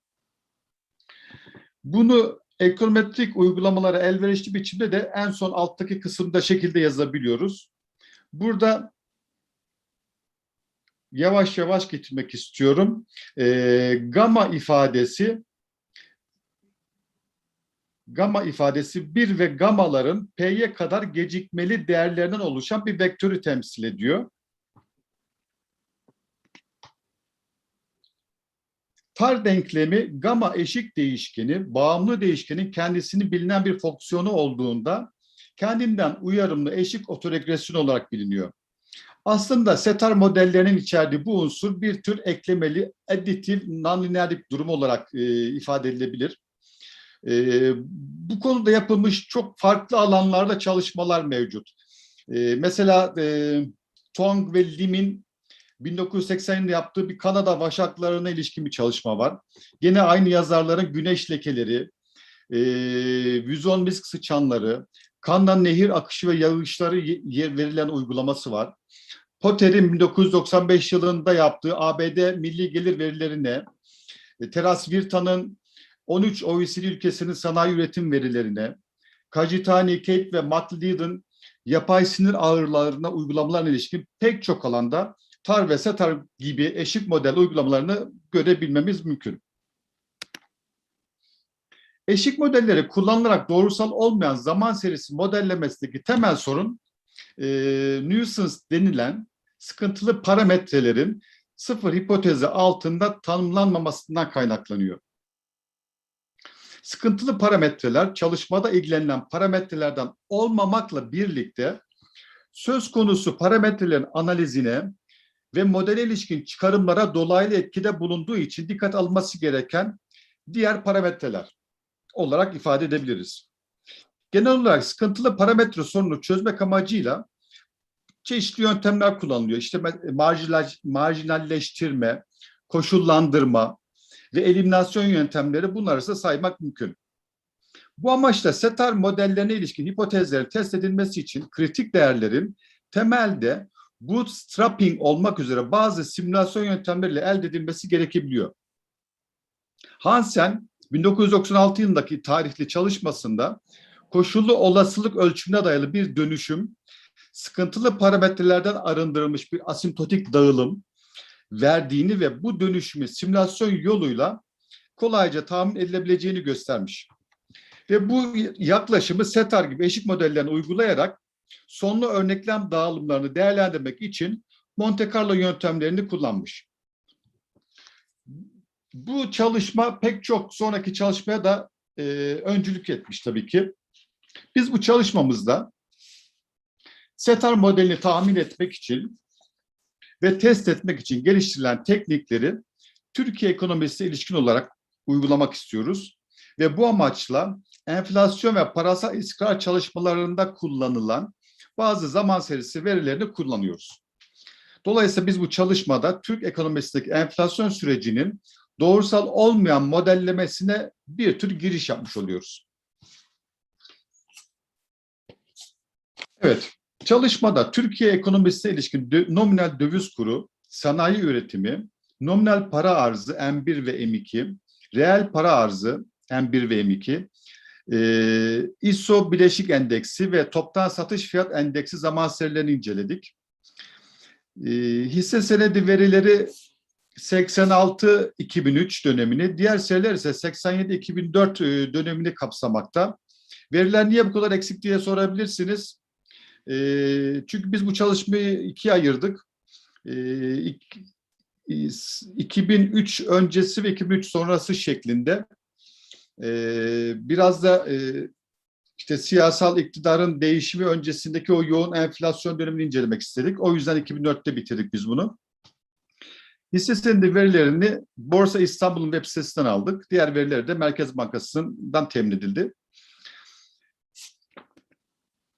İncelediğimiz zaman serilerini bu şekilde kodladık arkadaşlar. Birazdan bu kodlar işimize yarayacak tabii ki. İşte nominal, tekrar söyleyeyim, nominal döviz kuru, sanayi üretimi, nominal para arzı, nominal para arzı M2, bileşik endeks, reel para arzları ve toptan satış fiyat endekslerini, zaman serilerini bu çalışmamızda inceledik. Burada optimum gecikme yani lag sayısı her serinin ER sunumunda 13 aylık seri korelasyonu ortadan kaldırmak suretiyle seçildi.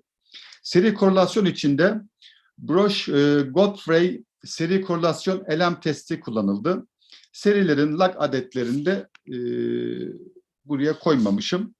Genelde 14, 15, 16 lag'dan oluşuyor. Onu da belirteyim. Bu çalışmaya dahil edilen serilerde birim kök bulunmamakta. Unit testi yapıldı. ADF'in yapısal değişiklik durumunda gücü düşük olduğundan ADF istatistiklerinin birim kök gösterdiği durumlarda KPSS testi de kullanılmıştır. Bunu KPSS desem daha doğru olur ama neyse. Bunların test sonuçlarını da zannediyorum koymadım. Evet. Bu setar modelleri parçalı doğrusal otoregresyon modellerini bu şekilde ifade edebilirim. Çalışmamda kullandığım model yapılımı bu şekilde. Setar modelleri parçalı doğrusal otoregresyonların belirli bir sınıfını teşkil ediyor. YT'nin tek değişkenli bir zaman serisi olduğunu varsayarsak bir setar M modelini bu şekilde ifade edebiliyoruz. En alttaki alternatif olarak söz konusu modeli daha kompakt bir formda yazdığımız şekil oluyor.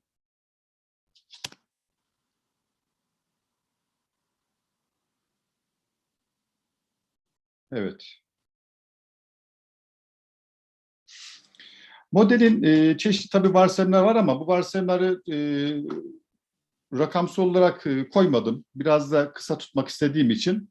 Bu varsayımlardan birisi hata teriminin martingale fark dizisi olması. Yani t zaman noktasında mevcut bilgi seti oluşturmak için ve sigma square olmak üzere bunların beklentisi 0 şeklinde varsayılmakta. Bir setar N modelinde N rejim vardır arkadaşlar. Bu çalışmada rejim sayısı olarak N sayısını belirlemeye çalışıyoruz. Setar N modelleri esasen iç içe geçmiş N tane modelden oluşmakta. Dolayısıyla eğer N 1 ise modelde sadece bir rejim vardır diyoruz. Ve dolayısıyla ilgili model sadece bir lineer otoregresyondur şeklinde yorumlayabiliyoruz. N2 ise modelde 2 rejim vardır. Dolayısıyla ilgili model 2 farklı lineer otoregresyondur şeklinde ifade edebiliriz.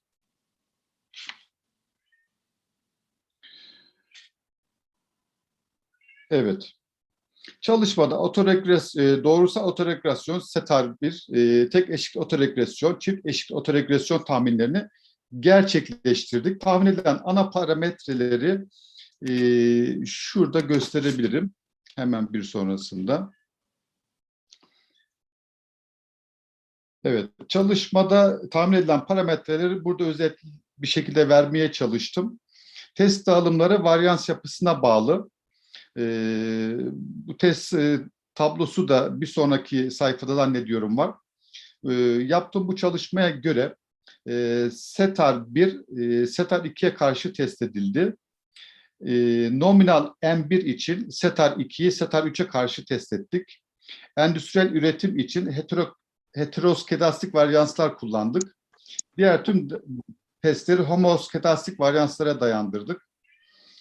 Test sonuçlarını buraya koymamış olmakla birlikte arzu edenlere teslim edebilirim. Sonuç olarak şunu söyleyebilirim. M1 ve M2 serileri için setar 1 en uygun model olarak ortaya çıkıyor.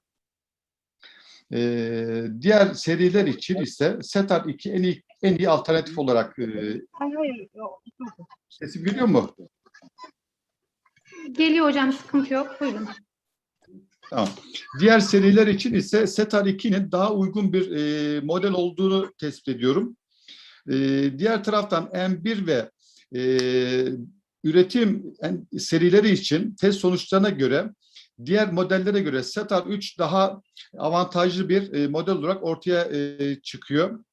Bu çalışmada eklemeli, additif, nonlinearlikleri de dikkate alarak 8 farklı zaman serisini inceledim.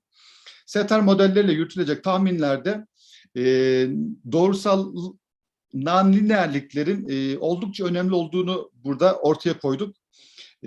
Bu aslında şunu da ortaya koyuyor. Bu nonlinearlikleri incelemek için Markov switching modelleri gibi diğer yöntemleri de kullanmak bayağı elverişli bir çalışma alanı oluşturacaktır. Ancak bu tek seri çalışmalarını yanı sıra yalnızca otoregresyon bağlamında değil, genel olarak regresyon modellerinin doğrusal olmayan analiz yürütmenin de daha böyle etkin ve pratik yöntemleri geliştirmesinde fayda var. Karmaşık yöntemleri biraz daha basite indirecek modelleme çalışmalarına ihtiyacımız var diyerekten sonlandırıyorum. Sabırla dinlediğiniz için de teşekkür ediyorum. Evet, şimdi nasıl çıkabileceğim ona bakayım. Evet, tamam.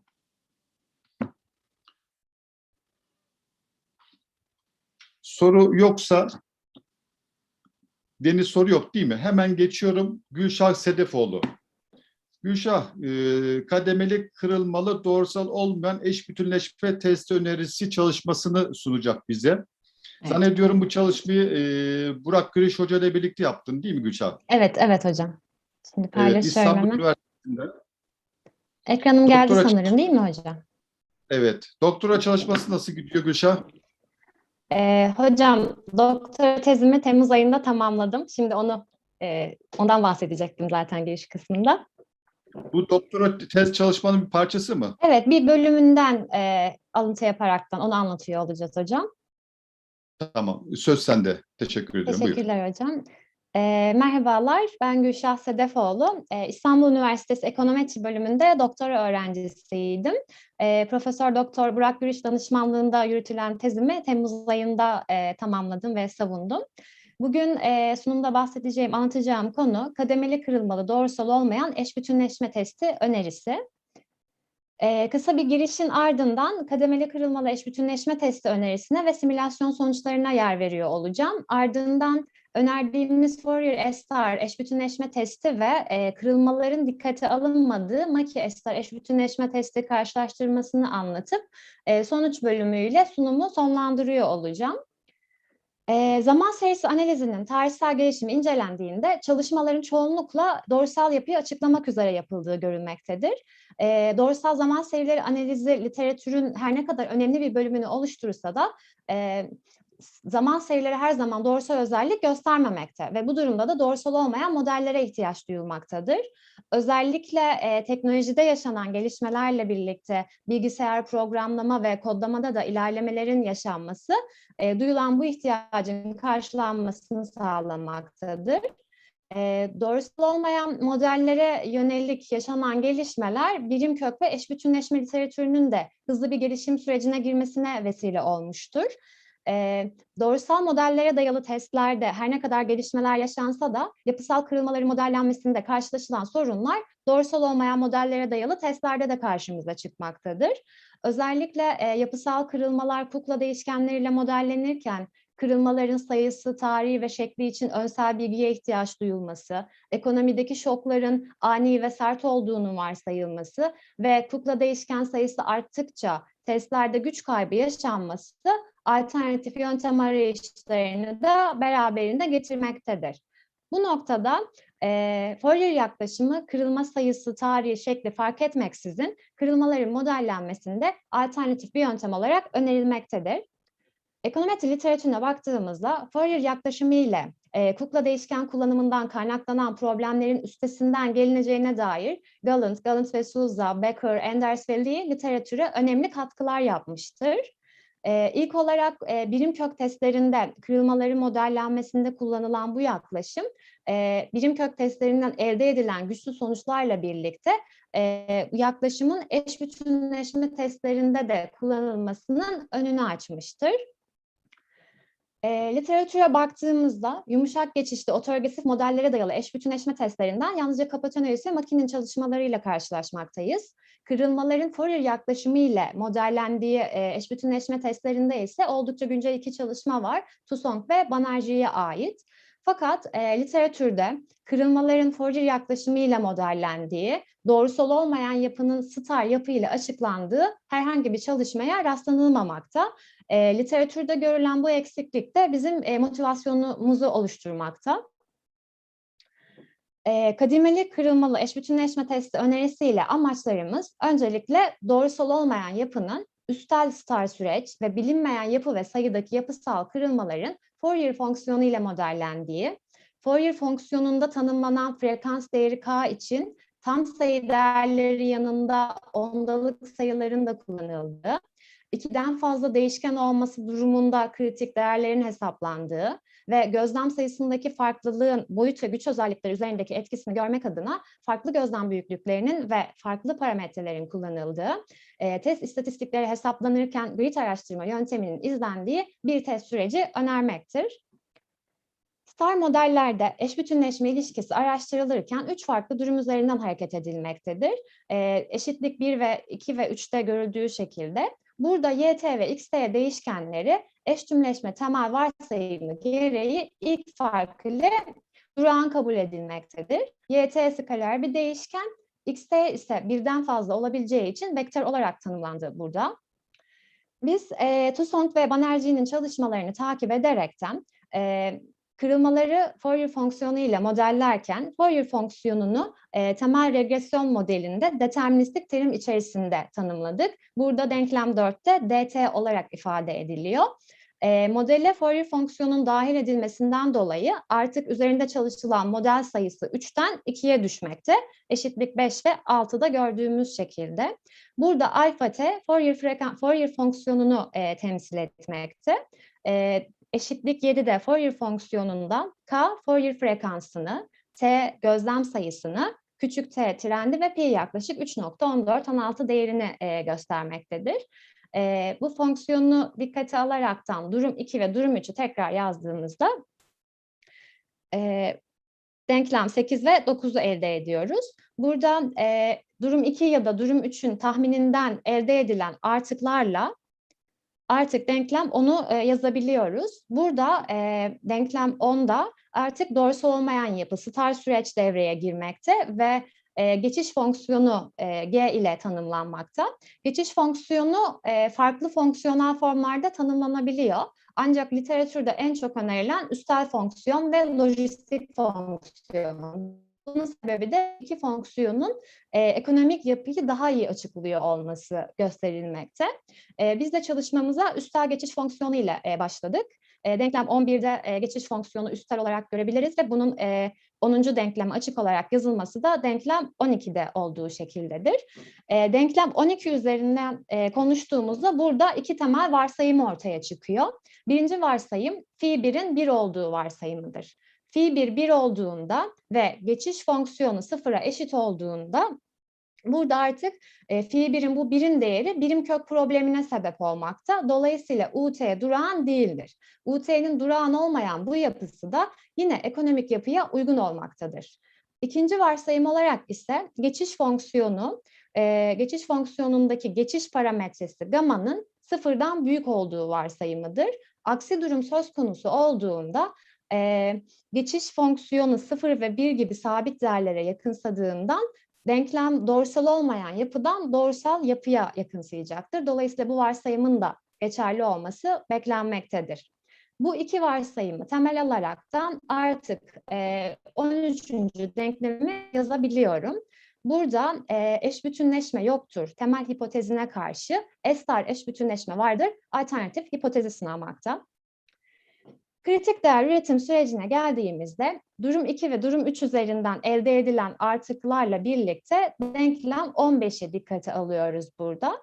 Denklem 15'te G fonksiyonu üstel fonksiyon olarak tanımladığımız geçiş fonksiyonu gamma Burada yalnızca alternatif hipotez altında tanımlandığından, yani temel hipotez altında tanımlanmadığından burada tanımlanamayan gürültü parametresi problemi ortaya çıkmakta. Ünal Hocam da değinmişti buna kısaca. Burada tanımlanamayan gürültü parametresinin üstesinden gelebilmek amacıyla bir araştırma yöntemi kullanılmakta. Bu araştırma ile belli bir gamma parametresi için belli bir aralık tanımlanmakta ve gamma'nın alacağı her bir değer için Rho'nun t istatistik değeri hesaplanmakta ve t istatistik değerlerinden minimum olan seçilmekte. Seçilen bu test istatistiği de infimum tipi t istatistiği olarak adlandırılmakta. Süreç ise grid search olarak değerlendirilmekte. Gamma parametresi için aralık belirlenirken eşitlik 17 ve 18'den yararlanılıyor. Burada Vn standart sapma olarak tanımlanıyor ve açık olarak yazdığımızda denklem 19 ve 20'yi elde ediyoruz. Burada diğer önemli olan bir konu, eşitlik 19 ve 20'de minimum ve maksimum değerler belirlenirken üssü 1/2 ifadesi değil de birçok çalışmada, örneğin Dişk ve Park'ın çalışmaları oldukça önemli. Üssü 1/2 değil de eksi olarak alınması önerilmekte. Bunun sebebi de aralığı daha dar tutmak. Aralığı dar tutmaktaki amaç ise yapılan çalışmalar aralık geniş tutulduğunda bunun testlerin güç özelliği üzerinde herhangi bir etkisinin olmadığı sonucuna varılıyor. İkinci bir sebep olarak da aralık çok geniş tutulduğunda yine üzerinde çalışılan model doğrusal forma yaklaşmakta. Biz de Park ve Dişk'in çalışmalarını takip ederekten bu formüllere dikkate aldık. Simülasyonları R programlama dili kullanarak 10.000 tekrar ile yaptık. İlk olarak tablo 1 ve tablo 2'de tam sayılı frekans ile durum 2 ve durum 3 için kritik değerleri görmekteyiz. Kritik değerleri farklı gözlem büyüklükleri için hesapladık. 50, 100, 250 ve 1000 gözlem üzerinden. İlk sütun n açıklayıcı değişken sayısını göstermekte. İkinci sütun k ise frekans sayısını göstermekte. Fonksiyonunda tanımladığım frekans sayısı. Literatürde özellikle Becker ve Enders ve Lee'nin çalışmalarında k frekans sayısından 5'ten büyük almanın testin gücü üzerinde önemli bir etkisinin olmadığı, daha doğrusu azalttığı sonucuna varılmakta ve genellikle 5'e kadar alınmakta. Hatta güncel çalışmalarda k'nın 3'e kadar alınmasının yeterli olabileceği görülmekte. Tablo 3'te tam sayılı frekanslar yanında biz ondalık sayılı frekanslara da yer verdik. K'yı 0.5 ve 1.5 alaraktan da kritik değerleri hesapladık. Sabitli model, sabitli ve doğrusal trendli model üzerinden giderekten. Kritik değerleri temel alaraktan artık boyut ve güç özelliklerine geçebiliriz. Boyut özelliği araştırılırken aslında burada alfa tipi hatadan bahsediyoruz biz. Yani gerçekte doğru olan sıfır hipotezinin reddedilme olasılıklarını hesaplıyoruz burada. Önerilen testte boyut özellikleri hesaplanırken veri yapma sürecinde 21. denklemden 25'e kadar olan denklemlere dikkate alıyoruz. 25. denkleme kadar olan adımları izliyoruz.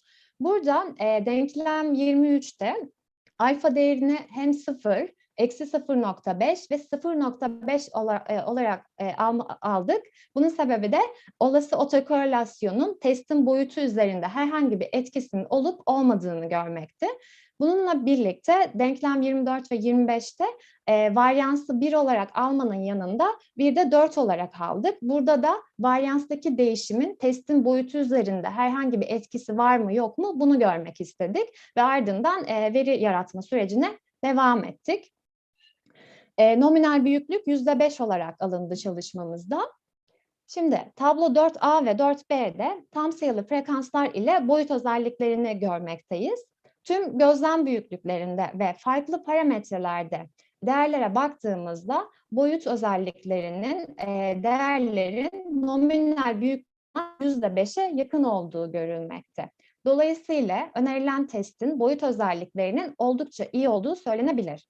Buna ek olaraktan varyanstaki değişime baktığımızda sigma kareleri 1 ve 4 olarak aldığımızda testin boyutu üzerinde herhangi bir etkisinin olmadığını görmekteyiz. Bununla birlikte alfanın farklı değerlerine göre de baktığımızda otokorelasyonun testin boyutu üzerinde önemli bir etkisinin olmadığını söyleyebiliriz. Çünkü değerler nominal büyüklüğe oldukça yakın bulundu. Tablo 5'te ise ondalık sayılı frekanslar ile boyut özelliklerini inceledik. Burada da tüm gözlemler ve farklı parametreler için değerleri incelediğimizde nominal büyüklüğe %5'e yakın bir değerler olduğu görülmekte. Boyut özelliğinin ardından güç özelliğini incelemeye geçtiğimizde burada veri yaratma sürecinde 26. denklemden 29'a kadar olan süreç izlenmekte. Burada artık denklem 26'da Fourier fonksiyonunun tanımlanmasıyla birlikte 27. denklemde star yapı devreye giriyor. Burada farklı parametrelerin güç üzerinde bir etkisinin olup olmadığını görmek adına denklem 27'de gamma parametresine 0.01, 0.1, 1 gibi değerler verirken ρ2'ye eksi 0.5, eksi 0.1 gibi değerler vererekten farklı parametreler için güç özelliklerini hesapladık. Tablo 6'dan 9'a kadar farklı gözlem büyüklükleri için güç özelliklerini görüyor olacağız. Testin gücünün çok iyi olduğunun kanıtı olarak %80 ve üzeri bulunan sonuçlar çok iyi olduğu anlamına gelmekte.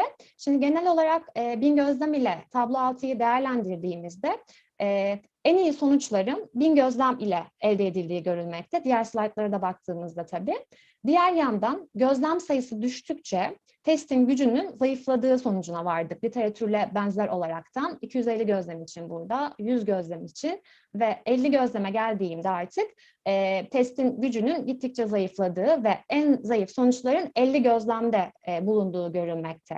Fakat 50 gözlemde her ne kadar diğer gözlemlere kıyasla düşük güç özelliği görmüş olsak da literatürdeki diğer testlerle kıyasladığımızda burada farklı parametreler için hala %80'den yüksek güç özelliklerinin olduğunu görüyoruz ve genel olarak baktığımızda ise güç özelliğinin ortalama %50'lerde seyrettiğini, yani literatüre kıyasla hala küçük örneklemde dahi iyi test performansı gösterdiğini söyleyebiliriz. 1000 gözleme geri geldiğimde diğer bir yorum olarak ise frekansları incelediğimizde Fourier fonksiyonunda tanımlanan frekanslarda frekans sayısı düştükçe testin gücünün arttığı sonucuna varılmakta ve en güçlü sonuçlara K'nın 1 olduğu durumda ulaşılmıştır. Ondalık sayılı frekansları değerlendirdiğimizde ise yine testin güçlü sonuçlar verdiği sonucuna ulaşılmıştır. Özellikle K'nın 0.5 olduğu durumda %90'larda hatta bazı parametreler için 1'e yakın sonuçlar elde edildi. Bunun yanında ilk sütuna baktığımızda ρ2 ve gamma parametreleri için ρ2'nin değeri azalırken gamma'nın değeri arttığında testin gücünün de arttığı sonucuna varıldı. Bu da şu demek oluyor.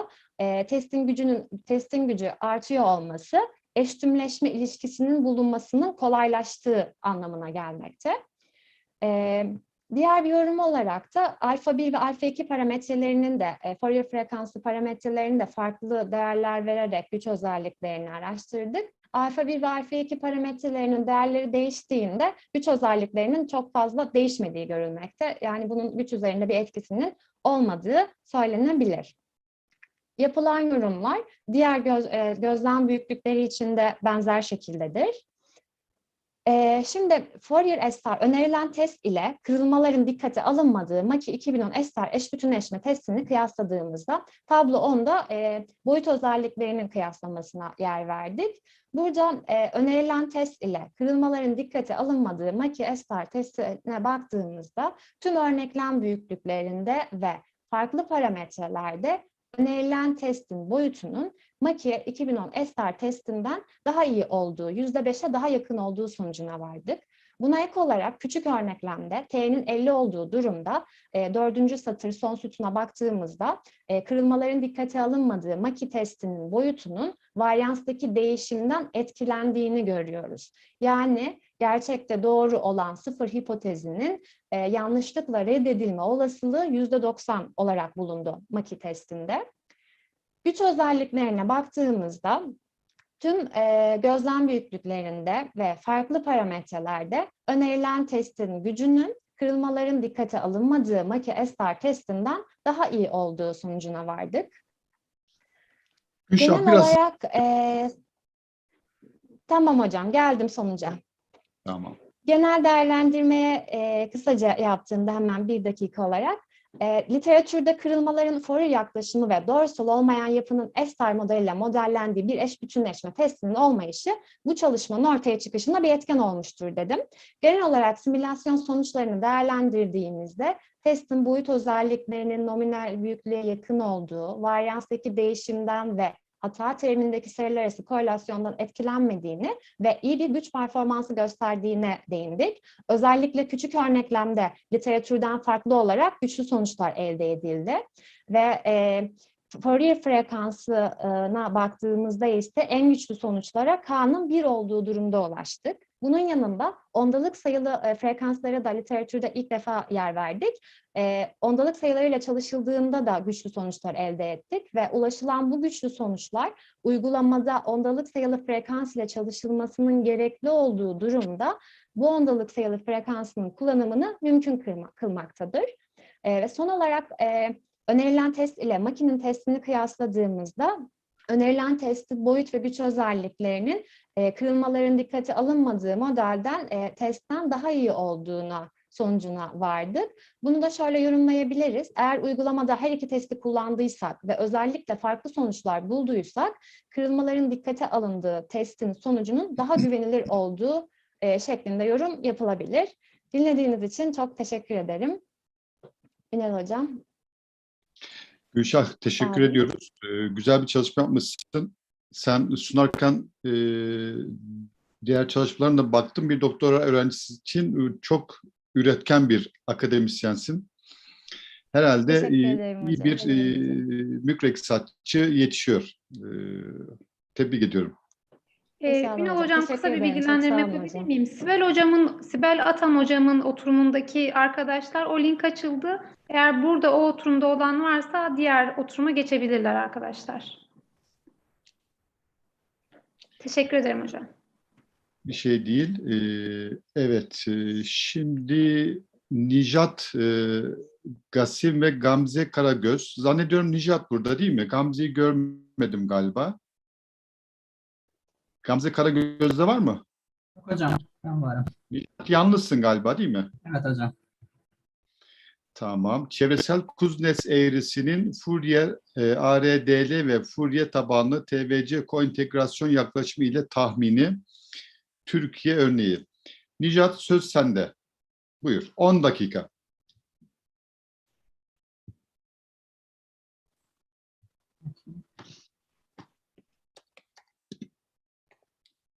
Ekran görünüyor mu şu an?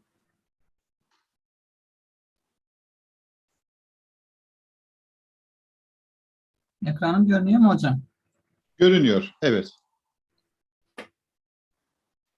Hocam bizim çalışmamız çevresel Kuznets eğrisinin Fourier ARDL ve Fourier tabanlı time varying coefficient cointegration, yani zamana göre değişen katsayılı koentegrasyon yaklaşımıyla tahmini. Sunum planının çalışmanın motivasyonu, kavramsal çerçeve, literatür taraması, metodoloji, veri ve tahmin ve sonuçlar. Şimdi küresel Kuznets eğrisi dediğimiz zaman, yani bildiğimiz gibi gayri safi yurtça hasıla, kişi başına düşen gayri safi yurtça hasıla miktarındaki artışın belli bir süre karbon emisyonunu artırdığı, belli bir noktadan sonra ise karbon emisyonunu azalttığı gibi bir hipotezle bu çevresel Kuznets eğrisi test edilmektedir. Dolayısıyla bu literatürdeki tanımı sanıyorum herkes detaylıca biliyor. Ben uygulama kısmına hızlıca geçmek istiyorum da zamanımız az olduğu için. Şimdi çalışmamızın motivasyonuna geldiğimizde Türkiye ve diğer dünya ülkelerinde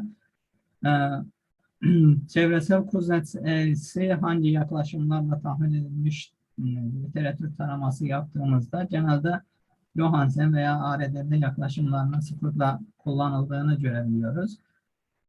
Ancak Johansen veya ARD'li yaklaşımı kullanıldığında fonksiyonu sabit bir fonksiyon ya karesel bir fonksiyon veya kubik bir fonksiyon olarak değerlendirir. Yani baştan bir fonksiyonu kısıtlıyorlar. Yani ya karesel olacak veya kubik olacak diye. Böyle olunca da bazen fonksiyonun yanlış tanımlaması gibi sorunlar ortaya çıkabiliyor. Şimdi bu tip fonksiyonlarda da diğer bir sorun ise parametreler üzerindeki kısıtlayıcı. Karesel fonksiyonda karesel katsayının negatif olması, kubik katsayının ise pozitif olması gibi bir durum söz konusu ve sadece çalışılan dönem için bir parametre üretildiği için biz fonksiyonun şeklini görebiliyoruz. Onun zaman içerisinde nasıl bir eğilim gösterdiğini, esneklik katsayısının nasıl değiştiğini görememekteyiz. Bu nedenle Fourier ARD'li yaklaşımı veya Fourier tabanlı zamana göre değişen katsayılı koentegresyon çalışması üzerinde durduk.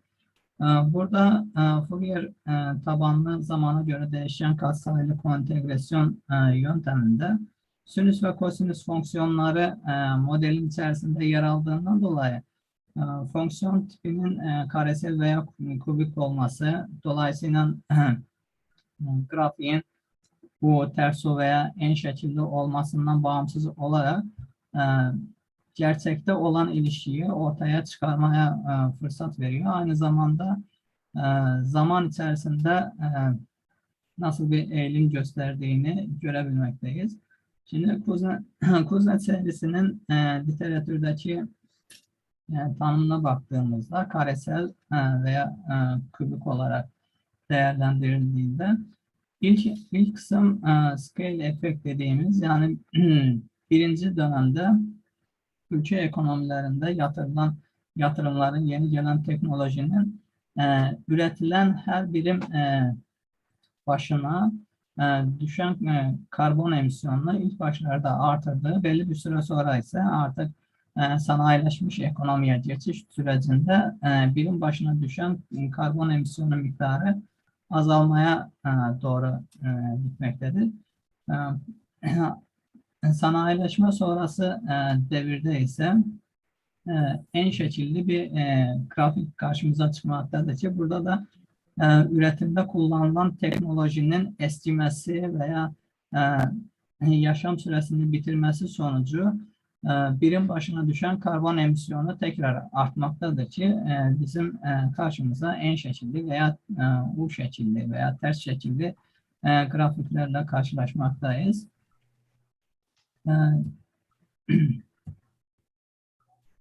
Şimdi literatür taramasına baktığımızda sadece Türkiye için olan çalışmaların birkaçını koydum.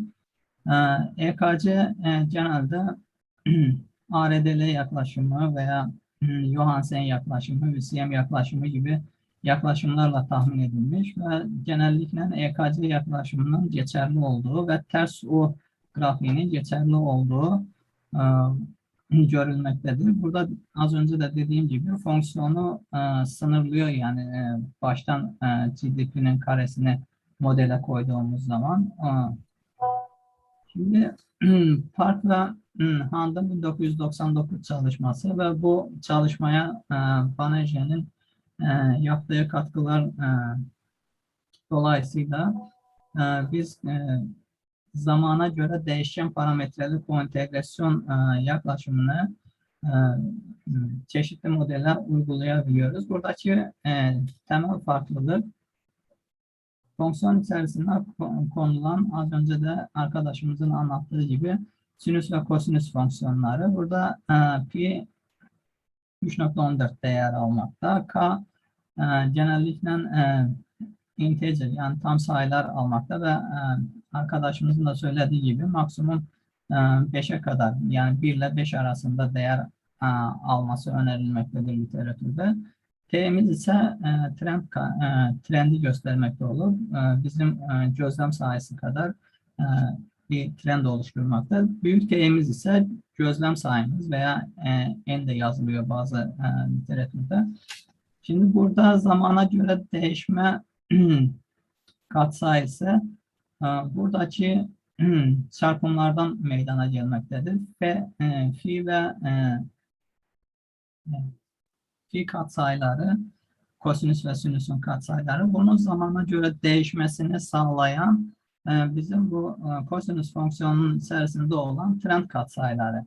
Eğer bizim bu katsayılarımız istatistiksel olarak anlamlı çıkacaksa o zaman biz diyebiliyoruz ki bu uyguladığımız modelde Fourier tabanlı koentegrasyon geçerli olabilmektedir. Aksi durumda ise yani bu sinüs ve kosinüs katsayıları istatistiksel olarak anlamsız olduğu zaman klasik bir eş bütünleşme yaklaşımına dönmektedir. Burada her değişkenin katsayısının zamana göre değişmesini dikkate almamız için ise 2 ve 2A'da gösterildiği gibi modeldeki bağımsız değişkenleri sinüs ve kosinüs fonksiyonlarıyla çarpımı modelde yer almaktadır ki bize de her değişkenin zamana göre değişip değişmediğini bu şekilde kontrol edebiliyoruz. Kullandığım değişkenler kişi başına düşen karbon emisyonu miktarı, metrik ton olarak ölçü birimi, kişi başına düşen enerji tüketimi watt olarak ölçülmüş ve kişi başına düşen gayri safi yurt içi hasıla ise dolar olarak ölçülmüştür ve çalışma dönemi 1968-2018 yılını kapsamakta olup Dünya Bankası'ndan elde edilen veriler üzerine uygulanmıştır. Şimdi değişkenlerimizin grafiklerine baktığımızda her üst değişkenimizin trend içerdiği, dolayısıyla birim kök içerdiği görebilmekteyiz. Bu ADF ve Fliesperon testleri sonucunda da her üst değişkenimizin düzey değerinde durağan olmadığı, dolayısıyla birim kök içerdiği, birinci farklarının ise %5 anlamlılık düzeyinde durağan olduğunu görebilmekteyiz. Şimdi modeli değerlendirdiğimizde öncelikle Park'ın yaklaşımında şunu öneriyor, yani tahmin aşamaları olarak. İlk önce bir denklemiyle gösterdiğim denklemi tahmin etmemizi, daha sonra ise bu denklemi co-integrating regression yöntemleriyle, yani FM'i fully modified ordinary least square ile değerlendirip buradaki sinüs ve kosinüs katsayılarının sıfıra eşit olup olmadığını önce test etmemiz gerekiyor ki bizim bu sistemdeki Fourier katsayıları veya Fourier terimleri istatistiksel olarak anlamlı olması gerekiyor ki artık bundan sonra koentegrasyon olup olmadığını inceleyebilelim. Ondan dolayı bizim bu İUS'taki İUS'ta tahmin ettiğimden dolayı ikinci, üçüncü, dördüncü, 6. 7. ve 8. katsayılarına Balk testiyle istatistiksel olarak anlamlılığının test edilmesi gerekiyor öncelikle. Ve biraz hızlanabiliriz. Value added testi yaptığımızda burada değişkenler arasında koentegrasyon ilişkisi olduğunu görebilmekteyiz. Aynı zamanda Granger koentegrasyonla baktığımızda da değişkenler arasında koentegrasyon olduğunu görebilmekteyiz. Bu değişkenlerin anlamlı olduğunu ise yani 7 parametreye, daha doğrusu 6 parametreye sınır koyduğumuzdan dolayı Park'ın önerisi 2 pi k, daha doğrusu pi artı 2 k serbestlik derecesinden bakmamızı öneriyor. Bizim burada pi'miz de 1, k'miz de 1 olduğu için 6 serbestlik derecesi değil de 5 serbestlik derecesiyle baktığımızda bizim katsayıların istatistiksel olarak anlamlı olduğunu, dolayısıyla Fourier yaklaşımının geçerli olduğunu görebilmekteyiz. Şimdi zamana göre değişen katsayıları veya esneklik katsayılarını elde ettiğimizde enerji tüketimi katsayısı gördüğümüz gibi 1970'lerden 90'a kadar azalmakta. Daha sonrasında ise artmakta, tekrarsa azalmakta olduğunu görmekteyiz. Bu da enerji, Türkiye'nin ürettiği enerji miktarındaki teknolojik değişimden dolayı 1970-90 yılları arasında azaldığını, daha sonra ise kullanılan teknolojinin verimliliğinin düşmesiyle tekrar arttığını görmekteyiz. Burada GDP'nin zamana göre değiştiğini baktığımızda aslında burada literatürdekinin tersi olarak, yani literatürdekine alternatif olarak ters U değil de en şekilli bir grafik olduğunu görmekteyiz. Burada literatürde kuadratik olarak tahminlenen fonksiyonun aslında kubik olarak tahminlenmesi daha doğru olur gibi gözüküyor. Şimdi, son dakika. Son dakika hocam. Evet. Literatürdeki bir diğer farklılık ise Türkiye'nin yani kişi başına düşen gayri safi yurt hasılasının 8.000 doların üzerine çıktığı zaman dönüm noktasını elde ettiğimizi gösteriyor ama zamana göre değişken parametreleriyle değerlendirdiğimizde gördüğümüz gibi 1990 yıllarında dönüm noktasını elde etmiş oluyoruz. Çünkü bu da Türkiye'de bu miktarın yaklaşık olarak 6.700 dolar civarından sonra bir dönüm noktası elde etmiş olduğunu görmekteyiz. 2005 sonrası ise esneklik katsayısı tekrar yükselmeye başlamıştı. Bu da Türkiye'de üreticilerin teknolojilerinin artık eskidiği, eskisi kadar verimli üretmediği ve çevreye daha zarar verdiği yönünde yorum yapılabilir. Dinlediğiniz için teşekkür ederim. Sorular varsa. Nijat, teşekkür ediyorum. Kuznets arkadaşlar biliyordur zannediyorum. Soğuk Savaş döneminin ünlü iktisatçılarından. Kendisi Sovyetler Birliği doğumlu. Sonra Amerika'ya göç ediyor. Ve ilk milli gelir hesaplamalarını yapan da iktisatçı diyebiliyorum kendisini. Thomas Piketty'nin Kapital isimli meşhur bir kitabı var. Bilirsiniz. Orada Kuznets'ten de bahseder. Hatta Kuznets'i Soğuk Savaş propagandası yapmakla da itham eder ama haksız bir ithamdır bu.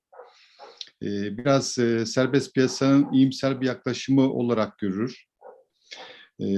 Teşekkür ediyorum. Eline sağlık, emeğine sağlık. Soru var mı arkadaşlar? Paylaşımı kapatabilirsin Nijat.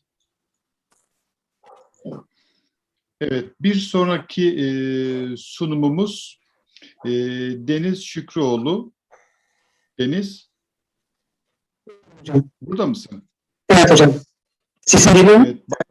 Evet, Bayezyen sıkıştırılmış vektör otoregresyon. Buyurun Deniz hocam, sizi dinliyoruz. Teşekkür ederim hocam. Ekran gözüküyor mu acaba? Siyah bir ekran var Deniz hocam. Şimdi oldu. Peki hocam. Herkese merhaba. Ben Deniz Şükrüoğlu, Zonguldak Bülent Ecevit Üniversitesi İktisat Bölümünden. Bugünkü sunumumuzda Bayezyen sıkıştırılmış vektör otoregresyon yöntemlerinden bahsedeceğim. Bayezyen literatürdeki mevcut yaklaşımların çoğu Markov zincir Monte Carlo yöntemlerini kullanılmasını gerektirdiğinden hesaplama yükü nedeniyle büyük varlarda bu yöntemler bu yöntemlerin parametre tahmini olmaksız hale geliyor. Büyük var derken gözlem sayısının tahmin edilecek parametre sayısının daha az olduğu durumları kastediyoruz. Bir var modelinde, 100 değişkenli bir var modelinde tek bir gecikme olduğunda bile bu gecikme matrisi için, sadece gecikme matrisi için tahmin edilmesi gereken 10.000 parametre yer almaktadır. kesim noktası da modele eklenecekse 100 parametre oradan geliyor. Yine aynı şekilde varyans kovaryans maddesinde de yaklaşık 5000 civarı tahmin edilecek parametre karşımıza çıkıyor. Her bir ilave gecikme için de yine işte 100 tane değişkenden bahsediyorsak modelde tahmin edilmesi gereken 10.000 parametre daha modele eklenmiş oluyor. Burada parametre sayısının gözlem sayısını işte büyük ölçüde aştığı bu tür durumlarda Dimitri Korobulis ve Gary Cook tarafından önerilen Bayesian sıkıştırılmış var yöntemlerini inceledik. Burada Bayesian sıkıştırılmış vektör regresyon yöntemlerinde analizden önce değişkenlerin rastgele sıkıştırılmasına dayanıyor. Şöyle ki çalışmamızda Federal Reserve'ün veri tabanını kullandık. Burada Federal Reserve'de 538 tane değişken var Türkiye için aylık verileri verilen. Bunun yanı sıra yine Merkez Bankası'nın elektronik veri dağıtım sistemini kullandık. Burada da yine 8 değişkeni aldık. Şeyde olmayan, Federal Reserve'de olmayan bu 8 değişken İMKB endeksleri, İMKB tüm ulusal sanayi mali hizmetler gibi endeksler. Bu 538 değişken ve Merkez Bankası'nın 18 değişken adet olarak gözlemlenmiş. Değişkenler gözlemlerdeki eksikliklerden dolayı analiz aralığını kısıtlamak zorunda kaldık. Analiz aralığı Ocak 1991'den Aralık 2020'ye kadar olan dönemi kapsıyor. Bu dönem aralığında toplamda 109 değişkenimiz kaldı. Analizden önce değişkenler de bunların duranlıkları ile ilgili karar verilmesi gerekiyordu. Dönüşümler yaptık. İşte serilerde düzeyde duran değilse herhangi bir dönüşüm yapmadık. Düzeyde duran değilse ya logaritmik olarak ilerleyerek inceledik. Logaritmik farkı ya da logaritmik ikinci farkını aldık. Ya da düzey halleriyle inceledik. Düzey halinde ilk ya da ikinci farklarını aldık. Sadece bir tane değişkende logaritmik üçüncü farkında duran olduğunu gördük. O değişken zaten analize dahil değil.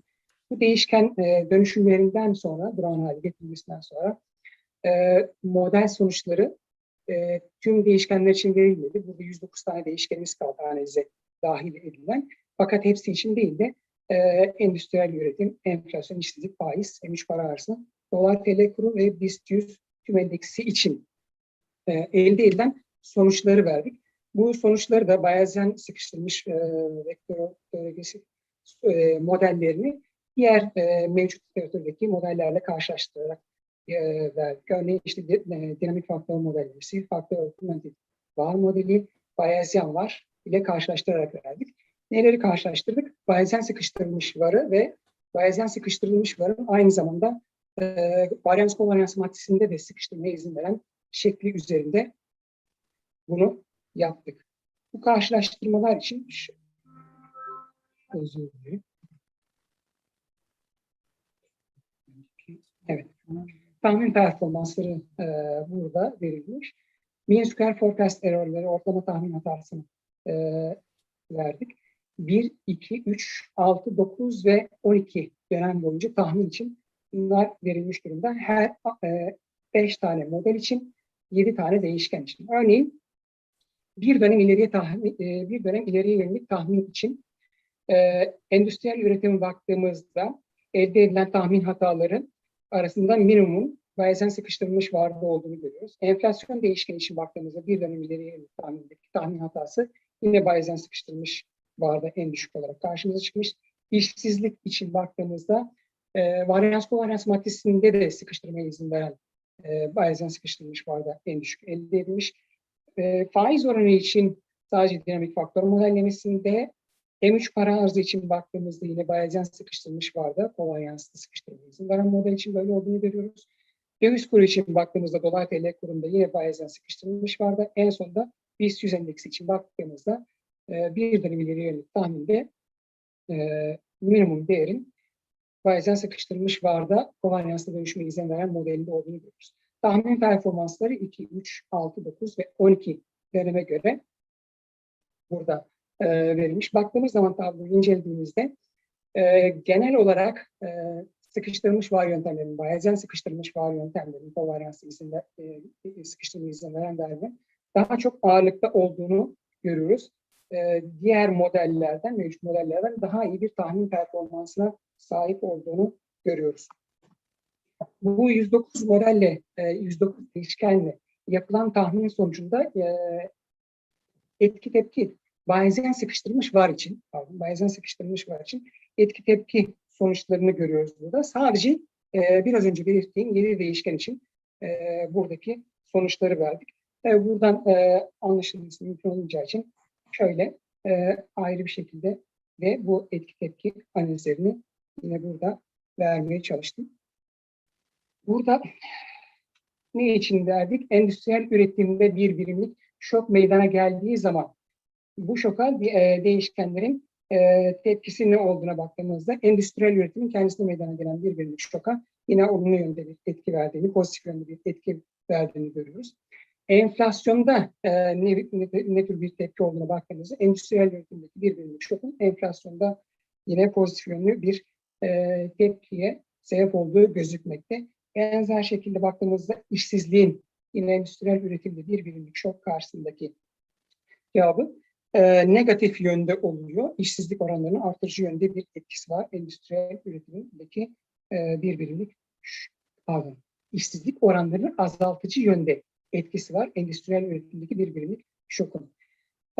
Hemen son grafiğe baktığımızda burada da faiz oranlarının nasıl bir tepki verdiğini görüyoruz. Endüstriyel üretimde bir birimlik şok meydana geldiğinde pozitif yönlü bir tepki veriyor faiz oranları. Daha sonra bu tepkinin azaldığını görüyoruz. Enflasyonun, işsizliğin ve faiz oranlarının verdiği tepkileri ne kadar dönemde söndüğüne bakacak olursak, enflasyondaki etki yaklaşık 8 dönemde sönerken, işsizliğin azalmasındaki bu etki yaklaşık 40 dönem boyunca devam ediyor. Yine benzer şekilde faiz oranlarında artış 20 dönem boyunca devam ediyor. Artı yönündeki etkisi 20 dönem boyunca devam ediyor. Daha sonra azalmaya başlıyor. 40. döneme doğru da bu etki kalkıyor. Burada, özür dilerim. Buyurun hocam. 40 dönem diyorsunuz ya, bu 40 dönem 40 hafta mı? Orayı Hayır kaçırdım hocam. Veriler aylık verilerdi. Buradaki dönemlerde aylık. 60 döneme kadar sonuçlar verildi. Dolayısıyla 5 yıl olarak görüyoruz hocam sonuçları. İlginç, çok ilginç. Evet, buyurun. Evet. Yine endüstriyel üretimdeki para arzına etkisine baktığımız zaman endüstriyel üretimdeki bir birimlik şokun para arzında negatif yönlü bir etkisi olduğunu görüyoruz. Bu etki de yaklaşık 20 dönemde 1,5 yılda ortadan kalkıyor.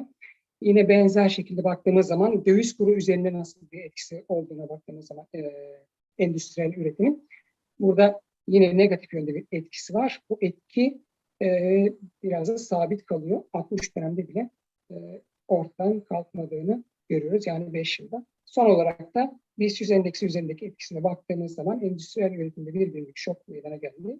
BIST 100 endeksinde pozitif bir etkisinin olduğunu görüyoruz. Bu etki yaklaşık 20. döneme kadar artıyor. Daha sonra dönemler azalıyor. 40. dönemde de 40 dönem sonrasında da ortadan kalktığını görüyoruz. Hepinize teşekkür ederim. Biraz kısa bir sunum oldu. Deniz Hocam çok teşekkür ediyorum. Türkiye verileri değil mi sadece kullandık biz Türkiye burada? verileri sadece. Evet. Yani çok faydalıydı bence. Burada o zaman bu aktarma mekanizmasının parametreler, değişkenlerin birbirleri üzerindeki etkisini yansıtan aktarma mekanizmasının orta vadeli bir şekilde 3 yıl falan diyebiliyor muyuz? 3-4 yıl etkisini sürdürdüğünü.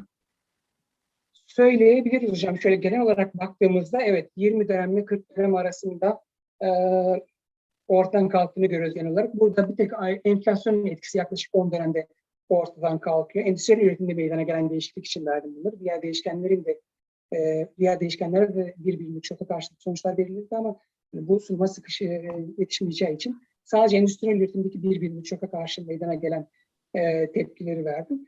Burada da baktığımız zaman enflasyon etkisi 10 dönemde sürerken dediğiniz gibi diğer değişkenler için yaklaşık işte 20 ile 40 dönem arasında meydana çıkan etkinin ortadan kalktığı görülüyor. Sadece döviz kurundaki etkinin sabit olduğu söylenebilir. Azalıyor. 60 dönemde bile ortadan kalkmadı gözüküyor. Peki o zaman şöyle şu konuda ne dersiniz? Bu 2018'de, 2019'da yaşadık değil mi döviz kuru şokunu? Evet. O şokun enflasyon üzerindeki etkileri aslında yine de çıkıyor, değil mi? Üretici fiyat endeksine baktığımızda bir yıldır ciddi bir artış var üretici fiyat endeksinde. Bu aktarma mekanizması etkisini dikkate aldığımızda bu sürecin ne kadar süreceğini öngörebiliriz. Kurun bu seviyede kalacağını düşünürsek, varsayarsak daha doğrusu.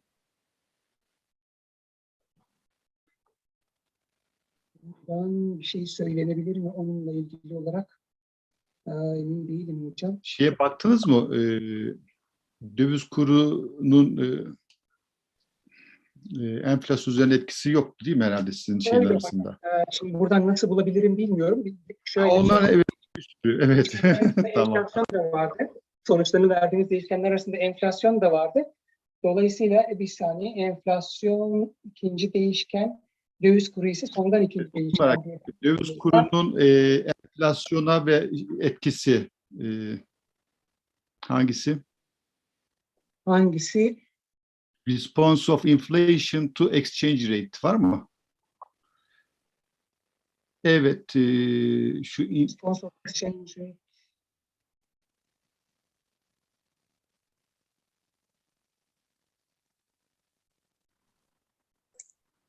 Evet var hocam sanırım response of exchange rate alttan ikinci sırada sondan ikinci sütunda.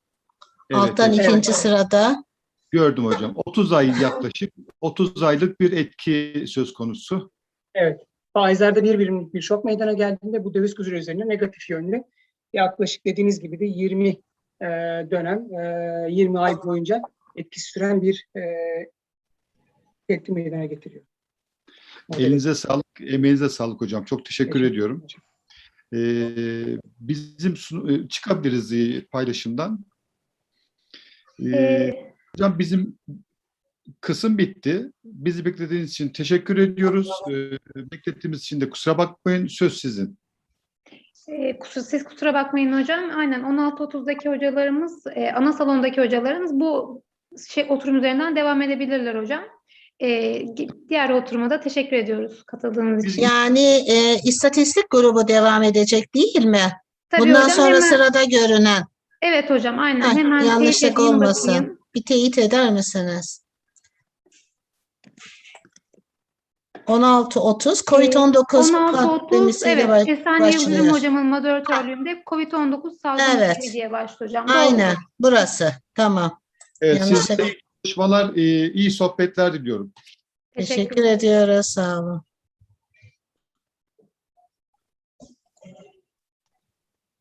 Esen Yıldırım hocamız acaba burada mıdır hocam? Evet az önce. Evet burada. Hocam buyurun. Moderatör hocam sizsiniz hocam. Buyurun söz sizde. Teşekkürler. Dakika bekleyelim değil mi? 16.30'da daha vakit var. Merhaba herkese şimdiden. 30 diye gelecek olan. Merhabalar. Hiç değilse selamlaşmış oluruz. Bir vaktimiz kalsın değil mi? Aynen. Herkese güzel bir oturum diliyorum. Merhabalar. Merhabalar. Teşekkürler. Merhabalar hocam. Sistemle ilgili bir şey sorayım. Sunu paylaşma yetkisini ben vermeyeceğim zannediyorum değil mi? Hocam ben takip ediyorum. Yetki verilmiş olması gerekiyor tüm arkadaşlarımıza. Verilmediyse hemen ben ileteceğim hocam arkadaşlarımıza. Tamam. Bir deneyelim öyleyse. Bakalım. Partisi... Ekran paylaşımı mümkün gibi gözüküyor. Evet ben denedim. Pardon şimdi. Sanırım. Okey. Tamam. Denemelerimizi de yaptıysak çok da rahat bir şekilde değil. Çok değişik geliyor tabii bize ortam. Evet. Çok deneyimli değiliz. Yani EYI sempozyumunu online yapmak gerçekten farklı ama yine de çok mutluyuz. Yani bu yılda gerçekleştirebilmek şahane oldu tabii ki. Evet, evet. Yine de her şeye rağmen Evet, kesintiye uğramadan devam etmesi önceliğimizdi. O açıdan tabii çok seviniyoruz. Evet. Murat Hoca yok zannediyorum aramızda. Hocam Murat Hoca, paralel oturumlardan herhangi birine katılmış olabilir. Muhtemelen. Emin olun bu oturuma da gelecektir hocam. Muhtemelen. Efendim çok da yakın konular çalışmışız. Aynen, eğitim sektörü oturumu gibi olmuş. Hepsi de istatistiksel çalışmalar. Evet, hemen hemen hepimizde aynı şeyler olmuş. Çok Bir güzel olmuş. tartışma olur inşallah, evet. Evet, ben de öyle umuyorum. Yani ilgili hocalar bir aradadır şimdi bu oturumda diye düşünüyorum. Onun için başarılar da diliyorum şimdiden. Hepimize. Teşekkürler. Tebliğ sahiplerinin hepsi var mı? Onu sorayım mı ben bu arada? 3. tebliğ sahipleri buradalar mı? Sıramızda bir, iki. Erkan Oktay Hoca, Emre Yakut, Lütfü Efe. Hocam ben onlara ulaşmaya çalışayım hemen. Gökçen Altun burada mı? 4. tebliğ sahibi. Buradayım hocam. Buradayım, evet. Merhaba, hoş geldiniz. Merhaba hocam, sağ olun. Semih Paksoy, siz buradasınız Evet, zaten. ben buradayım. Evet. Tamam.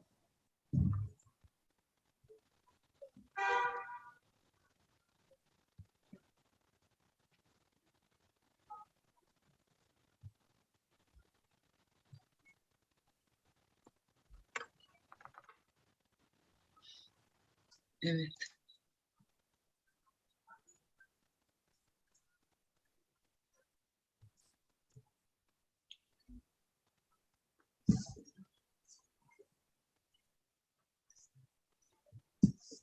Bir 2 dakika daha bekleyelim. Ondan sonra ufak ufak başlarız.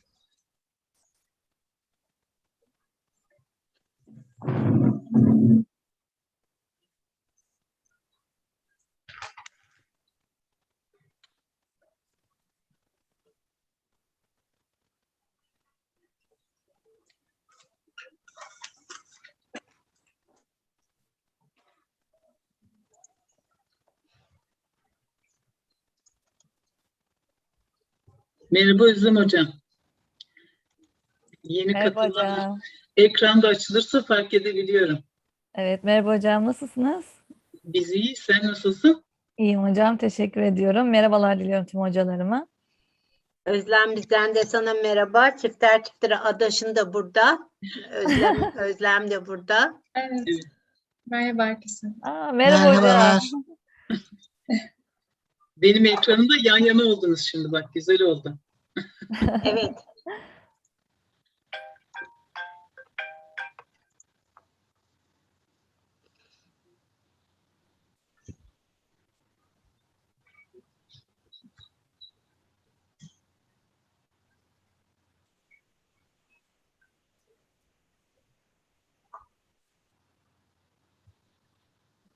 Umarım bir de yüz yüze görüşürüz. Böyle görüştüğümüz kesmeyecek herhalde bizi ama umarım bir de yüz yüze görüşürüz. En kısa zamanda artık bundan sonra biraz normalleşelim. Evet. İnşallah. Evet. Biz de onu diliyoruz. Yani bu virüsün varyantları bütün alfabeyi sıradan geçirmeden inşallah bir yerde durur da. Bitti alfabe. Mu'lara kadar geldik yani, baksana. Evet. Valla çok ürkütücü. Dün mü gazetede yazıyordu? Yeni bir virüs çıkmış. Covid ile alakalı değil. Esen Ve hocam. çok felaket Çok bir virüs. affedersiniz Pardon. hocam, kesiyorum. Emre Yakut hocam sunacakmış. Paralel oturumda bir oturumu daha olduğu için o oturumda şu an ilk sunacak. Sonra Tamam. akabinde buraya gelip burada da son sunması mümkünse sıkıntı olmayacak hocam. Siz başlayabilirsiniz hocam, buyurun. Tamam. Zaten ilk tebliğ sahibi olmadığı için sorun da değil o açıdan. Evet, tekrar herkese merhaba. EYI bizim için büyük hocalarım çok daha iyi biliyorlar. Gerçekten aile ortamı gibi bir yer. Olmadan olmazdı. Onun için çok mutlu oldum. Ben de ifade etmek istiyorum. Tabii ki gönül isterdi ki yüz yüze daha rahat sarılarak, kucaklaşarak sempozyumumuzu gerçekleştirelim. Ama buna da şükür. Geçen yıl yüz yüze yaptığımız son sempozyumdu. Ankara'da yine Murat Hoca sağ olsun organize etmişti ekibiyle birlikte. Sonra da zaten salgın başladı. O zaman biz demiştik ki çok güzel oldu 20. EYI 2020'de. Keşke 2021'de 21. böyle düzenli devam etse dedik.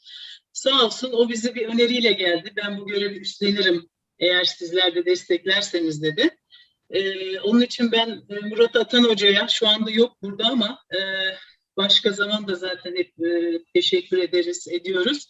İçtenlikle teşekkür etmek istiyorum ve bu sempozyumda emeği geçen, organizasyonda yer alan, tebliğlerle katkı sunan, hakemlik yapan bütün hocalarıma da ayrı ayrı teşekkür ederim.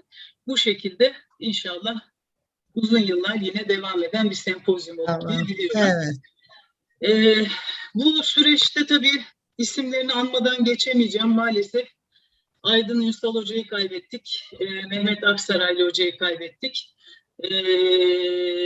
Camiamız için büyük bir kayıp. EYI sempozyumlarına da gerçekten yıllarca çok katkı sağlamış iki hocamız. Onlara... Covid nedeniyle mi kaybettik her iki hocayı da? Covid mi? Aydın Hoca Covid nedeniyle, Mehmet Aksaraylı Hoca genç yaşta kalp krizi maalesef. Çok mani oldu. O nedenle rahmetle anmak istiyorum. Bu sempozyumda da bilhassa onları anmadan da geçemeyeceğim ve şu ana kadar da ilk EYI sempozyumundan itibaren sürekliliği için katkı sağlayan bütün hocalarımıza da saygılarımızı buradan sunuyoruz. Şimdi bu tebliğ biraz önce söylediğimiz gibi, daha doğrusu bu oturum çok güzel derlenmiş aslında, iyi organize edilmiş. Hep eğitim sektöründen istatistik tebliğlerinden oluşuyor. İlk tebliğ de bizim. Süre kısıtımız olduğu için süreyi de verimli bir şekilde kullanabilmek adına isterseniz hemen başlayalım. Şöyle 15'er dakika gibi süre düşüyor anladığım kadarıyla. 12 dakika sunum için ayıralım. Zor olacak biliyorum tebliğ sahipleri için ama sempozyumda sunum yapmak biraz da işte bu koşturmacaları gerektiriyor. O dakikalara sığdırmaya çalışıyor arkadaşlarımız. Bakalım Gülen sığdırabilecek mi diye ilk bizim tebliğimizle başlayalım. Covid-19 salgını döneminde yüksek lisans öğrencilerinin gözünden uzaktan eğitim. Bizim ana bilim dalımızdan istatistikçi bir arkadaşımız Gülen Arıkan Kukkaya. Onunla birlikte çalışmıştık. Epeyce bir zamandır uğraşıyoruz. Sizlere burada takdim edelim istedik. Peki Gülen'cim, seni dinliyoruz. Sunumunu açıklayabilirsin. Sanırım sesim ve görüntüm geliyor. Ben ekranımı da paylaşayım. Tamam.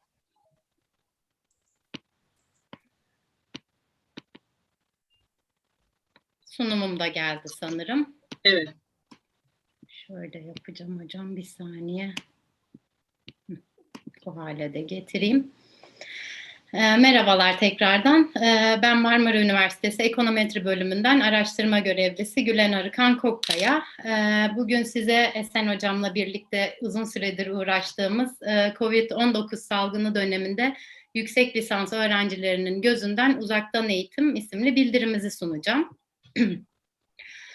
Çalışmamızın çok fazla bulgusu vardı. O yüzden mümkün olan en vurucu ve en önemli sonuçları sunuma koymaya çalıştım. Hızlıca da anlatmaya çalışacağım. İlk olarak salgın süreci ve uzaktan eğitime bakarsak, uzaktan eğitim COVID-19 salgını öncesinde Türkiye'de ve dünyada az sayıda üniversitede kısmi olarak uygulanan bir eğitim biçimiydi. Ancak Türkiye'de de 2020 yılının Mart ayının 2. haftasında okullarda eğitime ara verilmesiyle birlikte bu aranın hemen ardından eğitimin sürdürülebilir olması için acilen uzaktan öğrenme araçlarının ve imkanlarının kullanılabilir hale getirilmesi gerekti. Ve bu kapsamda şu anda Türkiye'de 123 üniversitede uzaktan eğitim merkezi bulunmakta ve 54 üniversitede uzaktan eğitimle yüksek lisans yapmakta. Peki bizim araştırmada amacımız ve kapsamımız neydi? Biz aslında şu doğrultuda yola çıktık. Yüksek lisans öğrencilerinin uzaktan eğitime geçilmesinde tercihlerinin etkilenebileceğini düşündük.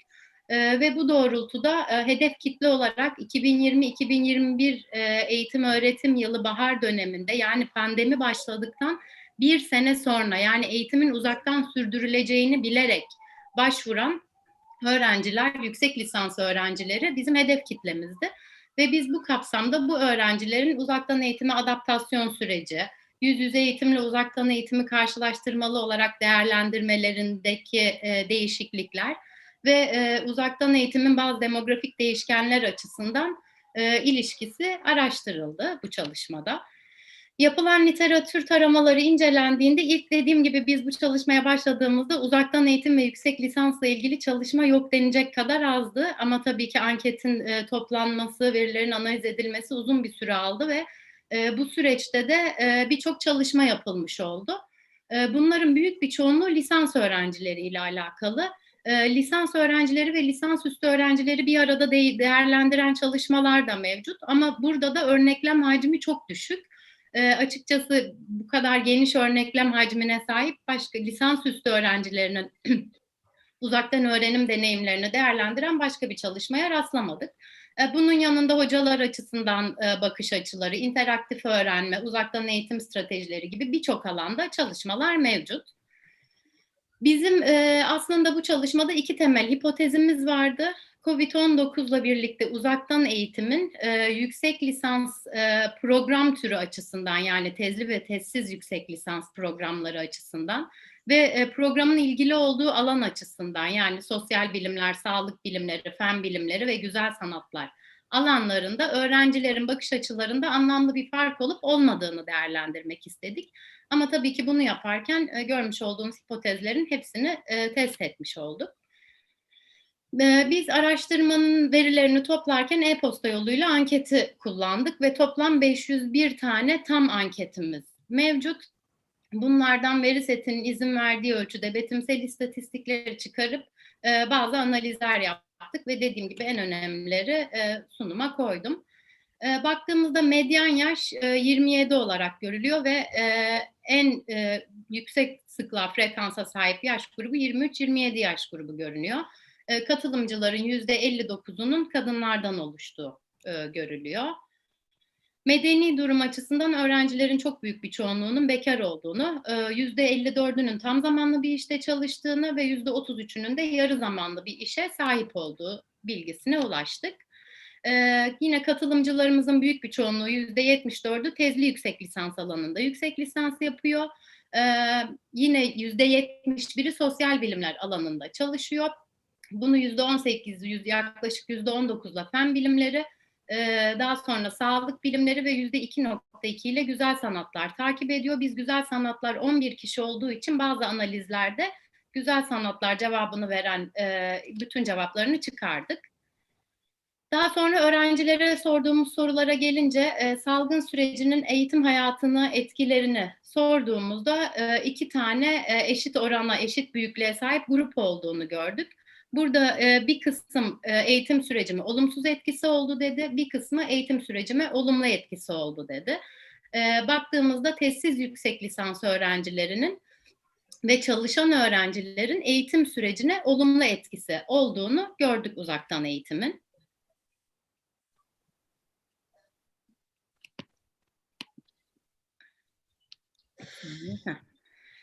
Daha sonra bir HOMALS yaptık. Salgının eğitim sürecine etkisi, medeni durum, çalışma durumu ve program türüyle ilgili.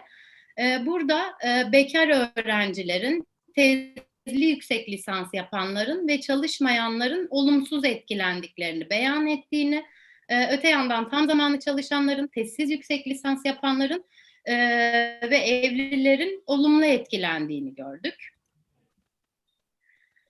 Daha sonra öğrencilere yüksek lisans yapma kararında etkili olan faktörleri sıralamalarını istedik. Ve burada en önemli, en etkili faktörün kariyer hedefleri ve ilgili alanda uzmanlaşma isteği olduğunu gördük. Uzaktan eğitim uygulanıyor olmasının en az etkili olan faktör olduğunu da belirtmişlerdi. Daha sonra yüksek lisans programının uzaktan eğitimle gerçekleştirilmesinin yüksek lisans yapma kararına etkisini sorduk öğrencilere ve burada yaklaşık %18'lik bir kısım evet uzaktan eğitim yapılacağı için yüksek lisans yaptım dedi. Bunu bir önceki cevapla birleştirince yani %18'lik bir grubun yüksek lisansı uzaktan yapma imkanı olduğu için yüksek lisans yaptığı sonucuna ulaştık biz burada. Yine tezsiz yüksek lisans yapan öğrencilerin uzaktan eğitimi daha çok tercih ettiğini gördük. Bir sonraki sorumuz uzaktan eğitime adaptasyonla ilgiliydi. Öğrencilerin %43'ü daha önce hiçbir uzaktan eğitim programına katılmadığını söylediler ve buna rağmen de geçiş sürecinde büyük zorluklar yaşamadıklarını beyan ettiler. En sık kullanılan uzaktan eğitim platformunun Zoom ve daha sonra üniversitenin sistemi Perkülüs olduğunu, öğrenci tercihine göre de en çok tercih edilen programın Zoom ve Perkülüs olduğunu gördük. Bağlanılan cihaz hem tezli hem tezsiz yüksek lisans için bilgisayar %96 ile bilgisayar cevabını vermişler. Ancak burada şu dikkatimizi çekti. Tezsiz yüksek lisanslar cep telefonunu daha çok tercih ediyor tablete kıyasla tezli yüksek lisanslara göre. Bir diğer sorumuz bağlantı kalitesini değerlendirmeleriydi. Ki bu bizim öğrencilerden dersten çok kopuyorum, sınavdan koptum, bağlantımda problem var diye çok sık karşılaştığımız bir yakınmaydı. Ve gerçekten öğrencilerin büyük bir çoğunluğunun herhangi sürekli de olsa, bazen de olsa bağlantı kalitesiyle ilgili sorunlar yaşadığını gördük. Daha sonra öğrencileri öğrenme deneyimi yönünden uzaktan eğitimi değerlendirmelerini istedik. Burada en çok fikir birliğine varılan bir dezavantaj, bir de avantaj olduğunu gördük. Dezavantajın öğrenciler arasındaki iletişim yönünden yüz yüze eğitime göre daha dezavantajlı buldukları, avantaj ise ders kayıtlarının tekrar izlenebilmesi ve başarılarının artması olarak karşımıza çıktı. Öğrenme çıktıları bakımından yüksek lisansınızı uzaktan eğitimle yapmak ve yüz yüze yapmak arasındaki farkı değerlendirmelerini istedik. Ve öğrencilerin büyük bir çoğunluğu yüz yüze eğitim bazı yönlerden daha üstün cevabını verdi. Burada medeni durumda evliler, daha sonra çalışan öğrenciler, tezsiz yüksek lisans yapanlar ve fen bilimleri arasında yüksek lisans yapanların uzaktan eğitimi daha üstün bulduğunu gördük. Aslında burada bu sonuç bizi bir şaşırttı çünkü biz burada sosyal bilimlerin uzaktan eğitimi daha üstün bulmasını bekliyorduk. Ancak cevap fen bilimleri çıktı. Daha sonra öğrencilerin uzaktan eğitimiyle ilgili en çok memnun olduğu hususları sorduk. Burada en az memnuniyet duyulan husus öğrenciler arası sosyal etkileşimin az olması olduğunu gördük ve öğretim üyeleriyle iletişimin az olması da öğrencilerin en çok yakındığı durumlardan. Yani sosyal iletişimin azlığı öğrencilerin uzaktan eğitimle ilgili gördüğü dezavantajlardan diyebiliriz. Biz burada bir homals daha yaptık. Burada da yaş, medeni durum, bir işte çalışma durumu ve uzaktan eğitimin sağladığı ekstra zamanı değerlendirme biçimi. Burada gördük ki 23-27 yaş grubu arasında olan çalışmayan, bekar olan öğrenciler daha çok uyuyor ve hobileriyle ilgileniyor.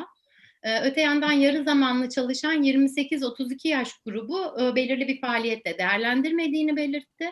33 yaş ve üstü evli olan, tam zamanlı çalışan kişilerin ise arta kalan zamanda daha çok ders çalıştığı ve kitap okuduğu sonucuna varıldı.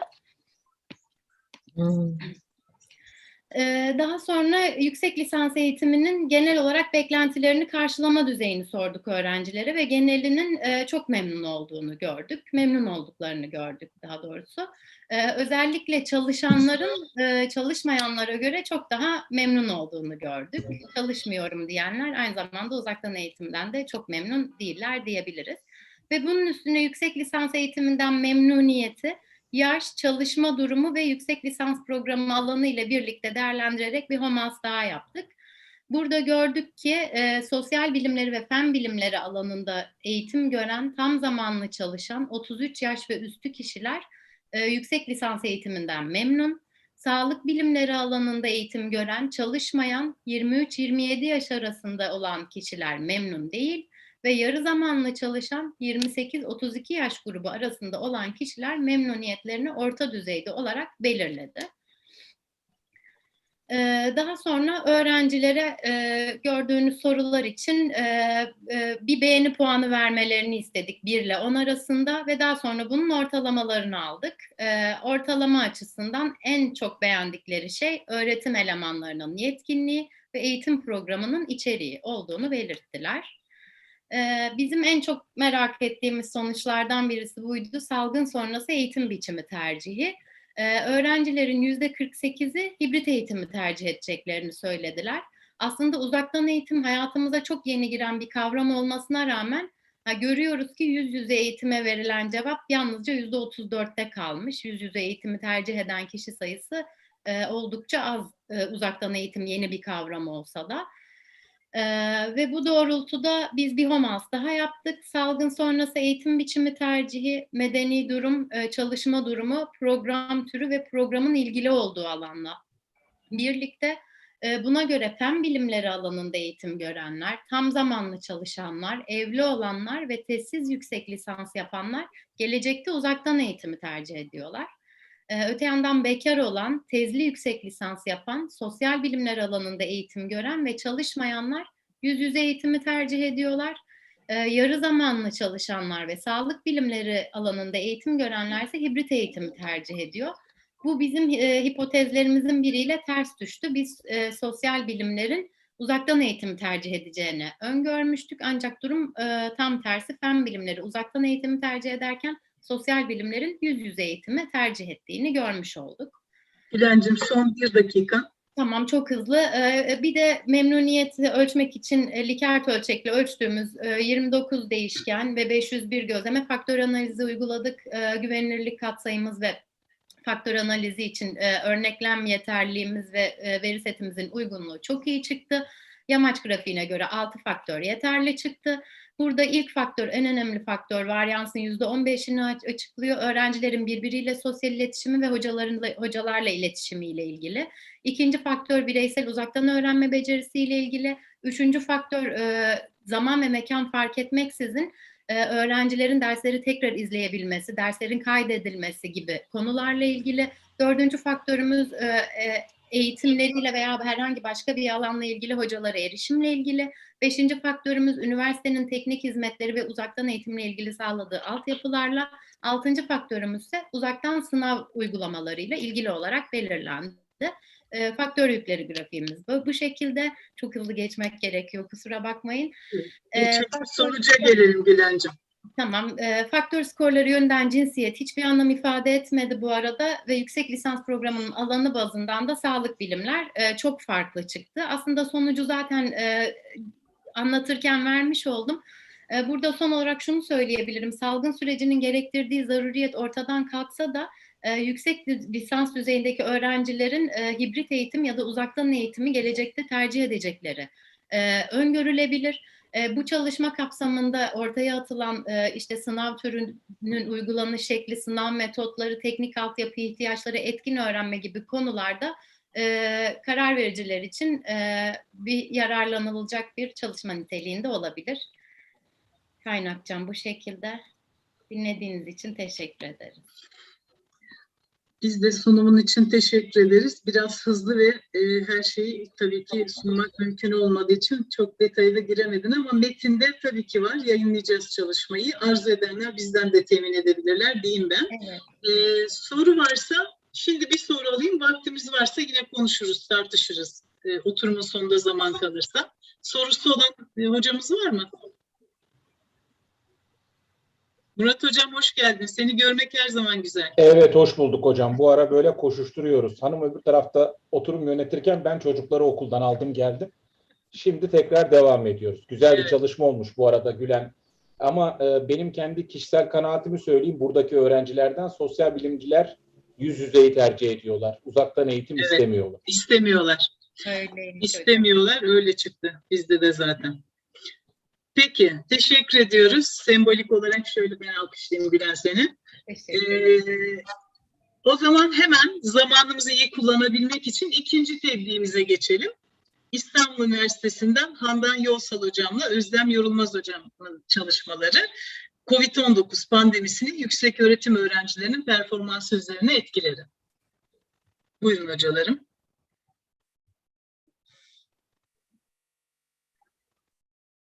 Hocam yine 12 dakika diyeyim.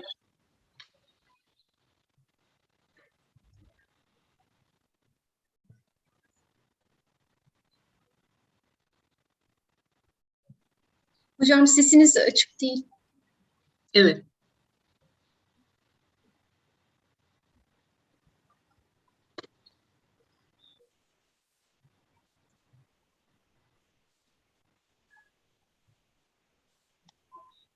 Şimdi geliyor mu sesim acaba? Geliyor hocam. Şu anda sorun yok. Tamam. Ellerinize sağlık. Gayet güzel bir çalışmaydı. Bazı bulgularımızın örtüştüğü noktalar var. O noktaları biz de vurgulayacağız. Hı hı. Bu çalışmayı Özlem Yorulmaz hocamla birlikte yaptık. Bir ortak çalışma. Covid-19 pandemisinin yüksek öğretim öğrencilerinin performansı üzerine etkileri. Şimdi ben Özlem Yorulmaz hocamdan bana işte 10 dakikada kala bir mesaj atmasını istiyorum ki ben nerede olduğumu bir bileyim diyerek, vaktinizi fazlaca almayalım diyerek. Hocam toplam 12-13 dakikanız var zaten. Öyleyse 9-8 dakikada yapsın bu işi bize Özlemciğim. Beni bir hatırlatsın. Çalışma planımızda önce amacımızı, sonra salgınla ilgili kısa bir bilgi verdik. Salgının eğitime etkilerini anlattık. Sonra yazın taramasını, derinin tasarımını ve uygulamasını anlattık. Anketimizin değerlendirmesini yaptık. En son olarak öğrencilerimizin performansını modelledik. Sonuç ve önerilerimizle de çalışmamızı bitirdik. Çalışmamızın amacı Covid-19 pandemisinde biz acil olarak birden baskın bir şekilde bir uzaktan eğitime geçtik. Halbuki örgün eğitim tercihi yapmış öğrencileri okutuyorduk. Öyleyse öğrencilerimizin yeni düzende performansları ne şekilde etkilenmiştir, nelerden etkilenmiştir, sıra lojistik yöntemiyle ölçmeye çalıştık. Salgının ilk dalgası esnasında yapılan bir uluslararası anketin verilerini kullandık. Bu anketin Türkiye örneklemini kullandık. Bu anketi Ljubljana Üniversitesi'nin yaptığı bir anket ve anketin yapılması sırasında Özlem Yorulmaz'ın da o ekipte çalıştığını belirtmek istiyorum. Oldukça katkıları oldu. Biz de anketin sınıflarımızda yapılmasını sağlayarak katkıda bulunduk bu çalışmalara. Anket mesela Marmara Üniversitesi'nde de uygulandı, İstanbul Üniversitesi'nde uygulandı, Ordu Üniversitesi'nde uygulandı, bazı vakıf üniversitelerinde de uygulandı. Türkiye örneklemini de biz aldık. Global bakış açısını da araştırmayı yapan ekip, bu anketi düzenleyen ekip zaten kendisi yayınlayacak. İlk önce ben COVID-19 salgınıyla ilgili küçük kronolojik bilgiler vermek istiyorum. Zaten hepimizin bildiği şeyler, çok üstünde durmayacağım. Çin'de ilk görüldüğü andan itibaren salgın olarak ilan edilmesi Mart ayını buldu, 2020 yılının, ve biz hemen akabine uzaktan eğitime geçmek durumunda kaldık. 16 Mart itibariyle pek çok dünya ülkesinde üniversitelerin ve okulların kapatıldığı bir dönemde Avrupa Üniversiteler Birliği yükseköğretim kurumları üzerinde bir araştırma yapıyor ve %80'den fazlasının bir merkez veya birim aracılığıyla uzaktan eğitim materyallerini depoladığını bulguluyor. Fakat İrlanda'da yapılan bir başka araştırma hemen o günlerde salgının ilk aşamasında öğretim üyelerinin, akademisyenlerin %70 civarının çevrim içi ders vermedikleri daha önce bulgusuna ulaşılıyor. İngiltere'de de aynı durum var. Dolayısıyla şöyle bir çıkarsama yapmışlar. Demek ki bütün Avrupa'da benzer bir şekilde yarıdan fazlası öğretim üyelerimizin daha önce uzaktan eğitim vermemiş. Dolayısıyla salgın eğitime etki edecektir. Dolayısıyla YÖK salgının etkilerini en aza indirgemek ya da olumlulaştırmak için bir takım faaliyetlerde bulunuyor. Eğitime ara verildikten sonra ilk yapılması gereken şey bir uzaktan eğitim ders havuzu oluşturmak. Dijital dönüşüm projesi zaten yürürlükteydi. Dolayısıyla YÖK dersleri platformu hazırlanıyor. İstanbul Üniversitesi, Atatürk Üniversitesi ve Anadolu Üniversitesi'nin ders içerikleriyle birlikte uzaktan eğitim yol haritası çıkartılıyor ve şu tespit yapılıyor salgının en başında gene YÖK tarafından. 127 devlet, 32 vakıf üniversitesinde üniversitelerin %64'ü eğitime ara verildikten bir hafta sonra acil uzaktan eğitime geçmişler. 2020 bahar döneminde %90.1'i çevrim içi derslerin %90.1'i yapılmıştır şeklinde. Durum bu. Bundan sonra yazın taramasına baktığımızda, ben bunların hepsini tek tek elbette anlatmayacağım. Bir kategorizasyona gittim. Acaba neler yapılmıştır uzaktan eğitimle ilgili? Önce aslında buradakinden farklı olarak derleme ve araştırma çalışmaları şeklinde de bir sınıflama yapılabilir. Kuramsal olan makalelerin pek çoğu derleme makaleleri, eğitimin ne şekilde yapılması gerektiği üzerine çalışılmış. Kurumsal makaleler de üniversitenin ve üniversitelerdeki birimlerin kurumsal olarak yaşadığı sıkıntıları söylüyor. Teknik destek, akademik personel ya da idari personelin durumlarıyla ilgili çalışmalar var.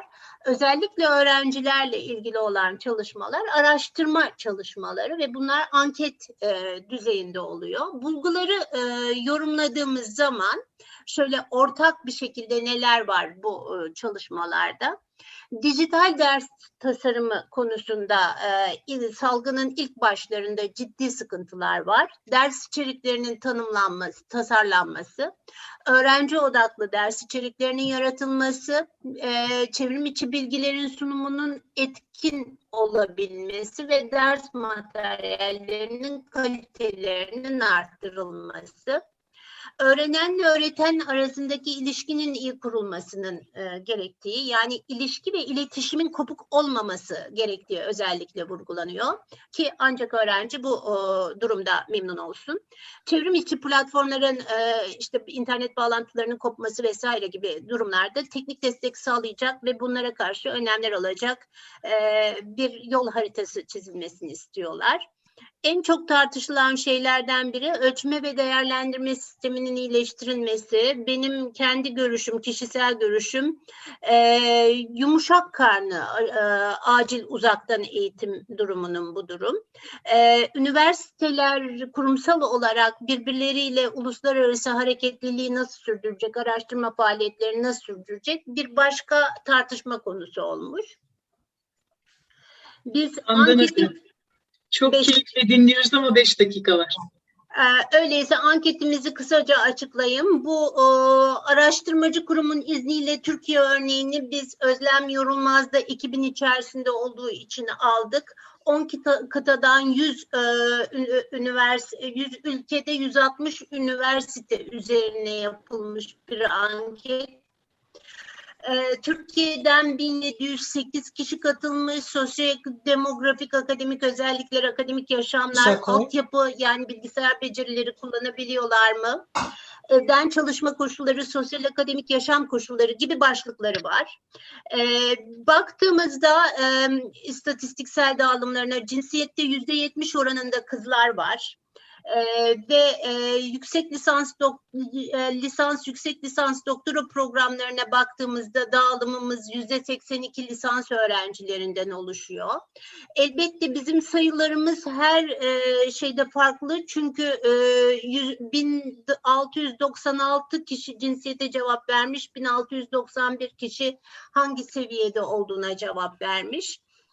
4 farklı fakülte dizilimi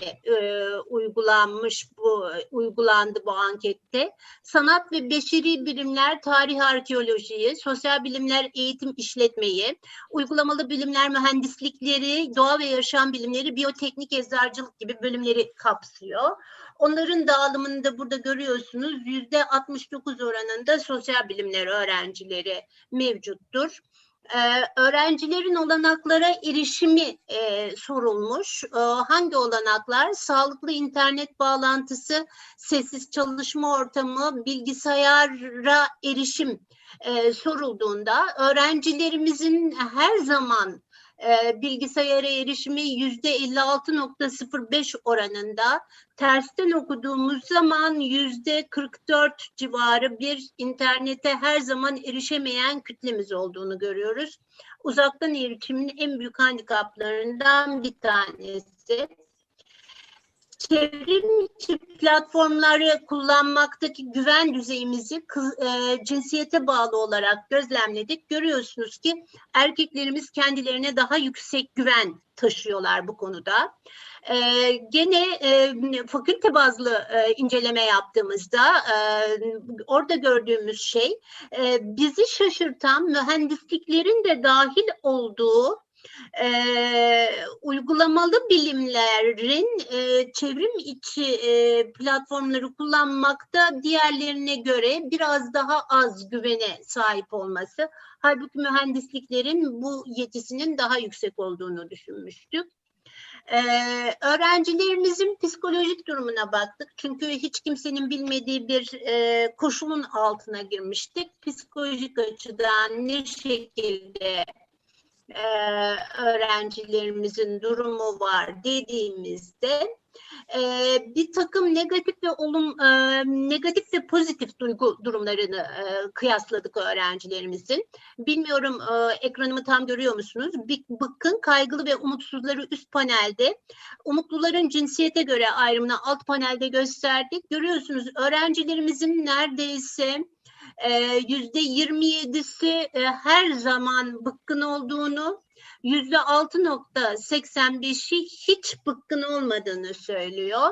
Umutlularımıza baktığımızda umut pek yok öğrencilerimizde.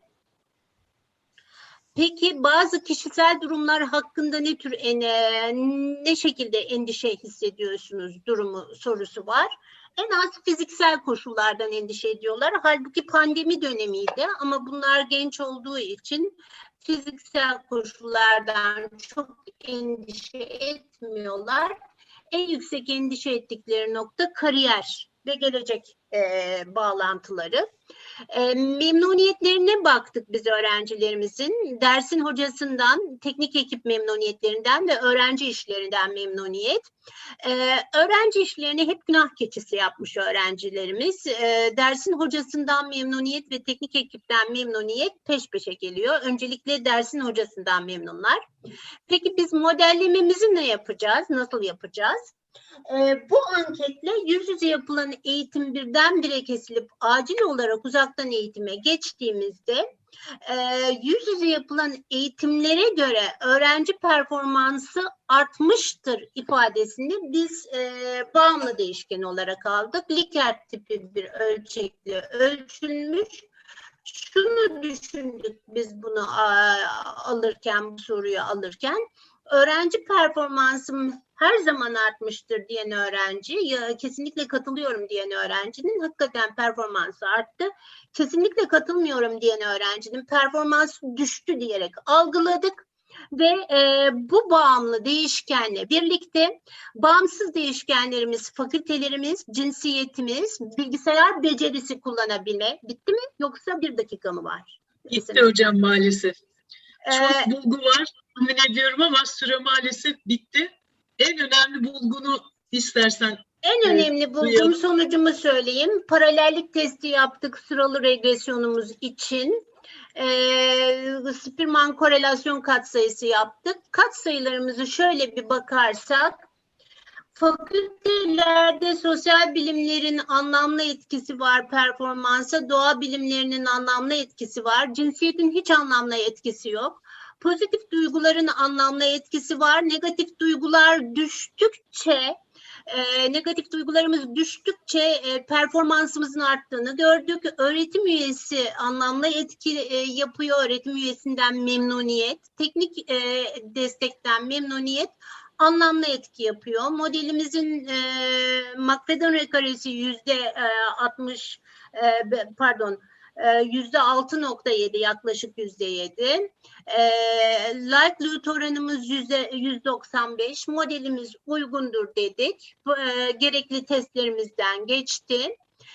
Sonuç olarak da eğitimde eşitsizliği ölçebileceğini düşündüğümüz diğer değişkenleri de ekleyerek modelimizi geliştirmeyi düşünüyoruz diyorum. Hepinize teşekkür ediyorum. Referanslarımı da göstereyim. Çok teşekkür ediyoruz. Biraz Rahatça hızlandırılmış oldu ama evet, yani çok efendim anlayamadım. Çok sürelenmeyi çok isterdim gerçekten ama 5 tebliğimiz olduğu için adil de davranalım diye çok bulgu var. Ben de ilgiyle okuyacağım yayınlandıktan sonra. Emeğinize sağlık. Çok teşekkür ediyoruz. Teşekkür ederiz. Sorusu olan hocam varsa bir soru alabiliriz. Vaktimiz kalırsa oturum sonrasında konuşabiliriz. Sorusu olan bir hocamız var mı? Evet, buyurun. Aslında ben bir soru sorabilir miyim? Sesim geliyor mu? Geliyor hocam. Emin hocam. Buyurun. Şöyle bir şey aklıma geliyor. Bu online eğitimde ya da uzaktan eğitimde dijitalleşmenin çok önemi var. Yani öğrencilerin birçoğu negatif cevap verdiyse bile hani faydalandım, faydalanamadım gibi olanaklarının dar olmasından burada artık arttı. Eğitime ulaşımda adalet ve denge çok bozulduğu için algılarda da bozulmaya neden olmuş olabilir. Acaba onu da ölçmek gerekir mi artık bu tür çalışmalarda? Bir uyum analizi yaptık ve biz şunu gördük. Öğrencilerin bu pozitif duyguları ve negatif duygularını ölçtük ya. Eğer öğrencinin pozitif duyguları yüksek ise ve bilgisayar becerileri yüksekse, bakınız hep 5'ler bir arada. Burada bir olan hiç negatif duygum yoktur diyen, 5 olanlar bilgisayar becerim var, öğretmenimden memnunum, dersimden memnunum diyen. Dijitalleşen gençlik, yani evet. Kendinden memnun olan öğrenci aslında içinde olduğu ortamdan da memnun oluyor. Kızlarımız, buradaki kırmızı iki kızlarımızı gösteriyor. Biraz daha çekingen davranıyorlar. Özellikle bilgisayar dijital platformları kullanma açısından. Onlar genellikle böyle düşük puanlarda gidiyorlar. Evet, yani evet, daha az doğru. memnunum, daha katılmıyorum, daha beceremiyorum gibi. Evet. Burada birler de hep bir arada görüyoruz. Uzak kalmasına neden oluyor dijitalleşmemesi. Evet. Duygusal Onları ve daha çok kapatıyor hocam. evet. Öğrenci kendinden memnunsa, mutluysa, huzurluysa daha başarılı oluyor. Bu da belki hani bir psikolojik bir araştırma konusu olabilir. Evet. Bu da dahil edilebilir sonraki çalışmalara. Evet. Çok Teşekkürler. Ellerinize sağlık. Bilmiyorum cevap verebildim mi? Teşekkür ederiz. Handan hocam, Özlem hocam tebrik ederiz. Teşekkür ederiz size. Üçüncü tebliğ sahipleri sonradan katılacaklar bilgisi olduğu için dördüncü tebliğe geçiyorum. Gökçen Altun, Bartın Üniversitesi'nden sosyal ağ analizinin eğitim alanında kullanımı ve bir uygulama başlıklı tebliğini bize sunacak. Evet. Merhabalar hocalarım. Öncelikle hepinize merhabalar demek istiyorum. Gökçen Altun, ben de lisansüstü eğitim ve araştırma görevliliğimi Hacettepe Üniversitesi İstatistik bölümünde tamamladıktan sonra son 2-2,5 yıldır Bartın Üniversitesi'nde doktor öğretim üyesi olarak görev yapmaktayım. Burada olmaktan da çok memnuniyet duyuyorum. Uzun yıllardır katıldığımız bir kongreyle tekrar birlikte olmaktan çok memnunum. Ekranımı, evet, herhalde görünüyor değil mi hocalarım? Görebiliyoruz. Hiç sorun yok hocam. Tamam. Şimdi benim de çok yeni tanışmış olduğum ve ilgimi çekmiş olan bir konu sosyal ağ analizi.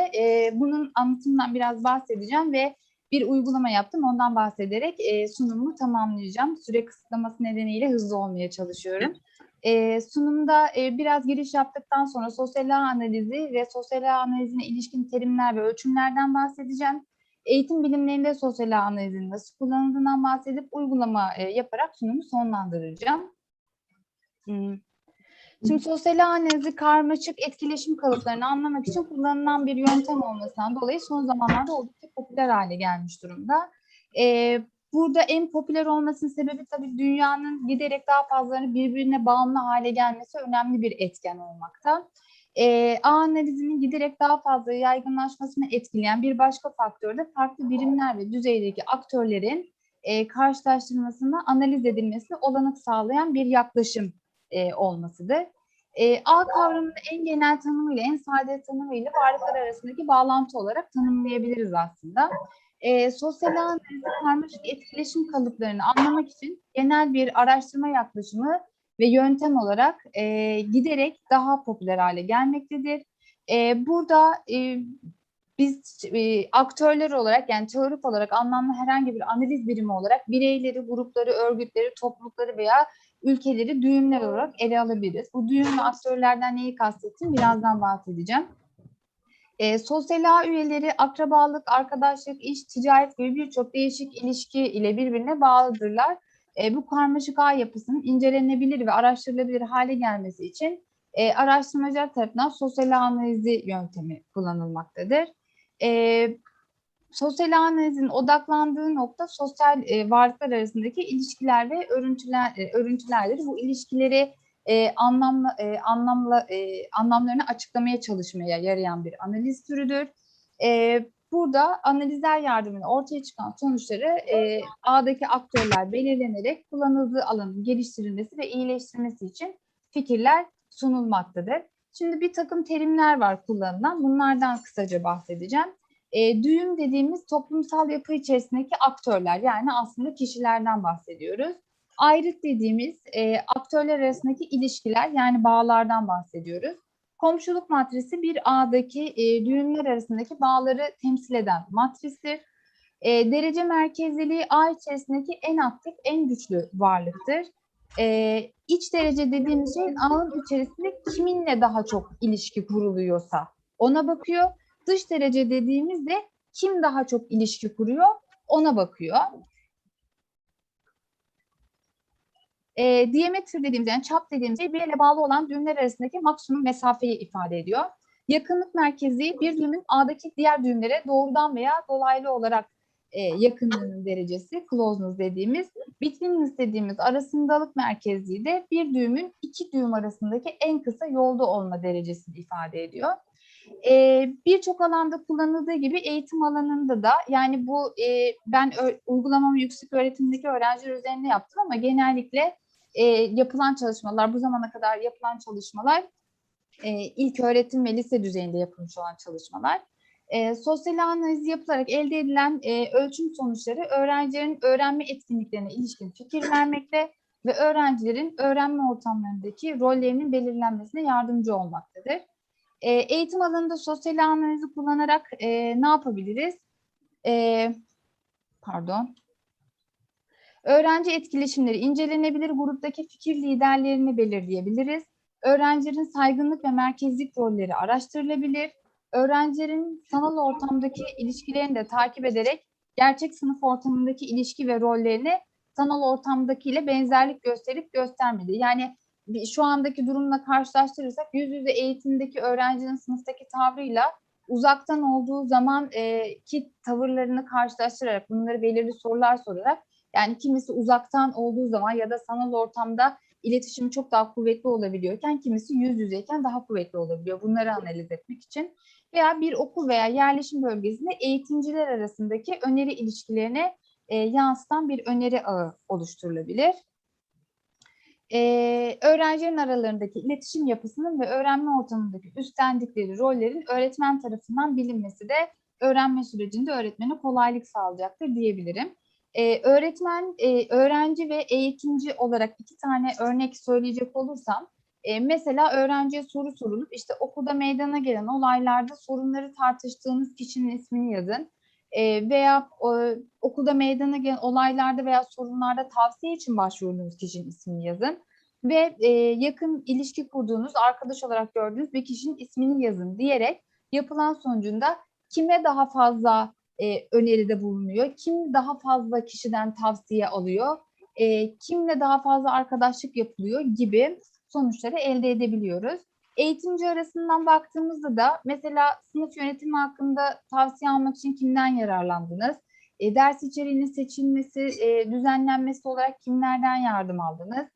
Düşük performans gösteren öğrencilere yardımcı olacak stratejiler konusunda kim tavsiyede bulundu?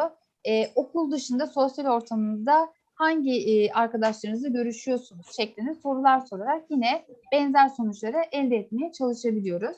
Şimdi ben burada uygulamadan önce ifadelerin, bahsettiğim terimlerin neyi ifade ettiğini göstermek amacıyla çok küçük bir uygulama paylaşacağım. Bu 4 kişiden oluşuyor. Büyük çalışmalarda bunları bu kadar açık göstermek mümkün olmadığı için.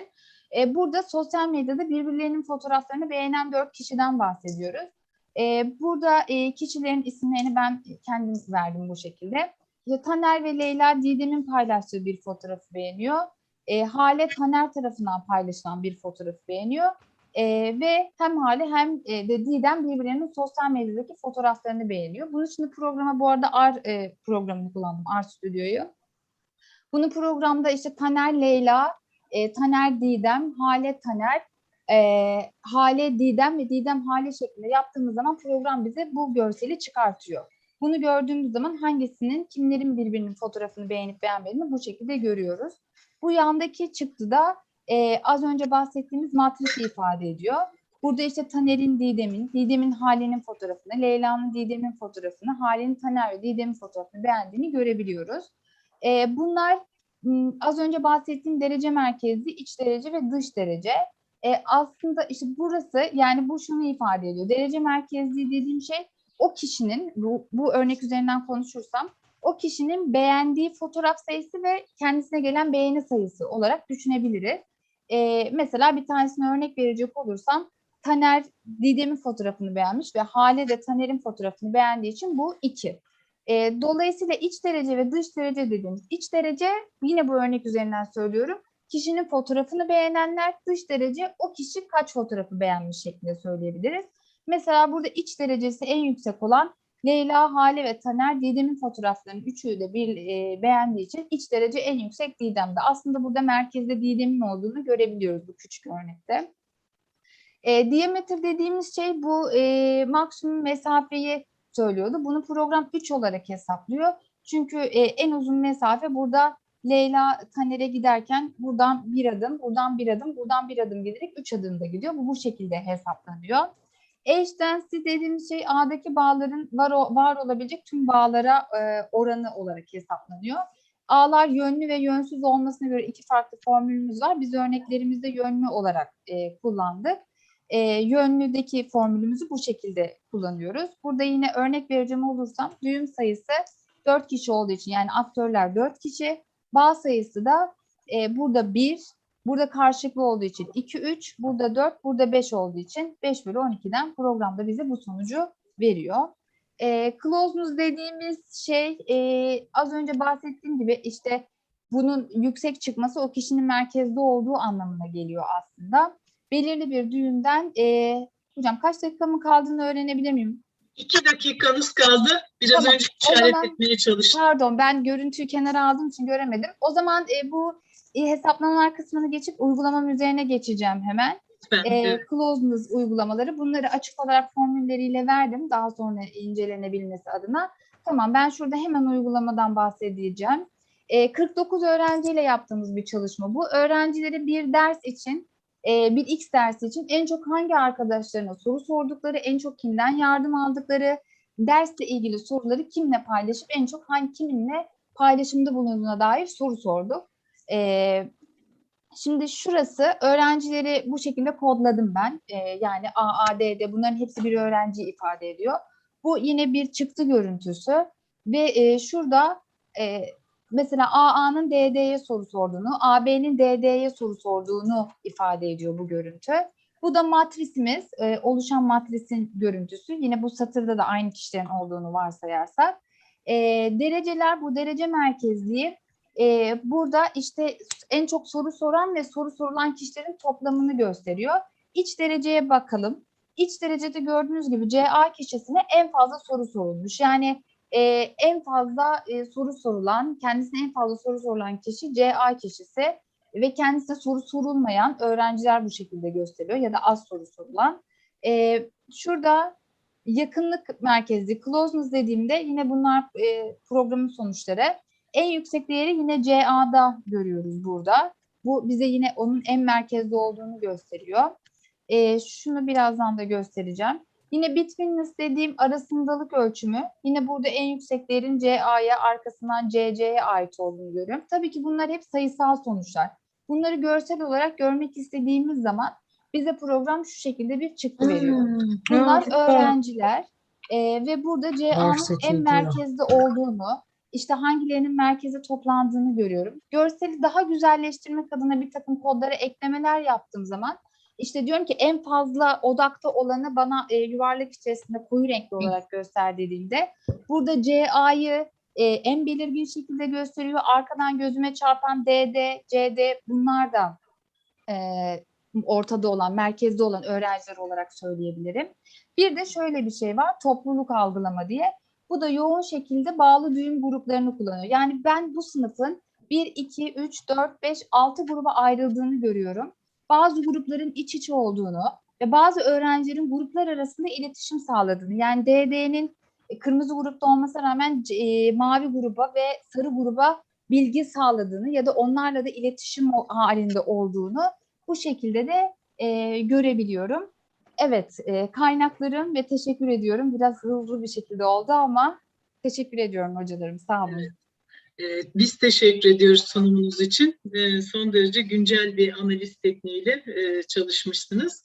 Gökçe hocamıza sorusu olan varsa bir soru alabiliriz.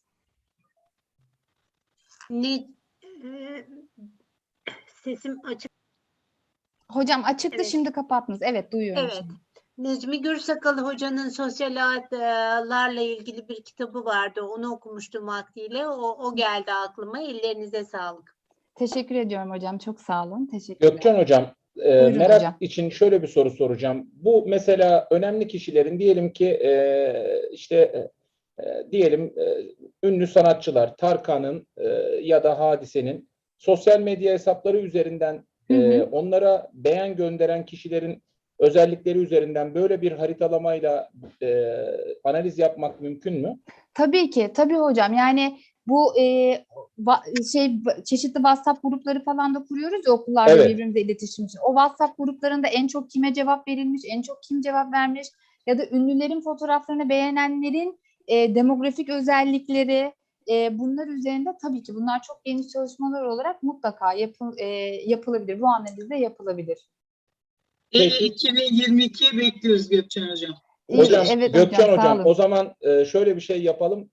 Bu oturumunuz sonrasında bir telefon numaranızı bana bir mail olarak atın, bir görüşelim sizinle Tabii özel ki, olarak. tabii ki hocam. Tabii ki memnuniyetle. Sağ olun hocam. Teşekkür ediyorum. Teşekkürler. Teşekkürler hocam. Çok sağ olun. Gökçen Hocamıza da teşekkür ediyoruz. Çok teşekkürler. Çok sağ olun hocam. 5. tebliğimiz Semin Paksoy Hoca tarafından olacak. Eğitim ve adalet ilişkisinin kanonik korelasyon analiziyle belirlenmesi. Evet.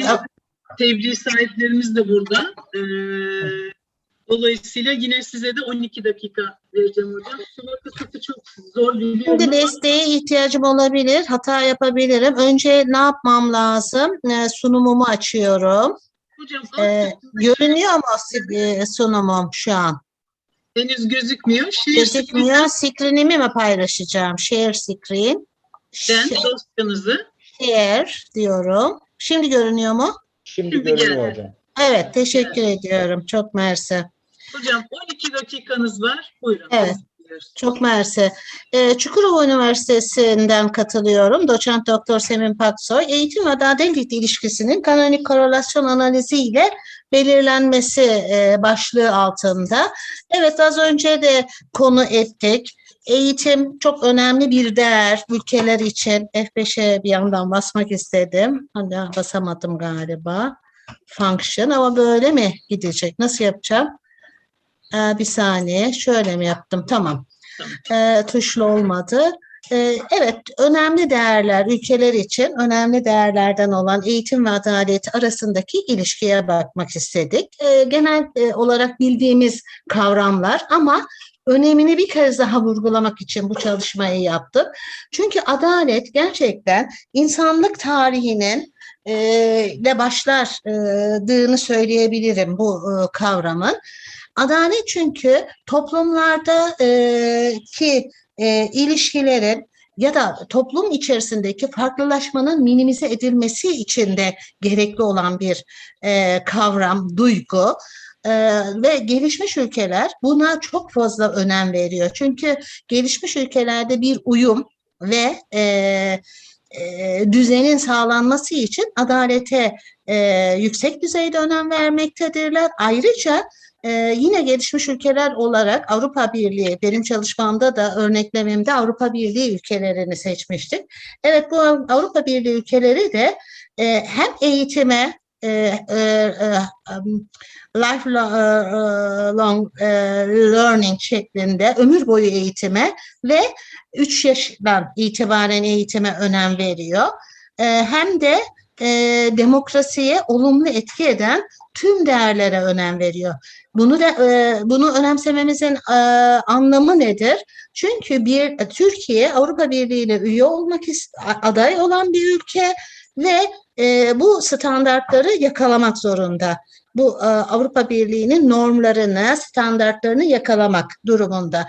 Evet, şimdi eğitim ve demokrasiye olumlu etki eden değerler neler olarak baktığımızda bunun altyapısını yine adalet ve kurumlara olan güvenin sağlanmasıyla temin edilebildiğini görebiliyoruz. O nedenle bu çalışmada eğitim ve adaletin ilişkisi araştırılmaktadır. Esasında hepimiz biliyoruz, pek çok alanda adalet kavramı kullanılıyordu. Yani felsefede, sosyolojide, işte güvenlik ilişkilerinde vesaire alanlarında. Ama özellikle G20 üyesi ve AB aday ülke olarak Türkiye'nin de buna önem vermesi açısından bu iki kavrama bir kez daha yer vermek istedik. Şimdi aday ülkelerin eğitim ve demokrasiye olumlu etki yaratan değerlere önem vermesi gerekiyor. Ama aynı zamanda eğitim ve adalet alanında yapılacak iyileştirme çalışmaları da bir yandan hem karşılıklı olarak birbirine olumlu etki edebilir düşüncesiyle yapılacak planlamalarda ve uygulamalarda karar vericilere bu ilişkilerin ortaya çıkarılması yarar sağlayacaktır düşüncesiyle de bu çalışmaya başlanmıştır. Evet, şimdi adalet kavramı, bu kadar önemli olan adalet kavramı ne yapıyor? Toplum ya da kurumlarda düzen ve huzuru sağlıyor. Toplumda adaletin ve huzurun sağlanabilmesi için de her bireyde adalet duygusunun gelişmesi lazım. Bu duyguyu geliştirebilmek için de diğer yanda eğitime ihtiyacımız olduğu zaten doğrudan doğruya ortaya çıkıyor. Ama bunların uygulamalarla ne şekilde uygulandığı bu araştırmada ortaya çıkacaktır. İşte burada yine eğitimin neden önemli olduğuna yer verildi. Eğitim kavramının ülkeler ve toplumlar için neden önemli olduğu. Mesela Avrupa Birliği artık eğitim sürecini 3 yaşından sonra başlamasını istiyor birlik içerisinde üye ülkelerinin. Çünkü eğitim süreci ne kadar uzun tutulursa kişilerin karakterlerinin istenilen sisteme uygun şekilde, istenildiği biçimde yerleştirilmesi sağlanıyor. Veya işte değerlere sahiplenmesi için hangi değerler yüklenmesi gerekiyorsa eğitim ile yüklenebiliyor bu kişilere ve öğrencilere diyelim. Dolayısıyla eğitimin de adaletle birlikte paralel olarak birbirlerini etkilediği düşüncesi ortaya çıkıyor. Aslında bu çok yeni bir şey değil. Bizim kafamızda oluşan bu benzetme, hani aralarında bir ilişki varmış gibisine gelen bu benzetme daha önceki filozoflar tarafından da tartışılıyor. Mesela Platon devlet şeyini kurarken, felsefesini oluştururken ilk çağlarda adalet duygusu temeline oturtmaya çalışıyor. Kurmak istediği devlet kavramını. Benzer şekilde Farabi hak, adalet, liyakat, pay kavramlarıyla adaleti anlatmaya çalışıyor. Veya yine eski şeylerden biri de Confucius'un sözünü söylemeden geçemeyeceğim burada. Eğitimli insanlar öncelikle adalete değer vermelidir sözü çok değerli bir söz. Aslında Confucius tabii ki bir empirik bir çalışmayla bunu yapmıyor. Gözlemleriyle, işte bilgeliğiyle bu ilişkiyi ortaya çıkarmış oluyor. Evet, biz bu ilişkinin sağlıklı olduğu ön yargısına sahibiz ama ülke politikalarının ya da işte Avrupa Birliği'ni veri olarak ele aldık. Bu Avrupa Birliği'nde 28 ülke var ama eksiklikler söz konusu olabiliyor, veri eksikliği. Hedefimiz güncel olmasıydı. 2020 yılına ait eğitim ve adaletle ilgili değişkenleri içeren veri çalışmada ele alındı. Aralarındaki kanonik korelasyon analizini yapabilmek için. Ama burada da şöyle bir sıkıntıyla karşılaştık. Bazı ülkelerin 2020 verileri yok. Onları da şöyle bir sistem uyguladım. Burada hepsini göstermem mümkün değil. Mümkün olanların 2019 yıllarına ait verilerini aldım. O da yoksa özellikle gelişmiş ülkeler, Norveç, işte İzlanda, İsviçre gibi Avrupa Birliği'ne Birleşik Krallık çıktı kendi isteğiyle, o standartları sağladığı halde girmeyen ülkeleri de dahil etmiş olduk. Gelişmişlik düzeyleri yüksek olduğundan bu da veri setimizde olan ülkeler. Evet, çalışmada kullanılan değişkenleri şöyle ben tabloda daha hızlı gösterebilirim anlatmak yerine. Kullanılan işte eğitim kümesinde yer alan ve işte söylediğim gibi veri bütünlüğünü sağlayabildiğimiz çocukluk çağındaki eğitime katılım oranı, yükseköğretim eğitimine erişim oranı, eğitimden ayrılma oranı gibi eğitim kümesinde yer alan değişkenler, bir de sağ tarafta adalet kümesinde yer alan değişkenler var. Adalet kümesinde yer alan değişkenlerin açıklamaları ve kodları da Y1, Y2 şeklinde kodlanmış. Diğeri X1, X2, X3 şeklinde. Şimdi burada adalet sisteminin bağımsızlık algısı anketlerle soruluyor. Eurostat'tan alınmış veriler bunlar, Avrupa Birliği'nin. İşte ülkelerin yargıya yaptıkları harcamalar, milyon dolar. Diğer veriler, yargıya yapılan harcamalar hariç hepsi oransal. Burada dolar cinsinden, milyon dolar cinsinden ve kayda geçen suç, şiddet ve vandalizm oranları. Yani adaleti etkileyen, adalet duygusunu etkileyen bu verilere ancak erişilebildi. Gönül isterdi ki daha çok etkileyen veriler var. Onları da çalışmaya dahil edebilmek gönlümüz isterdi ama veri sıkıntısı nedeniyle ancak bu kadar olabildi diyorum. Affedersiniz, şimdi ben bunu kapatmak durumundayım. Şu an bilgisayarım da bozulmuştu benim. Niye kapatamıyorum bunu? Şurayı gördüm. Bunu kapatayım. Evet. Nereye geldim? Evet. Şimdi kanonik korelasyon analizi nedir? Bunun analizin amacı nedir? İki değişken, iki küme arasındaki ilişkiyi ortaya çıkaran bir analizdir. Burada kümeler arasındaki ilişkiyi görebildiği gibi, teşekkür ediyorum, gördüm sizi. Kümeler arasındaki ilişkiyi ortaya çıkarabildiği gibi her küme içerisindeki kendi değişkenleri veya kümeler arasında hangi değişkenler daha çok etkiliyor gibi bu tür detaylı analizleri elde edebiliyoruz kanonik analiziyle. Dolayısıyla bu kanonik analizin aslında bir yandan da çoklu regresyon analizinin genelleştirilmiş bir hali olarak da düşünülebilir.